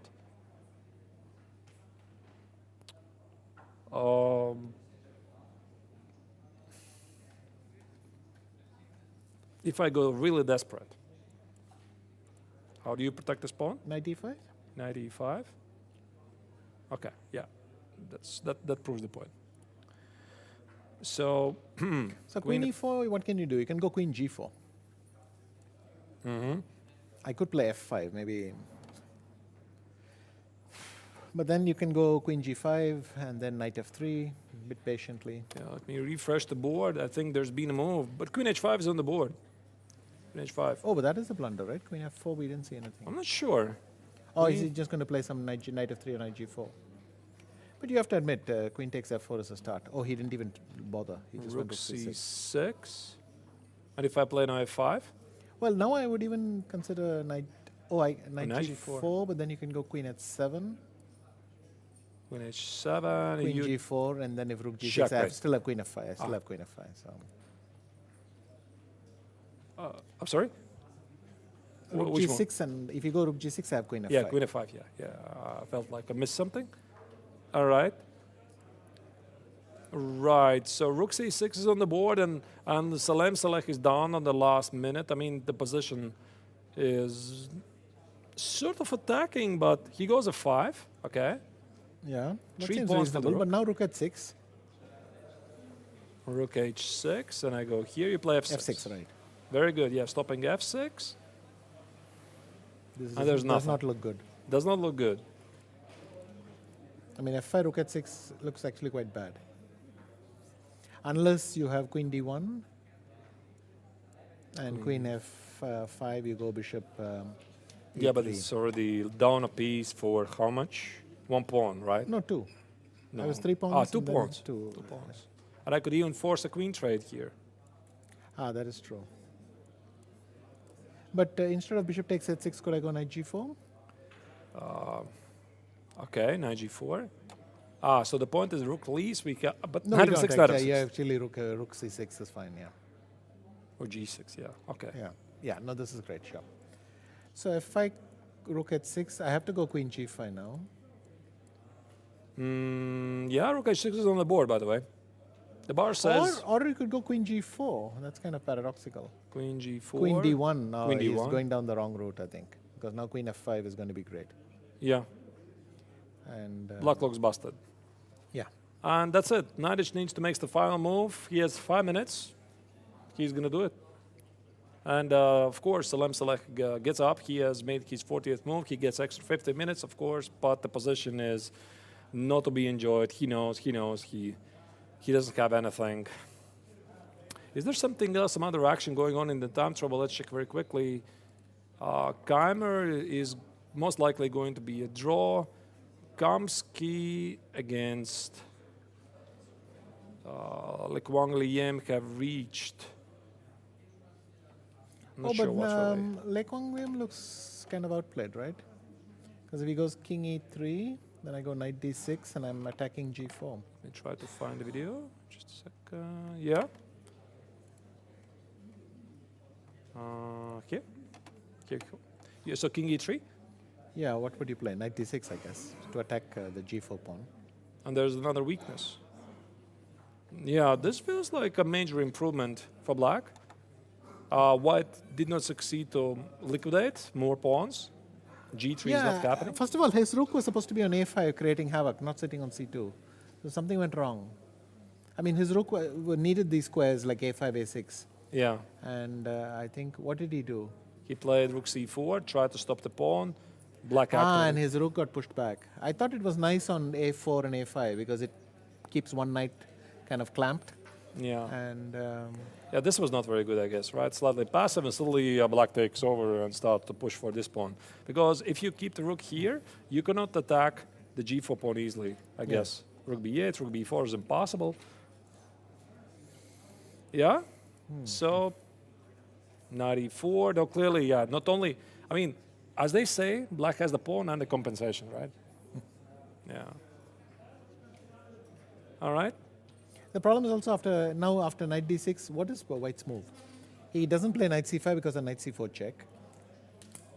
Knight c5 is knight c4, check, Wins. that wins. So, what to do? How You to can't go protect? knight f2 is horrible. Knight If f2 knight is- e5, I go rook e4 check and rook takes e5, that should be winning. That's winning. So what are we left with? Nothing. Yeah. The bar says black is winning. Yes, I agree. So clearly he missed something here. Well, rook c4 looks tempting, but I think the rook really belonged on the wide open spaces. Also, I have this kind of paranoia where when black has knights, I like to leave my rook far away so that I don't blunder it in some fork. Right. And c4 was within range of a fork, but a4 it's not. So there is no knight which can connect f2 and a4. It's actually pretty amazing. I mean, all of us, we know so well that we cannot make those passive moves.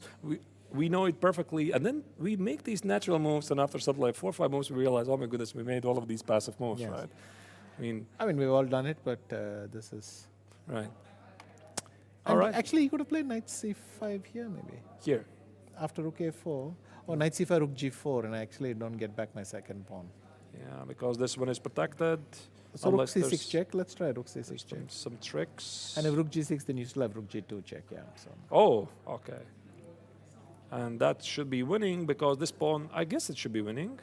Yeah, it should be winning because this pawn is not going to fall. I mean, it's a reasonable assumption anyway. Right. Okay, so quite some decisive results today. So I'm surprised that Lekong normally defends very, very well. I'm quite surprised that he lost the plot here a bit. Maybe he was in time trouble. We Yes. didn't really see it. He made this move. But rook c4 was just a wrong direction. I liked it. I liked rook a5 because we are targeting g5, and if you play c6, I liked exchanging one knight. Because once I exchange one knight, you can't move the other one. And I thought I can just even play waiting moves. Right, right. So it So I was was rook quite keen on a5 that, yeah. and knight c5. Yeah. And then if you take rook d6, yeah, king g1. What the hell? Ah, here. I mean, I'm basically telling you what's your move. How are you ever going to break free from this setup? Right. Because you cannot. The rook is tied to the c6 pawn. The knight is tied to the g5 pawn. The king is tied to the g5 pawn. So there is no getting out of here. Right, right. Okay, I mean, maybe, of course, black wouldn't play c6. I'm not really sure what he's supposed to play. I mean, yeah, we can agree that white could have been more active. Yeah, it's quite strange, right? Rook c4 feels like an active move. Suddenly it's a passive move, and there you go. Yeah, now you have all the time in the world to think about the mistakes you have done.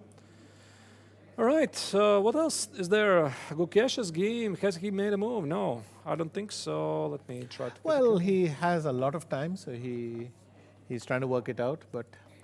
Yeah. He's thinking a bit too long, So to rook be honest. f6, rook No? f6 is the kind of move that you make, but if you don't see king e1, then maybe it's worth checking some more. Right. I still hope he plays rook f6, and h6 would be quite cute. Queen h2 is nice as well, but there is something about h6 because we solve a lot of perpetual problems completely. What's the longest time you've ever taken for a move? More than an hour. Yeah, modern, yeah, I guess. More than an hour I took. more than an After hour? the time control, because against Magnus in 2012 in London, I remember that I played the first part very fast, and I had quite a lot of time to spare, and we got this extra hour afterwards. Yeah. But I had so much time left to spare that I could spend more than an hour and still make the time, the 60th the move time control as well. Was it worth it? I found what I thought was a very profound move, and when I went back home, the computer told me every single move drew or something like that. Right, right. Which meant that I could have played the first move, and then it occurred to me, and it would have been fine. Yeah. All right, I also would like to remind the viewers that since Vishy probably soon is going to leave us, use the opportunity to ask him some questions. Maybe I can relay some of the questions for the former world champion and yeah, see how it goes. So maybe let's still continue browsing through the games. So like Wang Liam's game we checked, Gukesh appears to be winning. Keimer against Yesipenko looks Essentially, what Josh. Yesipenko is saying is, I'll leave a rook on b6 and get the same thing, that your king cannot really move, because once it goes to e2, I'll check you on b2, and then I'll go back. I'll leave you trapped in your cage, and f2 is going to be weak. I mean, I liked c5 because it clears up some things, but there's nothing really wrong with his approach. Right, And it might just be equal. right. Yeah, probably also going to be a draw. And this Salem, one is this is not over, looking yeah? good. This is over. Queen Because, Nadic took He played it. queen d1, and Nadic played queen f5. And he played queen h5. Yeah, I think so. Just a sec, let me refresh. Maybe just my ridiculous analysis. No, it's on the board. Yeah. It's on the board. So, okay, maybe, of course, white is going to suffer for a while. Yeah, Of you mean course. there's some technical problems. Yeah. Yeah, I mean, try to claim he has 2 pawns, but this should be normally grinded by by the my counterclaim that I have an extra piece. extra piece. It does matter sometimes, right? So there was one question in the chat. What do you think about Hans Niemann? Is he the future of American chess? He's certainly got a very interesting career path. It's I understand he's totally self-trained, and he had this huge leap last year. So of course he's very, very exciting. Is he the future? I don't know. America has a pretty amazing present, if I may put it that way. I mean, on top of Levon coming over, and so this fantastic team that they have with, let's say, the previous generation who came in, like Wesley and so on, you still have even Sam Sevian having an amazing tournament. Jeffrey is having an amazing chess, and they're kind of spoilt with riches. But he's very interesting. And he's got quite a combative style because maybe because he does a lot of his own work. He comes up with a lot of ideas and positions you don't see, so I think he's well worth paying attention to. He did say a certain quote quite recently, maybe because of the performance in the, one of these online tournaments, that chess sucks out of you all of the life. Is that true? Most people feel that at some point. I mean, Rapport more or less said the same thing as well at some point. I'm sure I've said it, and I'm sure I can assure you I've felt it, and so on. It definitely feels that way. I mean, you just when you think you're making progress, you get quite rudely reminded that chess is a bit deeper than that. Right. So yes, you could easily feel that way. There's also a question, I'm pretty sure we already were discussing something like this during the Rapid tournament. How do you think who is going to reach 2700 faster? Abdusatorov, Gukesh, Aryun, Eric Geisel probably is referred to, Vincent Keimer or Hans Niemann? Well, they're all in sniffing distance, and we know that live chess ratings can change every day. So do you mean who is going to get there first? Right now, Gukesh is within sniffing distance, obviously. But it's literally like the number 4 and 5 position in the ELO rankings. It can change every day. You're constantly handing it back and forth. It's a bit like that. So the same thing, I think it's more important to see who's able to stay there, and once they make that transition, they just stay there. Right. Then it might be nice, to break through all the way to 27.15 or 20, so that you have a little cushion as well for everyday accidents. But then you go about. But Gukesh today, right now, Gukesh is physically the closest, right? He's about to there's score 5 Firuza points. and then there's Gukesh. Well, if let's not jinx him. Okay. But they're all incredibly good. It's a fantastic roster in the junior thing, and they're all very, very close to breaking out. Right. And as you can see, they do very well everywhere they go. So maybe the more interesting thing for me, especially in India, is I think that it's not so much who I think will get there first. What I really like is that there are 3 of them, and they're going to be motivating each other. Right. Yeah, definitely it helps, I guess, motivating each other because Because this is for the long term. It's not about getting there and stopping. It's about the long term. So it's nice that they... Okay, he's gone rook f6 check. Yeah. Let's check the game. But is there some kind of competition between them? I guess there is, right? I mean, you are the one who just reached 20, let's say, imagine previously 26, I think they try hard not to make it personal, but of course it's there. You feel it all the yeah. time. I mean, even with people I felt very friendly towards, I always had this awareness of where we were in rankings and so on. So. Okay, let's check. Rook f6 is on the board. King e1 is on the board, of course. So what has Gukesh found here? We discussed about queen h2. We discussed about queen c4, so h6. everything about eliminating perpetuals. Queen h2 eliminates the h5 square.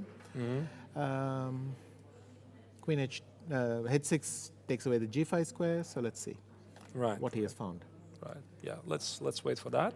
How long can you still stay here with us? I actually should be leaving, but if Yannick calls me, maybe Yannick is... Right. Okay. Let's wait here for a while. Let's say 5 minutes, and then I got to go. All right. There's another question. Who do you think is going to perform best in this Olympiad among the Indian players? I know you don't like to be the Nostradamus, but It's not even that. I simply don't have no clue. Let's see who. What happened? He went queen c1 check, king d2. Has he found some forced idea? I guess so. What could it be? Rook f1 is queen g5, not good. Maybe it's queen f1, and rook f2 is killing somehow. Is it? Queen f1? Check. Here. Yeah. Check. Here. And then rook e3, rook e2 as minimum. No, that's not right. Okay, I'm just guessing, really. I don't know. The No, bar says it's queen fine, b1 by the check. way. Queen b4. No, but that's terrible. Queen c3. Check and king e1, yeah? That's King e3. king e3. Oh, no, was queen afraid c5 of some check. check, Okay. yeah. So king e1. Yeah. Maybe it is, but queen b4 seems very strange. I could also play This rook. might be not a win, right? I mean, No, rook b3. This yeah, is probably a draw. right? Oh, that's a pity. Queen b1 check. I don't see. I'm very tempted to open the engine, but I'm gonna try not to do Yeah, it. let's try to restrain ourselves. Okay, so wait. You tried queen f1, right? Yeah, but Queen g5 check, and then you went king f7, but you could go king f8. king f8. Now there's rook f2 happening. Does that win? That's a very good point, actually. Yeah, why do we need this check? So many moves. I mean, I want to bring the rook closer, but I assume But then there's rook a mate. f2 and queen c1, and I think it's over. Or Is queen there a a1 check, maybe. Queen a1 check. Queen just a1. to be very polished. And then queen d1, queen d2, and mate. Queen d2. Yeah, and here? Where's the mate? Oh, yeah, this one. Queen e2. Okay. Oh, you just left king d4. Okay, that's nice. I just tried to Okay, figure out. let me play queen takes c4 check. Yeah. Okay. No. Rook d3, queen takes c4 check. Yeah. Queen c1 check. Oh, okay, that's a very good point. Yeah. Queen's lost. I mean, they were dancing around, but of course there should be something. All right. So Rook- maybe it is king f1, queen f1 then. But does queen e8 check work? No, then I go rook f8, queen e6 check. Oh no, queen e8 check works. Queen e8 check works. Queen so queen e- f1 doesn't work. Queen Queen f1. e8 check. Queen e8. And rook e3. I just block. Queen e6 check and rook e3, and there is at least no mate. Okay. Okay. Still not very clear. Yeah, I think your h6 felt the most precise. Yeah, and now since we confirmed it, I can. Yeah, we I confirm it with the slight engine. help of the engine. Yeah, we had a peek there. I mean, we are not using engines. I mean, Yeah, at all. no, but because we thought we had a solution, we decided to check. Yeah, we checked. But we're right. queen f1 check, king thing. No, queen b1 check I didn't like. But the engine says it's still winning somehow. Wow. Okay, that's nice to Yeah, so try that's and figure out. assuring. Let's see if we can solve it. Of course, Oh, Gukesh doesn't because know. queen b2 check, king e1, and nothing has changed. You Except still the queen, play but h6. except the queen has moved to b2. I think I liked it more on c2. Of course, the queen h2 still works. The same idea. Yeah. Maybe that's the reason. Yeah, Maybe that's the thing the engine is giving. it's a bit strange to be honest. I mean, to do it after a very long think and now again think. I'm not sure. Maybe he just noticed something. And he's already down to half an hour, yeah? So he's actually been thinking for quite some time. Quite some time. 20 minutes plus. 20 minutes plus. I'm sure by now already Abdusattorov has What found about rook million f1? ways. Rook f1. I sort of believe No, that I this think queen is e8 must be the way. a Oh, you queen want to e- do it queen e8, Queen e8, king g7, queen check. e7, king h6. No, maybe king. Okay, found a mate. Help me. Yeah. No, I wanted to go king g6 and try rook f6. But maybe you'll go queen e4 check and then. There's no checking e4. Sorry, queen e6 check Queen and then e6. rook f6. Rook f6. This check is nothing. This is nothing. Okay, I mean, I don't know. Yeah. But what happened here is king f8. Okay, This is on the board. that is sophisticated. Yeah. Actually, it makes Okay, perfect sense. it's a kind of counterpart to h6. But why didn't you play king f8 without the queen b1 check then? here. Because he thought rook c3, queen b1, there might be some rook c1 or something. I don't know. Who knows? Right. All right. Yeah, that's maybe the reason. Okay, Here, so he went king f8. Is this winning? I don't know. king f8. We can assume that queen g5 is winning somehow. Rook f2 is resigned. Yeah. Should be somehow connection of No, the- king e3, queen c1 check solves a lot. So Yeah, the bar is mercilessly down, so yeah, confirming that this so is he's also found another way. So Another apparently way. there were many, Yeah. many ways, multiple ways to win here. Okay. He's doing well. About to score 5 points, and that would make him in the live ratings to 699, if I'm correct. I think so. He was missing 6 points. He's 60, 93. But anyway, like I said, it's not about getting to 2700. It's about staying there. But, you know, beating one of his strongest junior rivals, the world rapid champion after all, Right. it's got to be a boost. So Right. This is actually their, if my, calculation was first game? correct. First game. Classical. they've never First played. game, so it is quite important. I assume they're going to play many games for But what many happens years. after rook c3 here? Oh, Then queen rook f1. Yeah, And rook f1, and something's going to work, yeah. some things are happening there. There's no check. Yeah, that's, by the way, quite important. Yes. Oh, so that's very deep. King f8 is very nice. But why did he feel compelled to play? If king f8 works, why did he not do it with queen on c2? I'm really curious about this.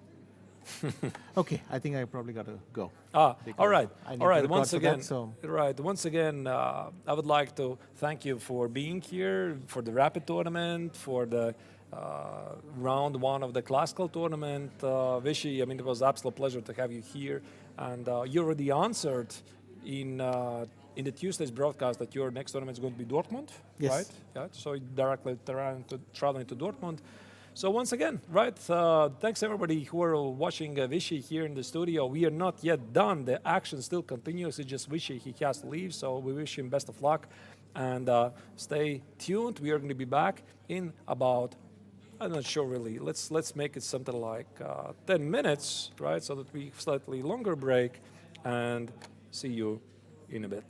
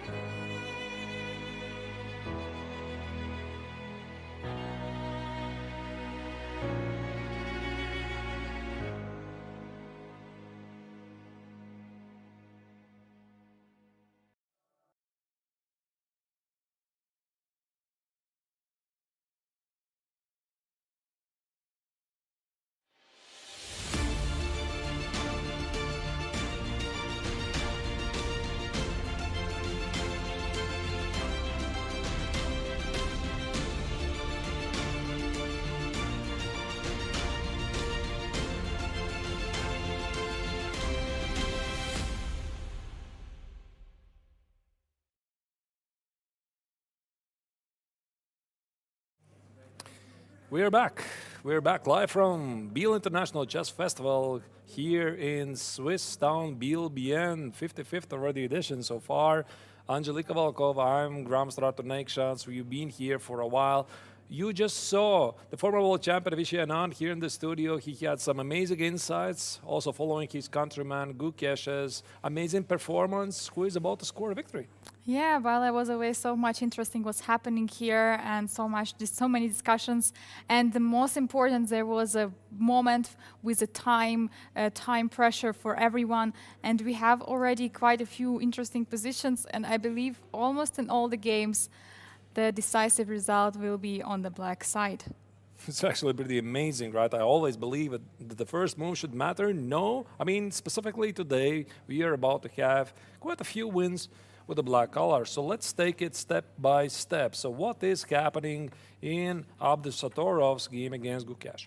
So I believe not much has changed, right? Abdusatorov is taking time. King F8 was played, just securing the king, just in case some checks, as you already discussed with Vishy. And the problem is that it's not so easy to find a move. Maybe there is no move, you know, because actually we were pretty amazed. Vishy was amazed, I was amazed, and I was again amazed. The point is that we felt that something like h6 could be played. King f8 actually achieves pretty much the same that. I mean, there's no check on e8, there's no queen g5 check. We can safely assume that queen takes on g5 is going to win the game. So instead, here you can see that Abdusatorov is hiding his face. Of course, he is not happy, so he's going to try to run away with a king. But what about queen d1? Idea rook f3, and I mean... Queen d1, wow. I Queen was thinking rook f1, but maybe you're right. Maybe queen d1. Big troubles for white. What to do? Yes, yes. I think white is about to lose the queen. That's how this game should finish. So this rook is not moving, right? I just take it, take it. This does not matter. So king b2 maybe, but king b2 rook f1. Yeah, it still needs to be calculated, right? Yeah, I think king b2 could be played. Indeed, rook f3 now is impossible. Here, where's the threat, by the way? Give a check, right? Yeah, we check and then rook c1 check, and it's getting dangerous. But now, actually now I thought rook f3, to be honest, instead Where? of queen b1. Here? Here. Hmm. And now there are no checks. Queen has to move, and afterwards queen e2, queen d2. It's just finishing Or it. rook b3. Or rook b3, yeah. Yeah, rook b3 as well. So just a second. Let's check if this is forced. Gukesh still hasn't played a move, so queen d1, threatened rook f3. I mean, any queen move, that's it, right? I mean, queen d4 loses queen, queen d2 loses queen. Queen g5 should be a mate, right? I mean, we can safely assume that somewhere, I don't know where. Rook Really. c2. Or Maybe just a check here, here. and checkmate. Adios on a amigos, as they say. yeah. Yeah. Okay, so you cannot really do that. So what was it? Queen d1, king b2, rook f1.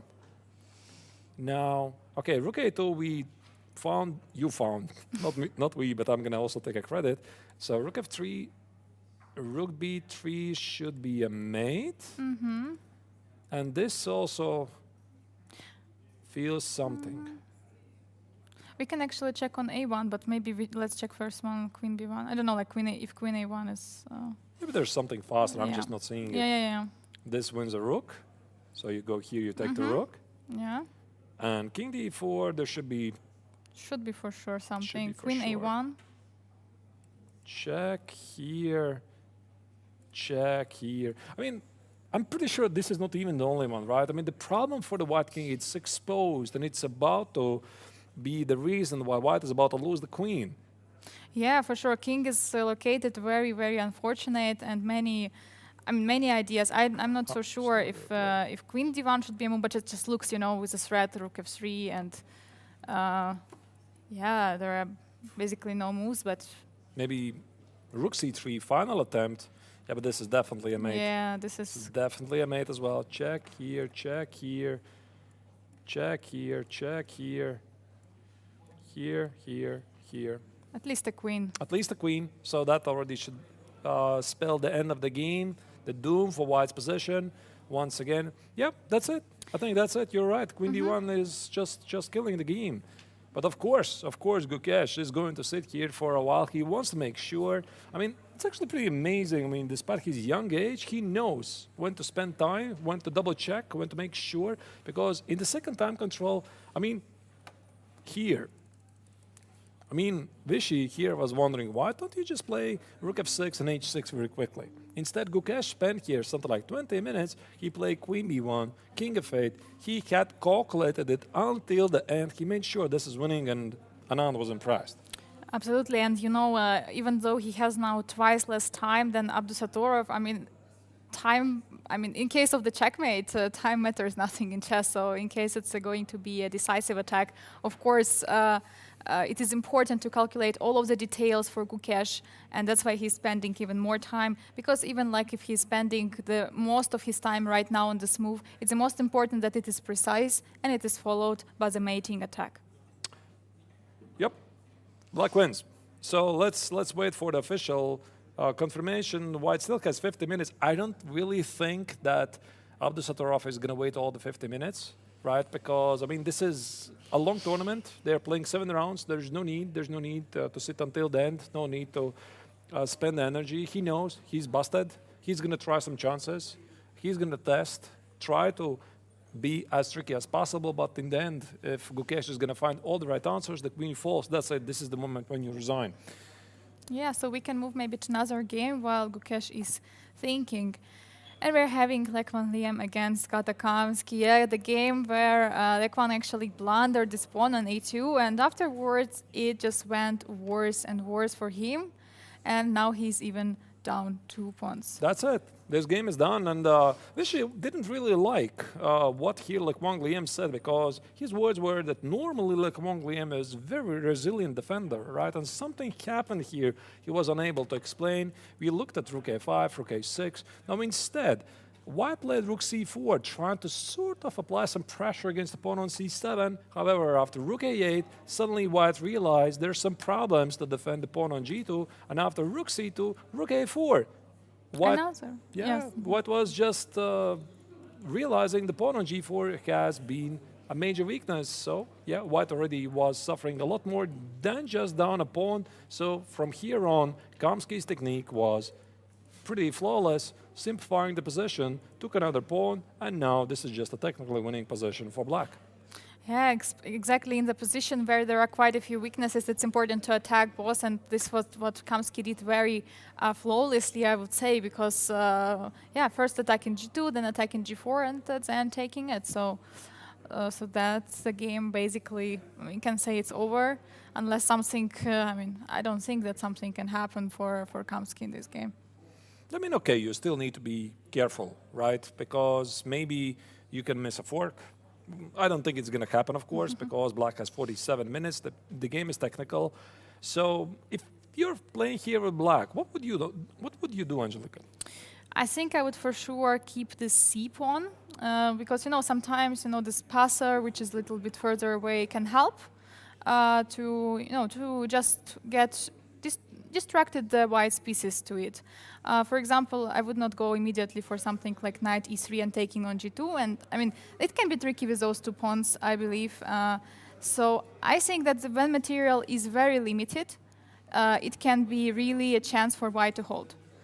So I would say that first to improve the king, so that would be like the first step. Yeah, for example, protecting the pawn. Yeah. I also think that normally the theory of converting the material advantage is that the stronger side wants to trade pieces and the weaker side wants to trade pawns. But even here, if White is going to manage to trade one of the pawn, for example, the pawn on g2 for the pawn on h4, or the pawn on g2 with the pawn on c7, it doesn't look very likely that he's going to able to save the game. Okay. Let's check Keimer's game against Yesipenko. They're still playing, actually. That's a bit surprising. Yeah, I believe that Keimer had already chance to basically draw. They repeated already a few moves, but then he decided, okay, let's try to do it, and now he's playing something rook a7. So I believe also the idea is that I believe that White is not risking anything because there are no weaknesses in the position, and Black indeed has the pawn on c6, the pawn on e4. That's quite disturbing a little bit. Yeah, I mean, White has some ideas like rook e7, immediately trying to win the pawn on e4. So basically, Yesipenko just needs to be slightly careful. For example, something like rook b2 would be really careless, right? Rook e7, this pawn cannot be protected by 5 because the king is pinned.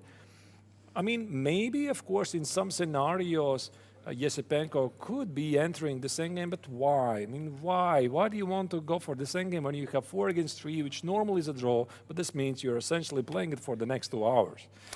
Yes, if you just can keep the same material advantage, I mean not advantage, but the same material equality, why not to keep it like this? Why to risk and enter? Of course, it's theoretically drawn 4 against 3 endgame, but still, this is actually this is something what probably Vincent is preparing here.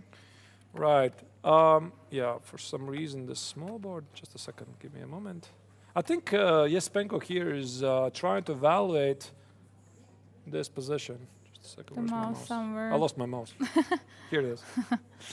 Yeah, so I think that so this on rook a7, this king f6 is one of the the moves which are stopping rook coming to e7. But after rook a6, the idea of pinning the king Yeah, so is king pretty e5. annoying. This should be a draw, right? This should be a draw. But what happens after d takes on c6? King d6, and now the question is this so obvious? I believe rook a7. Yeah, rook a7 or even c7. Actually, yes. And yeah, but maybe you're right. Maybe it's just a rook a7. Yeah, just rook a7, f5, rook g7. Suddenly some problems, right? So that's why, of course, Yesipenko tries to be sure, and he plays c5. He plays c5. Wow, interesting. I was actually considering king f8. King F8. Since Since we cannot play king f6, we can play king f8, stopping that. But I would be afraid to play something like this, no, because your king is now slightly disconnected from the action. It's a bit further away.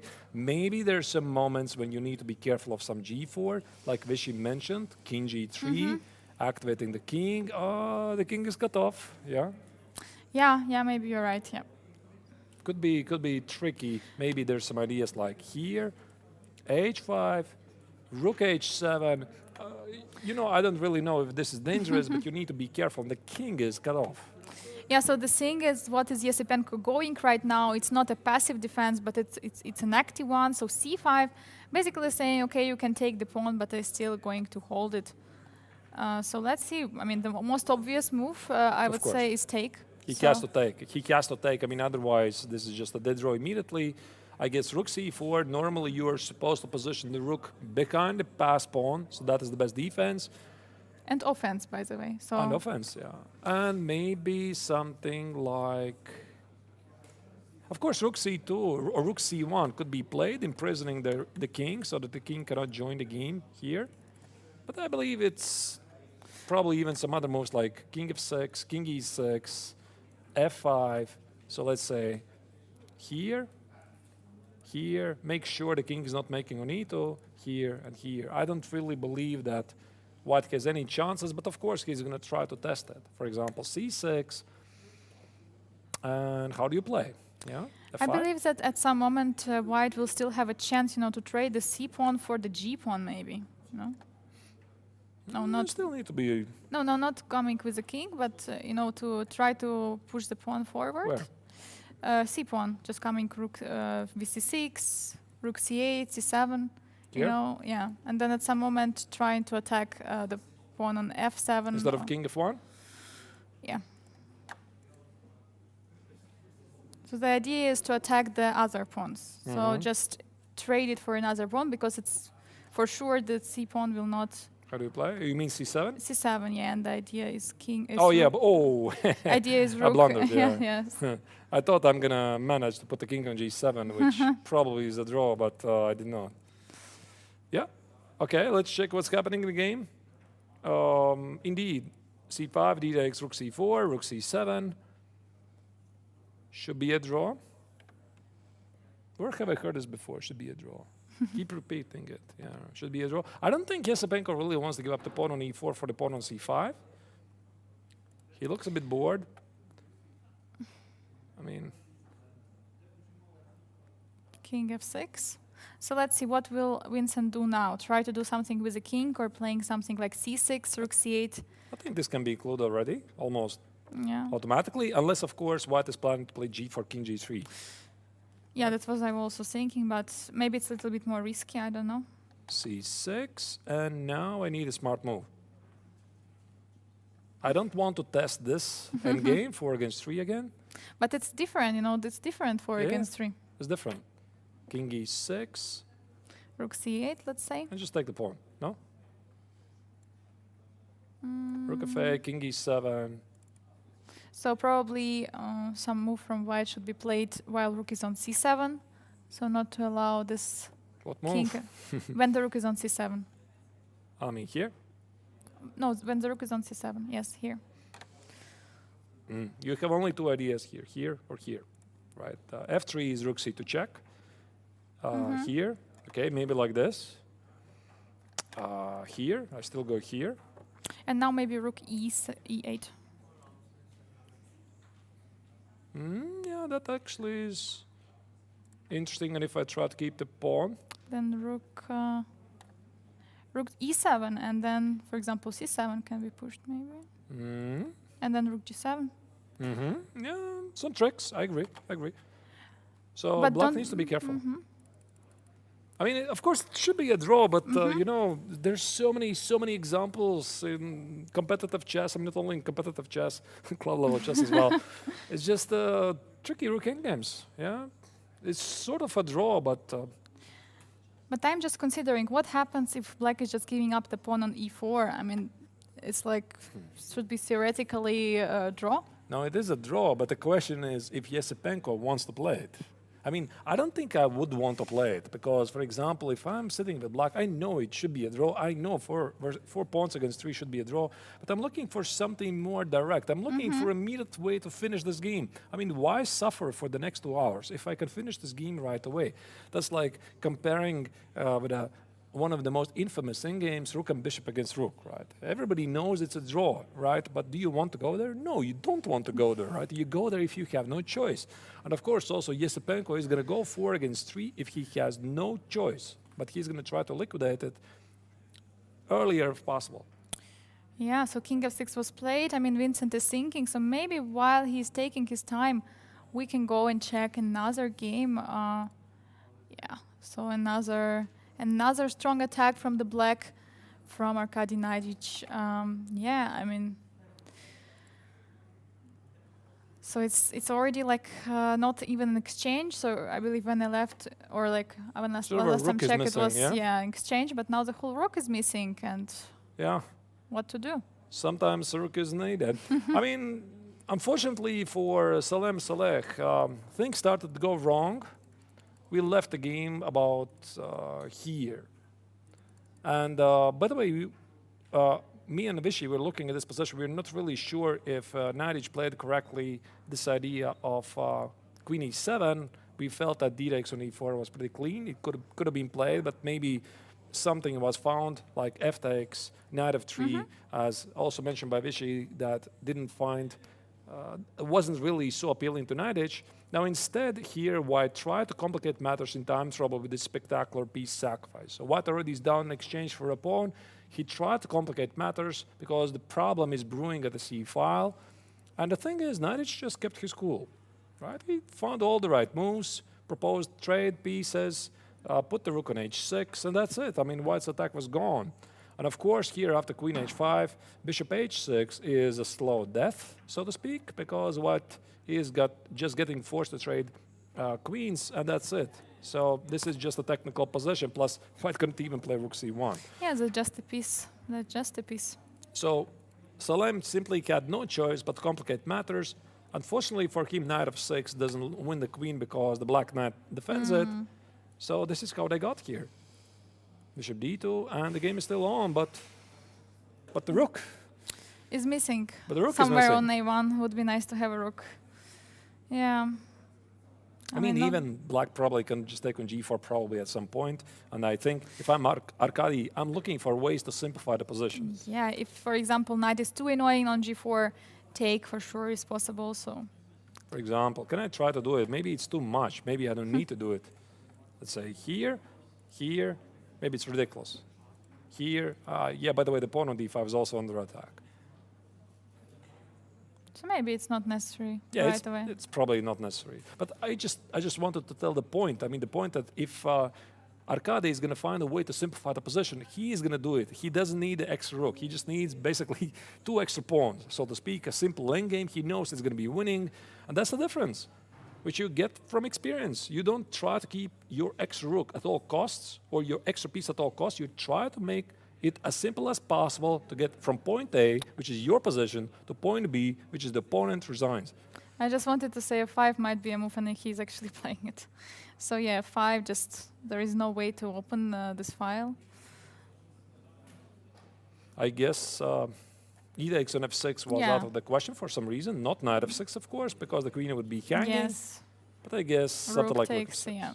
And Take this is it. just just simplified position, and yeah, with extra problem. piece, it's Yeah, this should be winning. Yeah, this should be winning. I mean, these pawns are not going anywhere. Unfortunately, for white, if this pawn was not wouldn't be standing there, maybe some chances, but it needs to be protected. So it's just bad news. So of course, white tries to complicate matters. He tries to do something. He knows. This game is normally gone. So I think just removing the king, to trade the knights. So to offer white to take on d7 maybe. So in return to take on g4. What do you think? What do you propose? King h7 maybe. Wait, king h7 is a blunder, no? Gonna do that king unless you h8, calculated that to be a checkmate, no, right? No, I mean, king okay. h8, yeah. You're right. Okay. King h8, so that rook is protected. Take, and that's an extra rook still. And if I don't take it, Knight, where does the knight go? the knight is under attack. I want to take it. e6, I guess wait. It could be e6. You cannot take on g4. The queen is pinned. Okay, interesting. Something like knight f6. Take it. Some rook f6. I mean, all black needs to do is make sure the c-pawn is not getting promoted, and that's it. That's it. I mean, just make sure I'm not jumping under some cheapos, rook e8, and that's it. Yeah, I mean, it looks like this. But okay, still, of course, Saleh Salem is not resigning, trying to go and complicate somehow, because indeed, if he's going to get this one e-pawn, which will be dangerous, maybe still there can be something. Yeah, king h8 is on the board. Pretty sure Arkady already anticipated queen d5, because you don't play f5 like, oh, there's queen d5 check, right? How did I miss that? He just made sure that he is totally controlling things. King h8 is played. He has still 21 minutes on the board, so maybe last couple of tricks, but in the end, the rook is missing. So, Yeah. okay, let's continue to move on. Maybe let's check very quickly if Gukesh has managed to find a win. And he went actually for rook f1. He, I don't know, didn't like my idea. Didn't like my idea with queen d1, so he went for rook f1 and queen e2 were played. Those were the last moves. I mean, maybe there was really something on queen d1, we don't know. I'm a bit surprised the game is still going, to be honest, because I felt like this already is sort of like a technical position where the queen is going to fall very quickly, and yet somehow it still continues. It still continues to go. Yeah, so what is the next move now? There is rook c1 check, there is queen c1 check, probably rook c1. Just Feels to like. add some more spice, yeah, there's g4 also with rook f3. Yeah, and he actually went for it. Yeah, I was about to show it, and then he executed it. He got up from the board. He knows his opponent is not going to resign anytime soon. He's going to still try to find his chances. The big idea is rook takes on f3. So we can assume that queen g4 is bad. Let's try to find out why. I mean, queen c1, no? Queen c1. Queen c1, king b3. And rook. Oh, no, queen e3 now? Thank you. King is hiding, okay. Okay. Not so simple, yeah? So probably I just rook check. check. And, So this should be a mate. I go here. I mean, at least there is no rook. I mean, but maybe there is some perpetual. So So I queen mean, I can try to track this rook, but probably there's perpetual Yeah. check, right? This is something that black is definitely not going to test it unless, of course, he calculates. But after king e4, rook e1, yes, and there is no rook e3 because of queen e5. That's very good. So king has to move. And that's going to be a mate on e5. Yeah. So king f3. But king f3 is check. We are taking the rook with a check. Oh, that's of course, this is just among many other ways. No, I'm pretty positive the game is going to finish in a moment. So this could be the very first game to finish in the Grandmaster Triathlon Classical Tournament. King c3, queen c1 check. This was played. After, I'm sorry, what did we miss here? After g4, yeah, king d4, rook d1. The king cannot go to e-file. Here, queen c1, queen c2 drops the rook. King b3 is, what is king b3? King b3 is rook e1. King b3, rook e1. This is Rook a deadly e3. check. You want to do it this, here. And this is coming with a big force. Another, there's no more Yeah. check. Maybe King- something like king a4. Yeah, but it's... Where's the win? I didn't see it immediately. I mean, definitely it's a win. I mean, we could have played instead of rook e1. Like this. Okay, Okay, that's a win. that's a win, yeah. I mean, sometimes it's really tricky because you get a completely winning position, and this is winning, that is winning, that is winning, this is winning, and you get annoyed because I mean, you cannot choose between those 20 victories, and your opponent is playing on and playing on. The game drags, and you're like mentally ready. The game's about to finish. I'm not saying this is happening here, but I'm telling it from my own experience. And the game is continuing and continue, and you start to get annoyed. Really, why is it not finishing? And then you lose the concentration for a moment, and boom, your opponent has only counter chances. Yeah, it's of course very upsetting for Abdusatorov. He just realizes that there is no actually good way for the king, and it's I think just- he already realized like an hour ago. yeah. So not just now, he knows, of course, a long time ago, this is gone, but he's just trying to complicate, he's trying to prolong the game as much as he can, but as soon as the queen is going to drop, he's of course going to resign. He's not Yeah. going to play it for more. Yeah, of course. And okay, now I don't know. We're waiting for the move from Abdusatorov, or maybe No, let's check. continue to check more games. Yeah, so probably Keimer against Yesipenko. Let's see if there. Oh, actually, there were some moves played, and indeed, Vincent went for this idea of pushing g4, giving up the pawn to activate the king, going for king g3, and the idea is that Black's Wait. king. I'm so sorry. Let's switch to the action. I'm so sorry, because we are about to see first decisive results. Let me try to find them. I'm so sorry. Yeah, the game is resigned. Like Wang Liam resigns against Gata Kamsky. So this means that the American Grandmaster scores. I just want to catch them in act. So the last trick, rook a3, h2 here, and rook h1, a model trick, because black is about to promote the queen, and rook h2 wins the piece. So there's a very good chance that we might actually have one of the first interviews here in the studio with Gata Kamsky. So I hope he's going to indeed come down.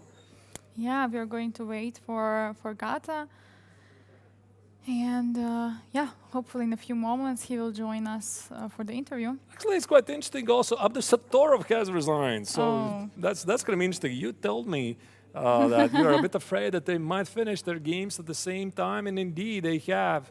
They have also. Abdusatorov has resigned because he realized the continuation of the game is impossible. The queen is about to fall. So the final move was queen c1. He decided not to continue to fight. I guess king b1, rook e3, rook e1, queen f2, king g8, or maybe there was something else. Two. But we have 2 victories for black.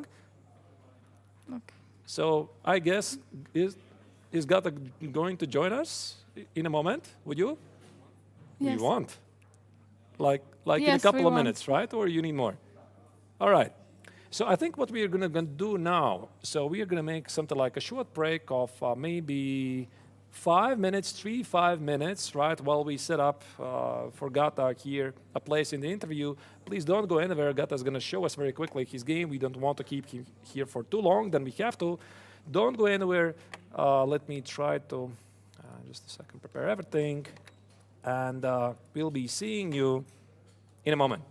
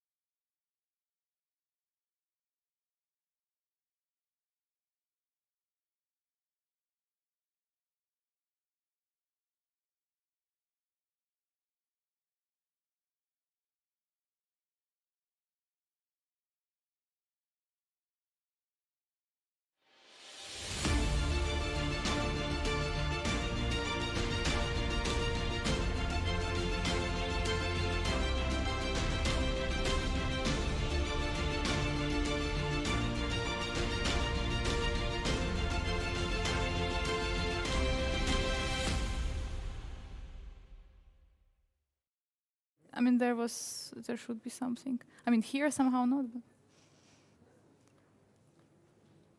okay. So we're having the first decisive result of the first round of the classical set of the GMT tournament. We're having here Gata Kamsky, who just won against Lech Van Liam. Congratulations. Thank you. I mean, especially after the terrible rapid tournament, it's a welcome gift because he blundered by playing rook e4, rook takes a2. It was a very strange game. Well, I didn't think White went for the most challenging line, but he was probably a little better, very close to equal. But after rook e4, rook a2, we went into this endgame where just black is much better. So maybe at some moment in the opening, yeah, it okay, was. So before, White is playing for compensation, which he has full compensation. Then I trade the important bishop, and then I felt that I had to go after the pawn on a2. And this was a critical moment. I wasn't sure what to do here. But I felt that f6 may be dangerous, but I didn't see how I lose. And d3 is important not to allow the trade of the knights. It was quite impressive that you gave up your pawn and immediately you have this initiative.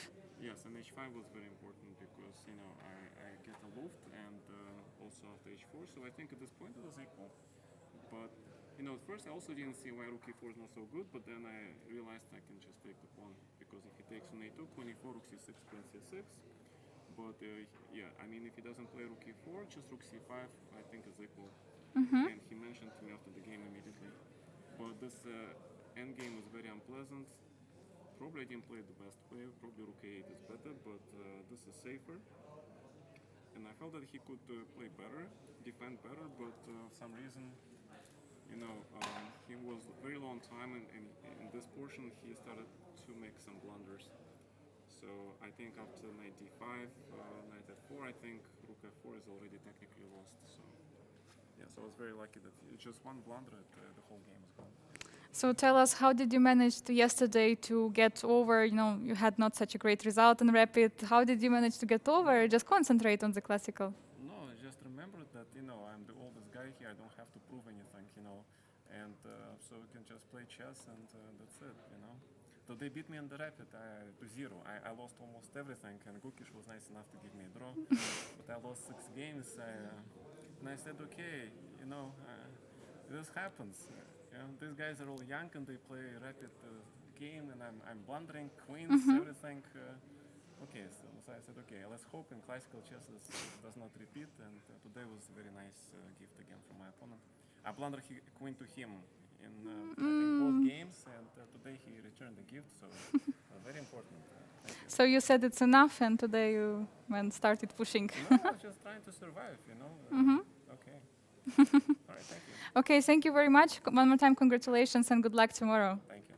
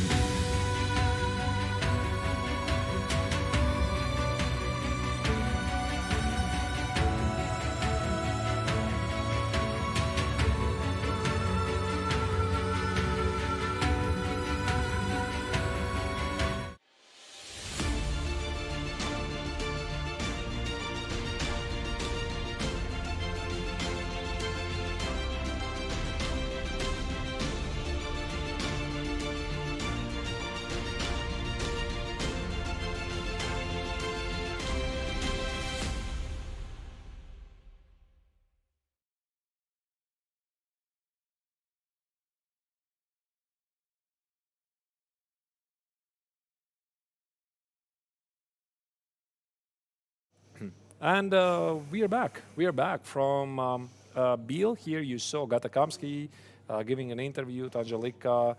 Quite a smooth game, and also a bit interesting is that we had simultaneously 2 games finished. Gukesh scored very important victory with the black color against Abdusatorov, but at the moment we couldn't find him.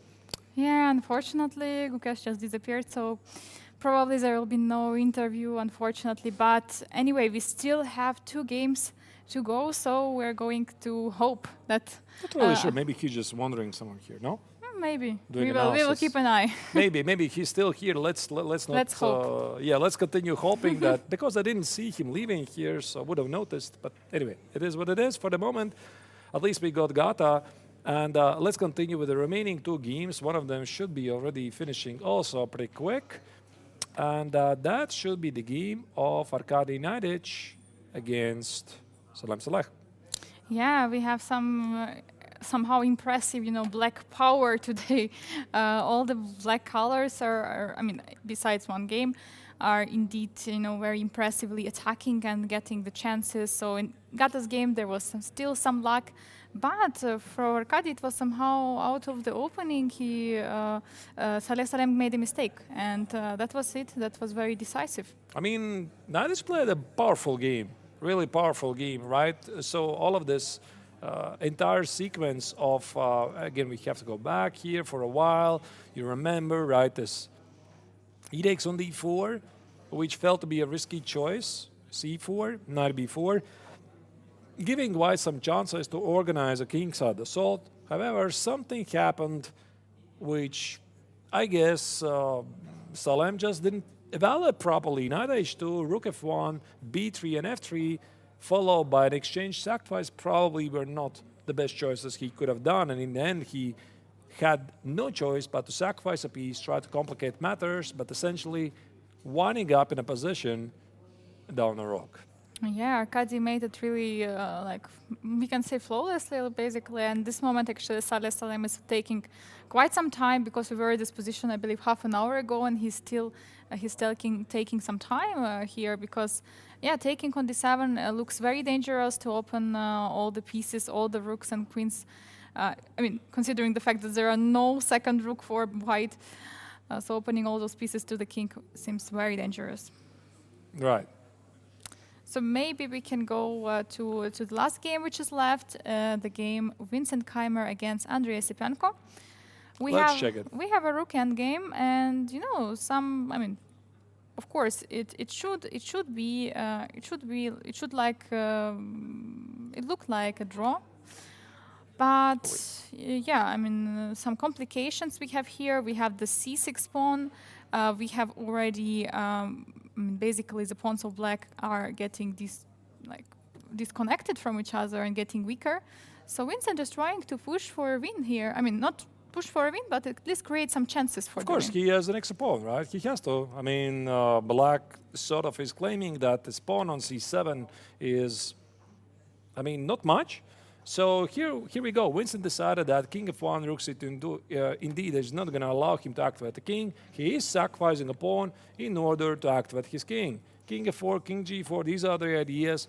Rook c2, if you want to take the pawn, it's going to cost you. That was Esipenko's response. c6, king e6, rook c8, king f5. Look at this. I guess the idea was that after c7, f6, White simply has no follow-up. Right? Yeah. Because if you go here, I go here, and your king is not going anywhere. So yeah, there are a lot of waiting moves for black. So now White is playing rook f8, and after f6, rook c8. It looks like it's a draw. I think we are going to see a can check. We are going to see a can check in a moment. You can see that Vincent is ready. He is ready for that. Maybe king g2, king g3. Not sure really what's the most precise way here to repeat the position. So, usually in these moments, players tend to memorize the game, what they were doing before. For example, like Vincent here, he has already made up his mind, perhaps rewinding what happened in the game, but of course, he knows this is a draw. I'm just thinking, is it possible to play something like h5? And my idea is when black takes, to play rook h8. But I just take it now. And rook takes. Yeah, but it's probably, again, million ways to draw this. Yeah, so... Yeah, king cannot be that active. No, okay, at this level, I don't think they even are going to test it. So, c7, rook c2. Black is just waiting. On the clock, you see Vincent having 50 minutes. Maybe he's going to spend like a couple of minutes trying to figure it out. And king cannot really go to the d1, yeah? That will be. No, because king g2 is always rook here. I think this is going to be simply a draw. And king G3. h2? King h2, you mean some triangulation? Yeah, but I can always play here, you go here. Meaning some Zugzwang, yeah, like this. Yeah, and now rook has to go. Rook has to leave this first rank. Oh, wait a second. Just a second. Just a second. Some triangulation here. So actually, king c2 is king g2, sorry, is played. Yeah. So rook c2, king g2, rook c1. Some King triangulation. h2. But okay, if I'm really smart, how do I wait? Of course, I can always play king e6, king d7, to be honest. I think even that should be a draw. But how do I not enter this? So king e6. Also, this is a draw, I think. Okay, king g3, maybe go back. Maybe that's the way. Because king g3, king goes here. Maybe this is slightly problematic, you win the pawn on c7, rook g6. Yeah, okay, this is a problem, by the way. Yeah, white has an outside pass pawn. So, yeah, rook c1, king h2. I guess the final attempt somehow try to triangulate like this. And black has sun and Zugzwang, for example, g5 is impossible because you just take it. King g5 loses, f takes, loses, right? So the pawn doesn't move, not even talking about the h-pawn, and king e6 should be also No, but it's not fine. triangle like this because after king g3, rook is not forced to go for c1. Just goes through here. King g3, rook is not forced to go to c1. Actually, that's a very valid point. But king can go to g1. That's the point. King Here? instead of king g3, yeah, king g1. King g1. And now rook c1, and now king g2. That's a triangle. And you cannot leave the c file because obviously the rook is going to leave and promote. So I guess king e6. King Okay. e6. Rooks. Rook c2, rook c3? Because the That's pawn. even more valid point. Yes, I mean, I tried not even to allow that. Vishy, he is still here, by the way, watching us from a distance, correcting our rook endgame skills. So of course, so white just waits. White just waits, and the king, of course, cannot make it. Yeah. Well, Yeah. I'll take the advice from the world champion. Of course. Yeah, so we were going to see a handshake in this game very soon, and I also believe in the other one. Unfortunately for Saleh Salim, such complications didn't lead to anywhere, but most likely to the loss for him. So the current results, you can check here. You see that Gukesh for the moment has scored 4 points with the black color, playing a wonderful game, probably the game of the round against Abdusatorov. Although despite the fact most of the position was showing according to some evaluation bars as equal, he was the one with a very powerful initiative. And in the complications, Abdusatorov simply did not manage to control the game. And Kamsky played a nice, flawless game. He took a pawn, he took a second pawn, and then he took a game. Yeah, that was quite an impressive by the previous champion of the GMT tournament, and very important that he managed to forget about what happened before, forget what happened in the rapid, and just play it today. Just play it cool and use the chances if the opponent gave them to him. Yeah, I suggest we follow this game for a while because should finish very, very soon. Maybe we can zoom out a little bit because we don't really see Yesipenko. Yesipenko is probably just... can't really do that because Yesipenko is so far from the board. I mean, if I'm going to zoom out, then the next time... Drawfer. Drawfer is on the board. Yesipenko says, I'm going to think about it.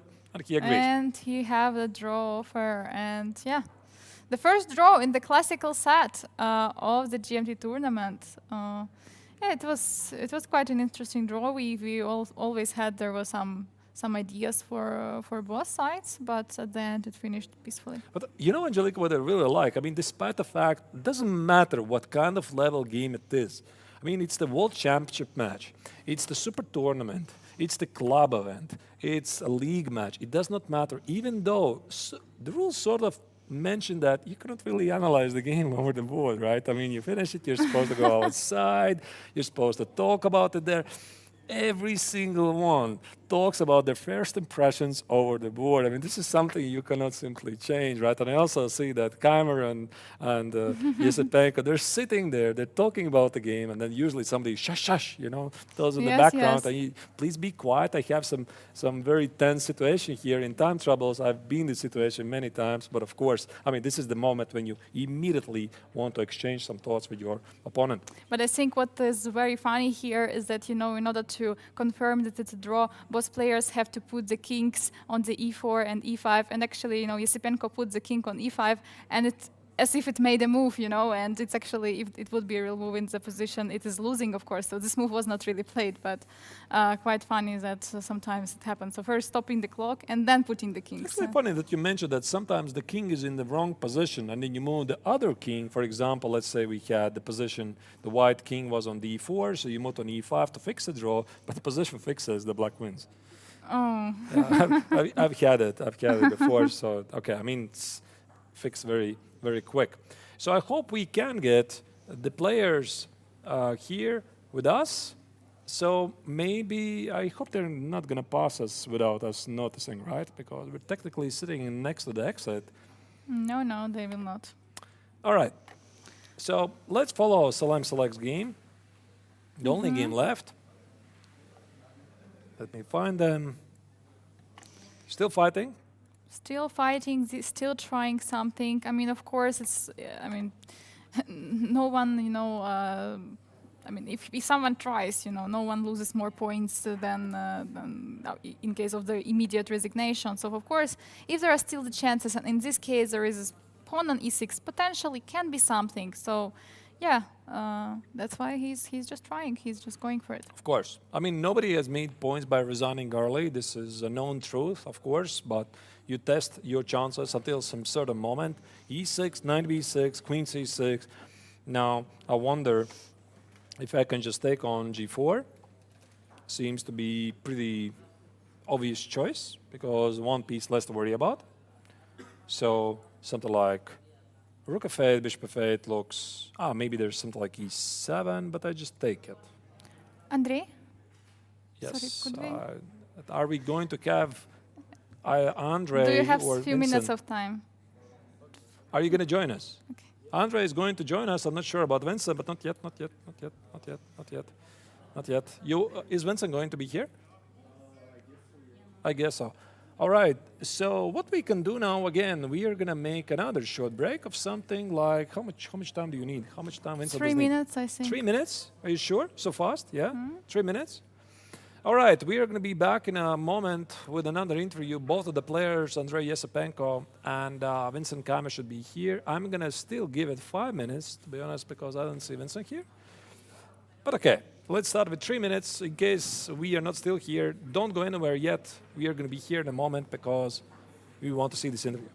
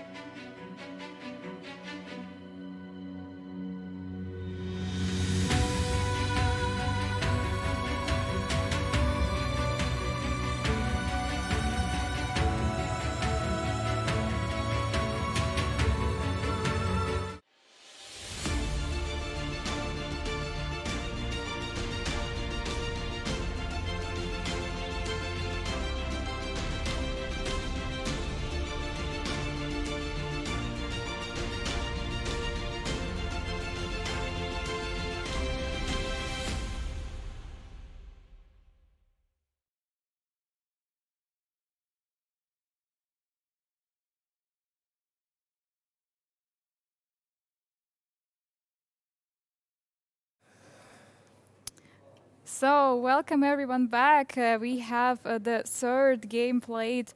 Actually, the first peaceful result in the classical set of the Grandmaster Triathlon. So, we have with us here Vincent Keimer and Andrei Sipenko, who played a draw. Yeah, it was quite a peaceful game. Can you maybe share some highlights from it? Yeah.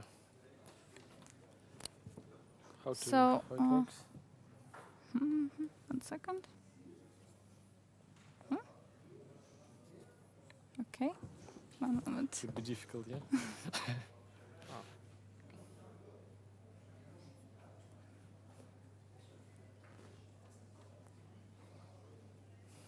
Okay, so here we go.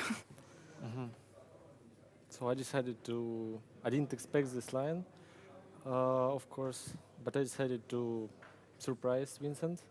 I hope I surprised you.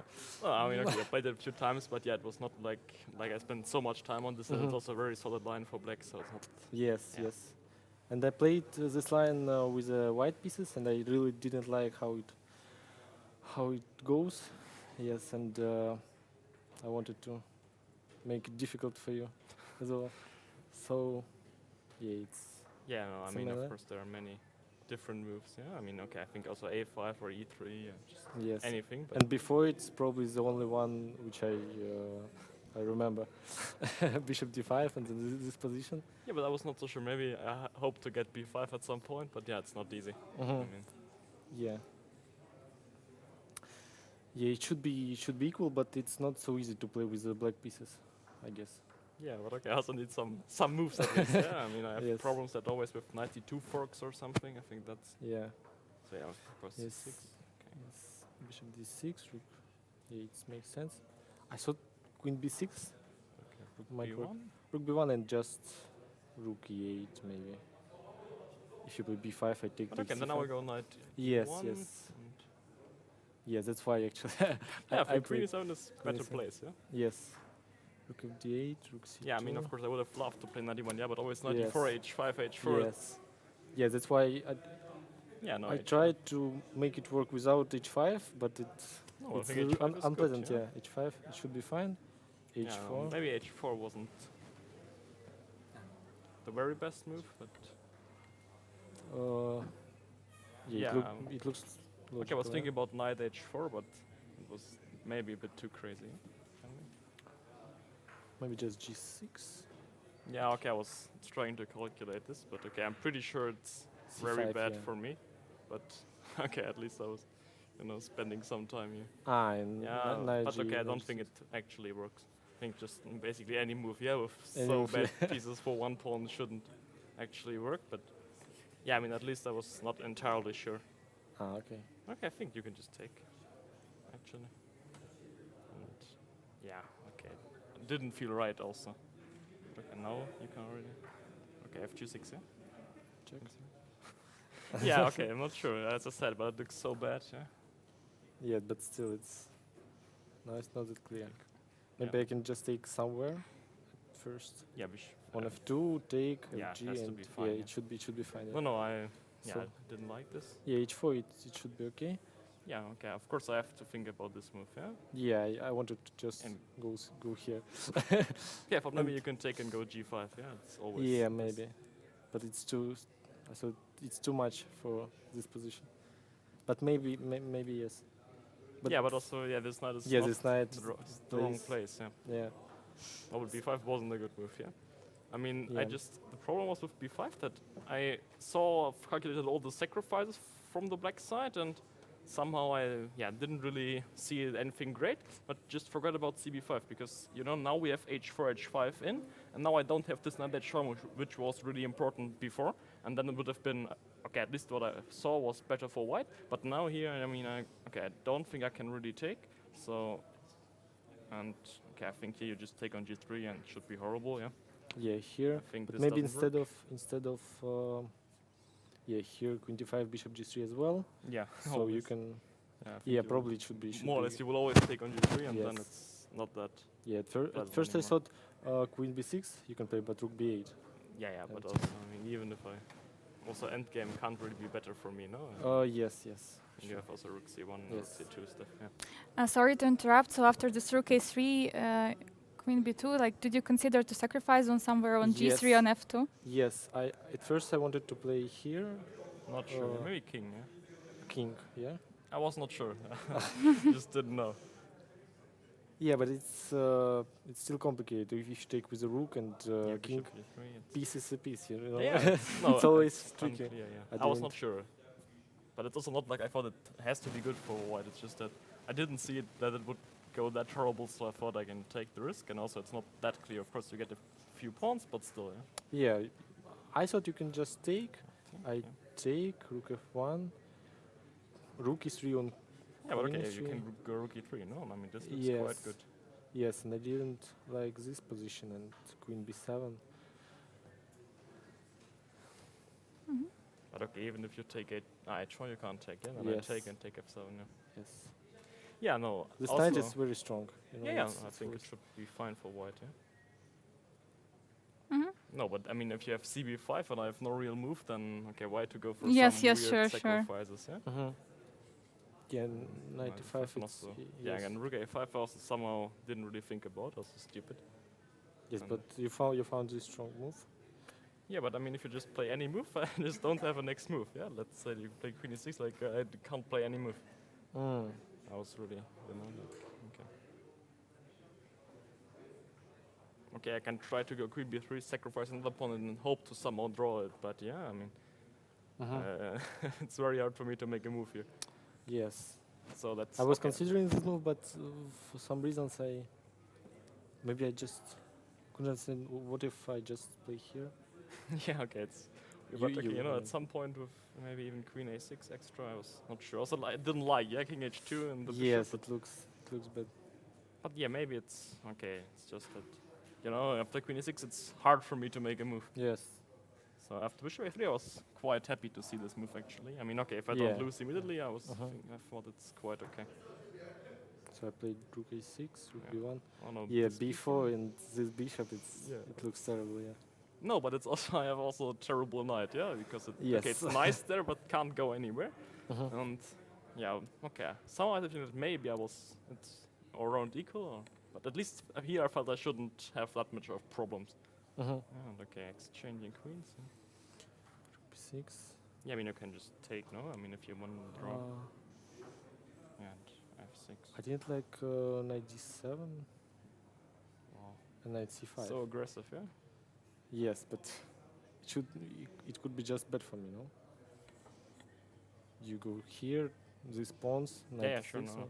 Yeah, I just thought that to go back and then there's rook c6, but yeah. So Yeah. okay, rook I e6. wanted to play this at first, but Yeah, I was thinking found maybe it. you could take d7, yeah, but it's probably too much. There's just no way to get the rook to c1. yeah. Yeah, I'm not sure. I don't think I would have any useful moves. So. Yeah. Take rook c5, g6. It's fine. Knight c4. Yeah, I mean, I think after rook e6, it's my. I mean, okay, if I want to have something, then I have to play something after rook e6. Yeah, I don't know, like yeah, rook b5 or d5. I was not sure. Maybe this. Rook b5, rook c6 maybe. Yeah, no, maybe knight d2. Knight d2. Yeah, and okay, just want rook b7 and knight to c5. Yeah. Yeah. No, yeah, I don't think I should have allowed you to go rook c6 there. Maybe this was at least some chance. But I'm also not sure. Yeah, there's always this, and okay, I have to probably go d5, rook a6. And okay, I saw this and also didn't really know that. Okay, my position is. I mean, you also don't really move, but I also don't move. So just Yeah, it should be okay, equal, both yeah. bring king, and then Yeah. Rook b3, rook c6. Yeah, Yeah, okay. maybe I could play something else, no? Because this position, it's I don't know if I I ever didn't get really like rook. I mean, what's the move? Yeah, I don't think Yes. it's that easy to make a move. And then- okay, rook end games with both rooks can be bad. Yeah. Yeah. So I mean, you would have maybe some rook to a file, but it's not like you want to put a really rook here. Maybe I have this then. Maybe Yeah. you anyway have to go rook c6. So, but okay, rook 6 has to be a draw. Yeah, I mean it's not like Yeah, and in time trouble, it's really difficult to play this position. Yeah, rook b8. Maybe I could play c5 immediately. Should No, be. but okay, why? Yes. No real reason to do it. Yeah, king g2, rook b4, rook c3. Yeah, okay, just repeat it one time. Yes, repeat it. Yes, and here I thought rook a5. Okay, I think your c4 is more or less only move, yeah? Everything else yes. looked okay, I'm never sure, yeah, f5, rook a6, and this, okay, might also be quite drawish, but okay, I was not so sure, yeah? Now you have to go here, and then I will go to h6, and okay, at least I will annoy you. You're trying, yeah.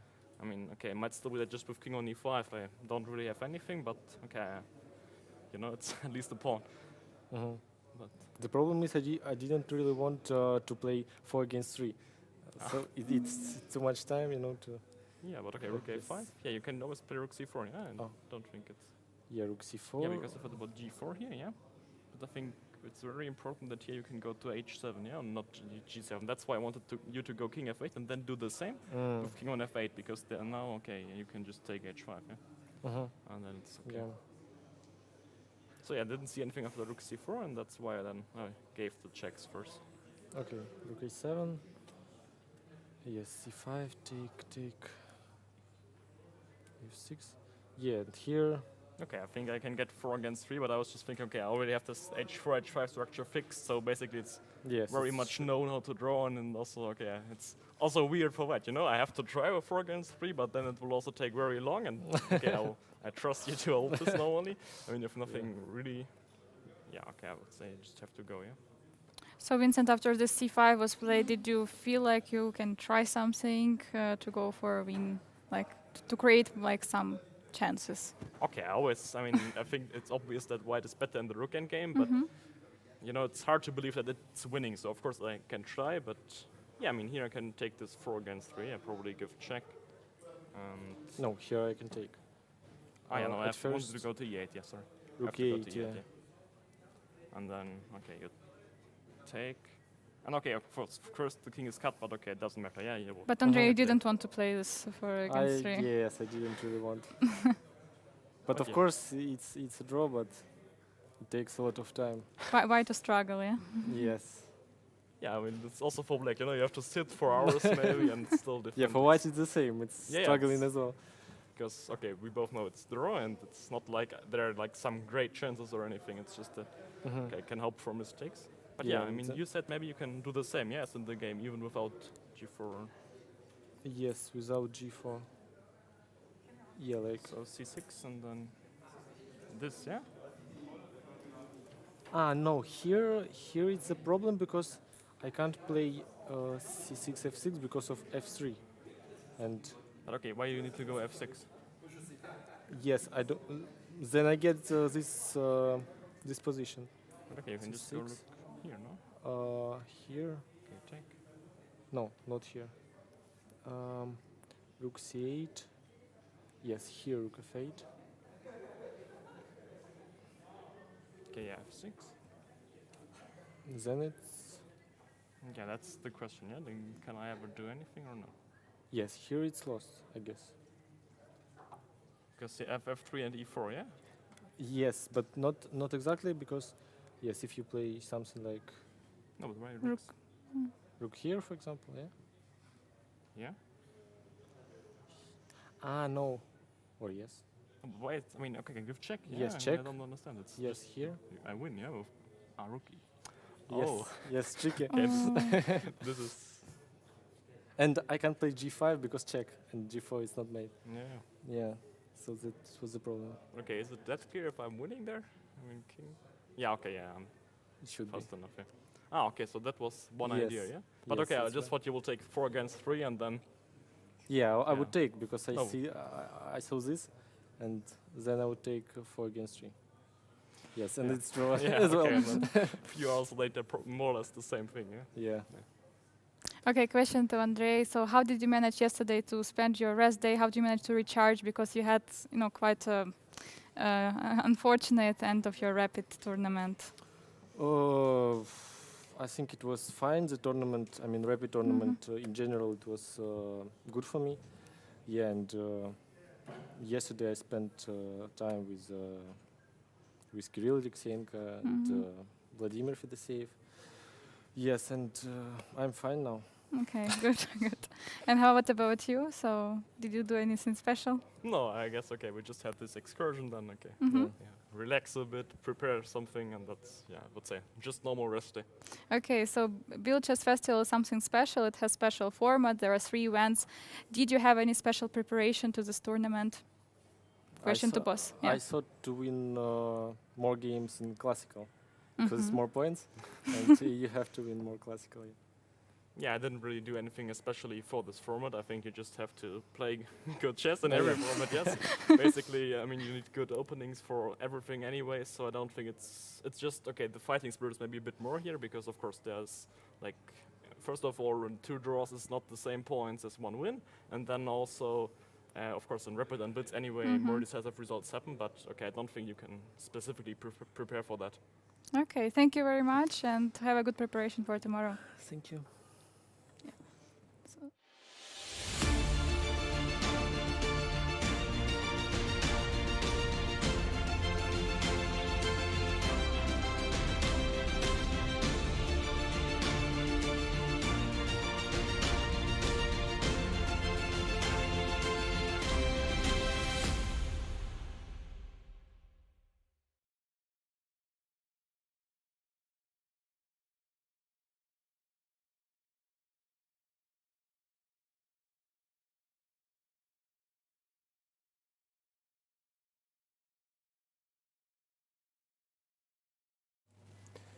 Yeah, I think. Just a second. Oh. We should be fine. So we are back for the live action from the Biel Chess Festival, and you saw Andrei Yesipenko and Vincent Keimer giving an interview, really, really amazing insights. So there's one more final game ongoing, which is Arkady Nadic, who is about to score a victory against Salem Saleh. yeah, we just had an interview with both players. It was very nice that both joined us, and yeah, we are waiting for the last game in the Grandmaster Triathlon in the first round of the classical set. So we still see that Salem Saleh is trying to fight, trying to do something, but it is not enough. So yeah, I mean, there is not even a rook only anymore, but a rook and a knight. So yeah. Yeah, not much really to do here. It's taking a bit longer. Yeah, usually, from my own experiences, you take a walk when you don't expect your opponent to resign. When you expect that your opponent should resign, then you sit there, wait for the opponent to stop the clock, extend the hand. Of course, Nadic knows that's why he's there at the board. He's not walking. He knows the game's over.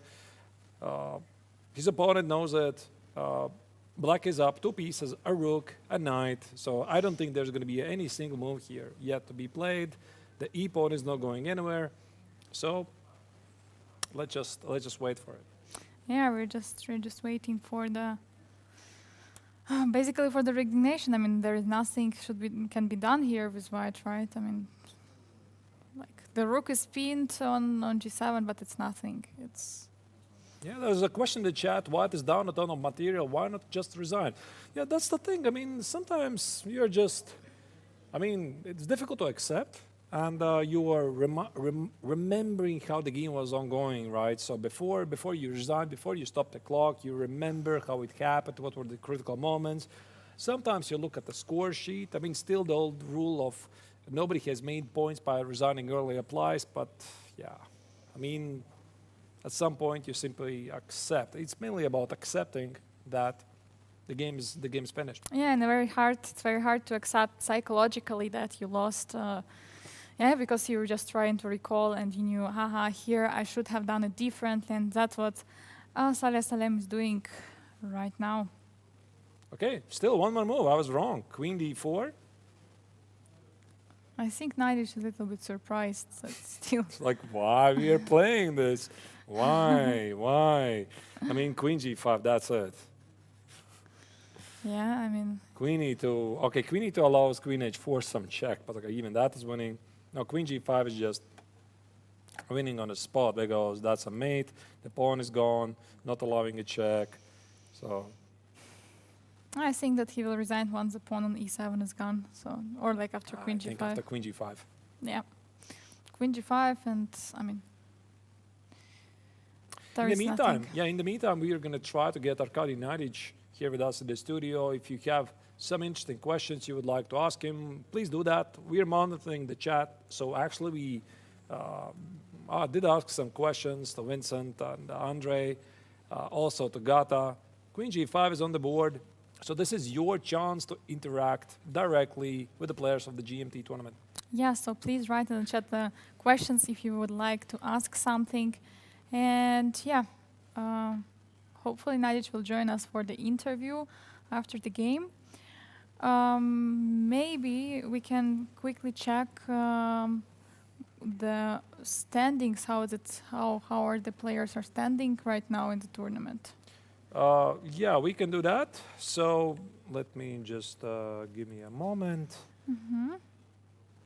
So these are the current results of this round, and as you see, the current standings is that Gukesh is leading, Kamsky is leading, 4 out of 4. Jespenko and Kamer have 1.5 points, and everybody else has 0 points. But we still have one game to finish. So I think this game is about to finish in a moment. Yeah. Yeah, so... About now. Yeah, about now. 5 seconds. Any 4 seconds. 3, 2, 1. Okay, I mean, jokes aside, it's tough. It's tough, really, for White to accept that he has to start a tournament with a loss. But unfortunately, you have to do it. And what today it's been, right? 3 victories for Black. I mean, Black basically today scored 3.5 points out of 4. This game is basically done. It's all about accepting the result. So I assume that Selene will be disappointed, gravely disappointed. I mean, this is the only way I can explain why the game is still ongoing. But at some point, you simply stop the clock. And the time is, 2 minutes. I don't think he's going to wait for it to expire, but I'm pretty sure we are not going to see a single more move. Yeah, it was pretty interesting. And actually, let's look at the camera right now. We can see the face of Saleh Salem. And I think this is a moment where he actually realizes it, and we just saw his look. It was indeed this basically, yeah, you see. Okay. That's it. Okay, that took a bit longer than expected, but the result was logical. Nadic played a fantastic game from the start, so he outplayed his opponent. Yeah, it was very nice game. Out of the opening, basically, it was clear that Nadic is playing for it, and after few mistakes which Saleh Salem did, we saw quite an impressive and basically flawless attack. And afterwards, besides all these complications which Saleh Salem tried to do, Nadic just kept it cool. He kept it cool and just took the pieces. He was really cool. I mean, cool as a cucumber, so to speak, right? Kept things under control and scored a very nice victory with a black color. And he looks a bit exhausted, though, to be honest. Yeah, he looks exhausted. I don't know if he's going to come here. I hope so. I definitely hope so, but I would understand, of course, if he would decide not to do it. These moves were not played, not g4, f takes on g4. Maybe they did it just for fun. Either way, we are going to make probably a short break of something like 5 minutes, maybe slightly more. Please apologize us because we don't know exactly how long it will take for Arkady to come down. I hope he's going to be here with us, but use the opportunity to ask the questions so that we can ask him and he can deliver answers to you. Don't go anywhere yet. The games are finished, but you might see the final interview still coming.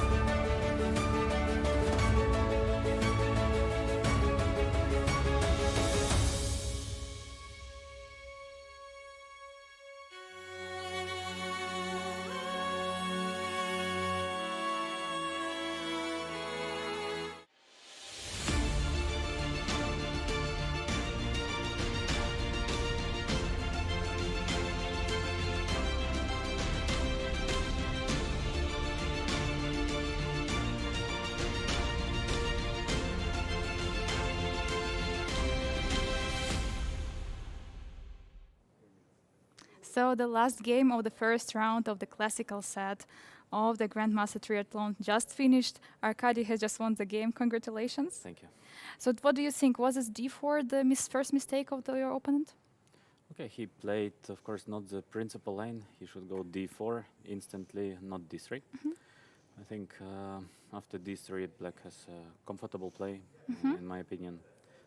He tried this plan with Queen E2 and Rook AD1. It looks a bit strange to me, at least. And after D4, it looked not that obvious to me, but I thought I have quite a decent play here. And here's after, so bishop d3, bishop takes, rook takes. So were you considering something else here besides No. like taking? No, I was just thinking I have to take E takes D4 because I go knight before and C4, so I get my knight to D3. Okay, so you're waiting. Okay, something else maybe later when. No, but I think the critical moment is if he can find something after. Where was it? Night before.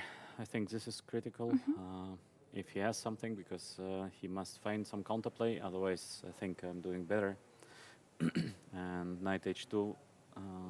This bishop f8, I think, played a nice move, and it's difficult to find something for white because knight a4 is coming next and h5 is coming next. So I have like a double threat.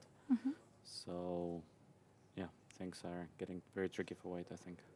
So after he tried also to create some complications with giving the piece. Yeah, actually, I think we played. We made one mistake here. I think he underestimated the move queen. Sorry. I think he underestimated the move queen h4 because now, in case of knight h1, I think I can go knight d5. So this was the idea. In case he takes on d5, I go bishop h6. So it looks very promising for black. And after rook d3, of course, I made one horrible move d5. d5 was very bad. I should have played, of course, rook c8 instantly, and because then I avoid this bishop f2. So no more bishop f2, and yeah, this looks like completely winning because after bishop f2, okay, there are still some chances. Queen c7, sorry. Of course, it looks very promising for black, but still, yeah, some little tricks. Okay, so you were playing here already in 2020. How do you feel yourself? How is it different for you to come back? I feel very happy to come back because 2020, I think I've been the last one to be invited. I've been even a day too late because somebody did not manage during the pandemic to arrive to the tournament. This time, yeah, I was invited in advance. Of course, I'm very, very happy to start with a win. The tournament, especially, I think I missed so many chances in the rapid. It was just horrible. So it feels good to win a game, especially also against Salim, who is, in my opinion, clearly a white player. So with white, he has usually better results than with black. So I feel quite happy to be here, and of course, I'm very happy to win my first game. Okay, thank you very much. Congratulations and good luck tomorrow. Thank you. Thank you.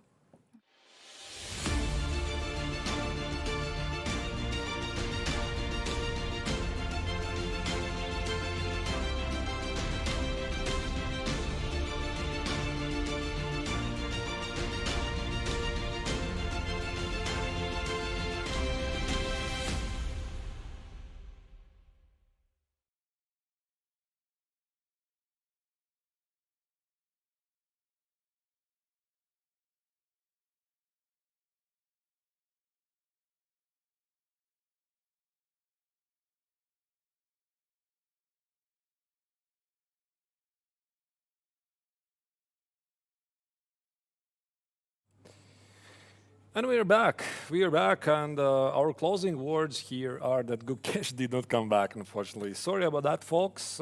He left us a while ago. He left for the hotel, I guess. He's not here, so we had 3 games, 3 pairs, the winners. We had both the draw finishers, Minsa Kamer and Andrei Yesipenko here with us here in the studio. 3 amazing interviews, very interesting insights. And let's check maybe today's results.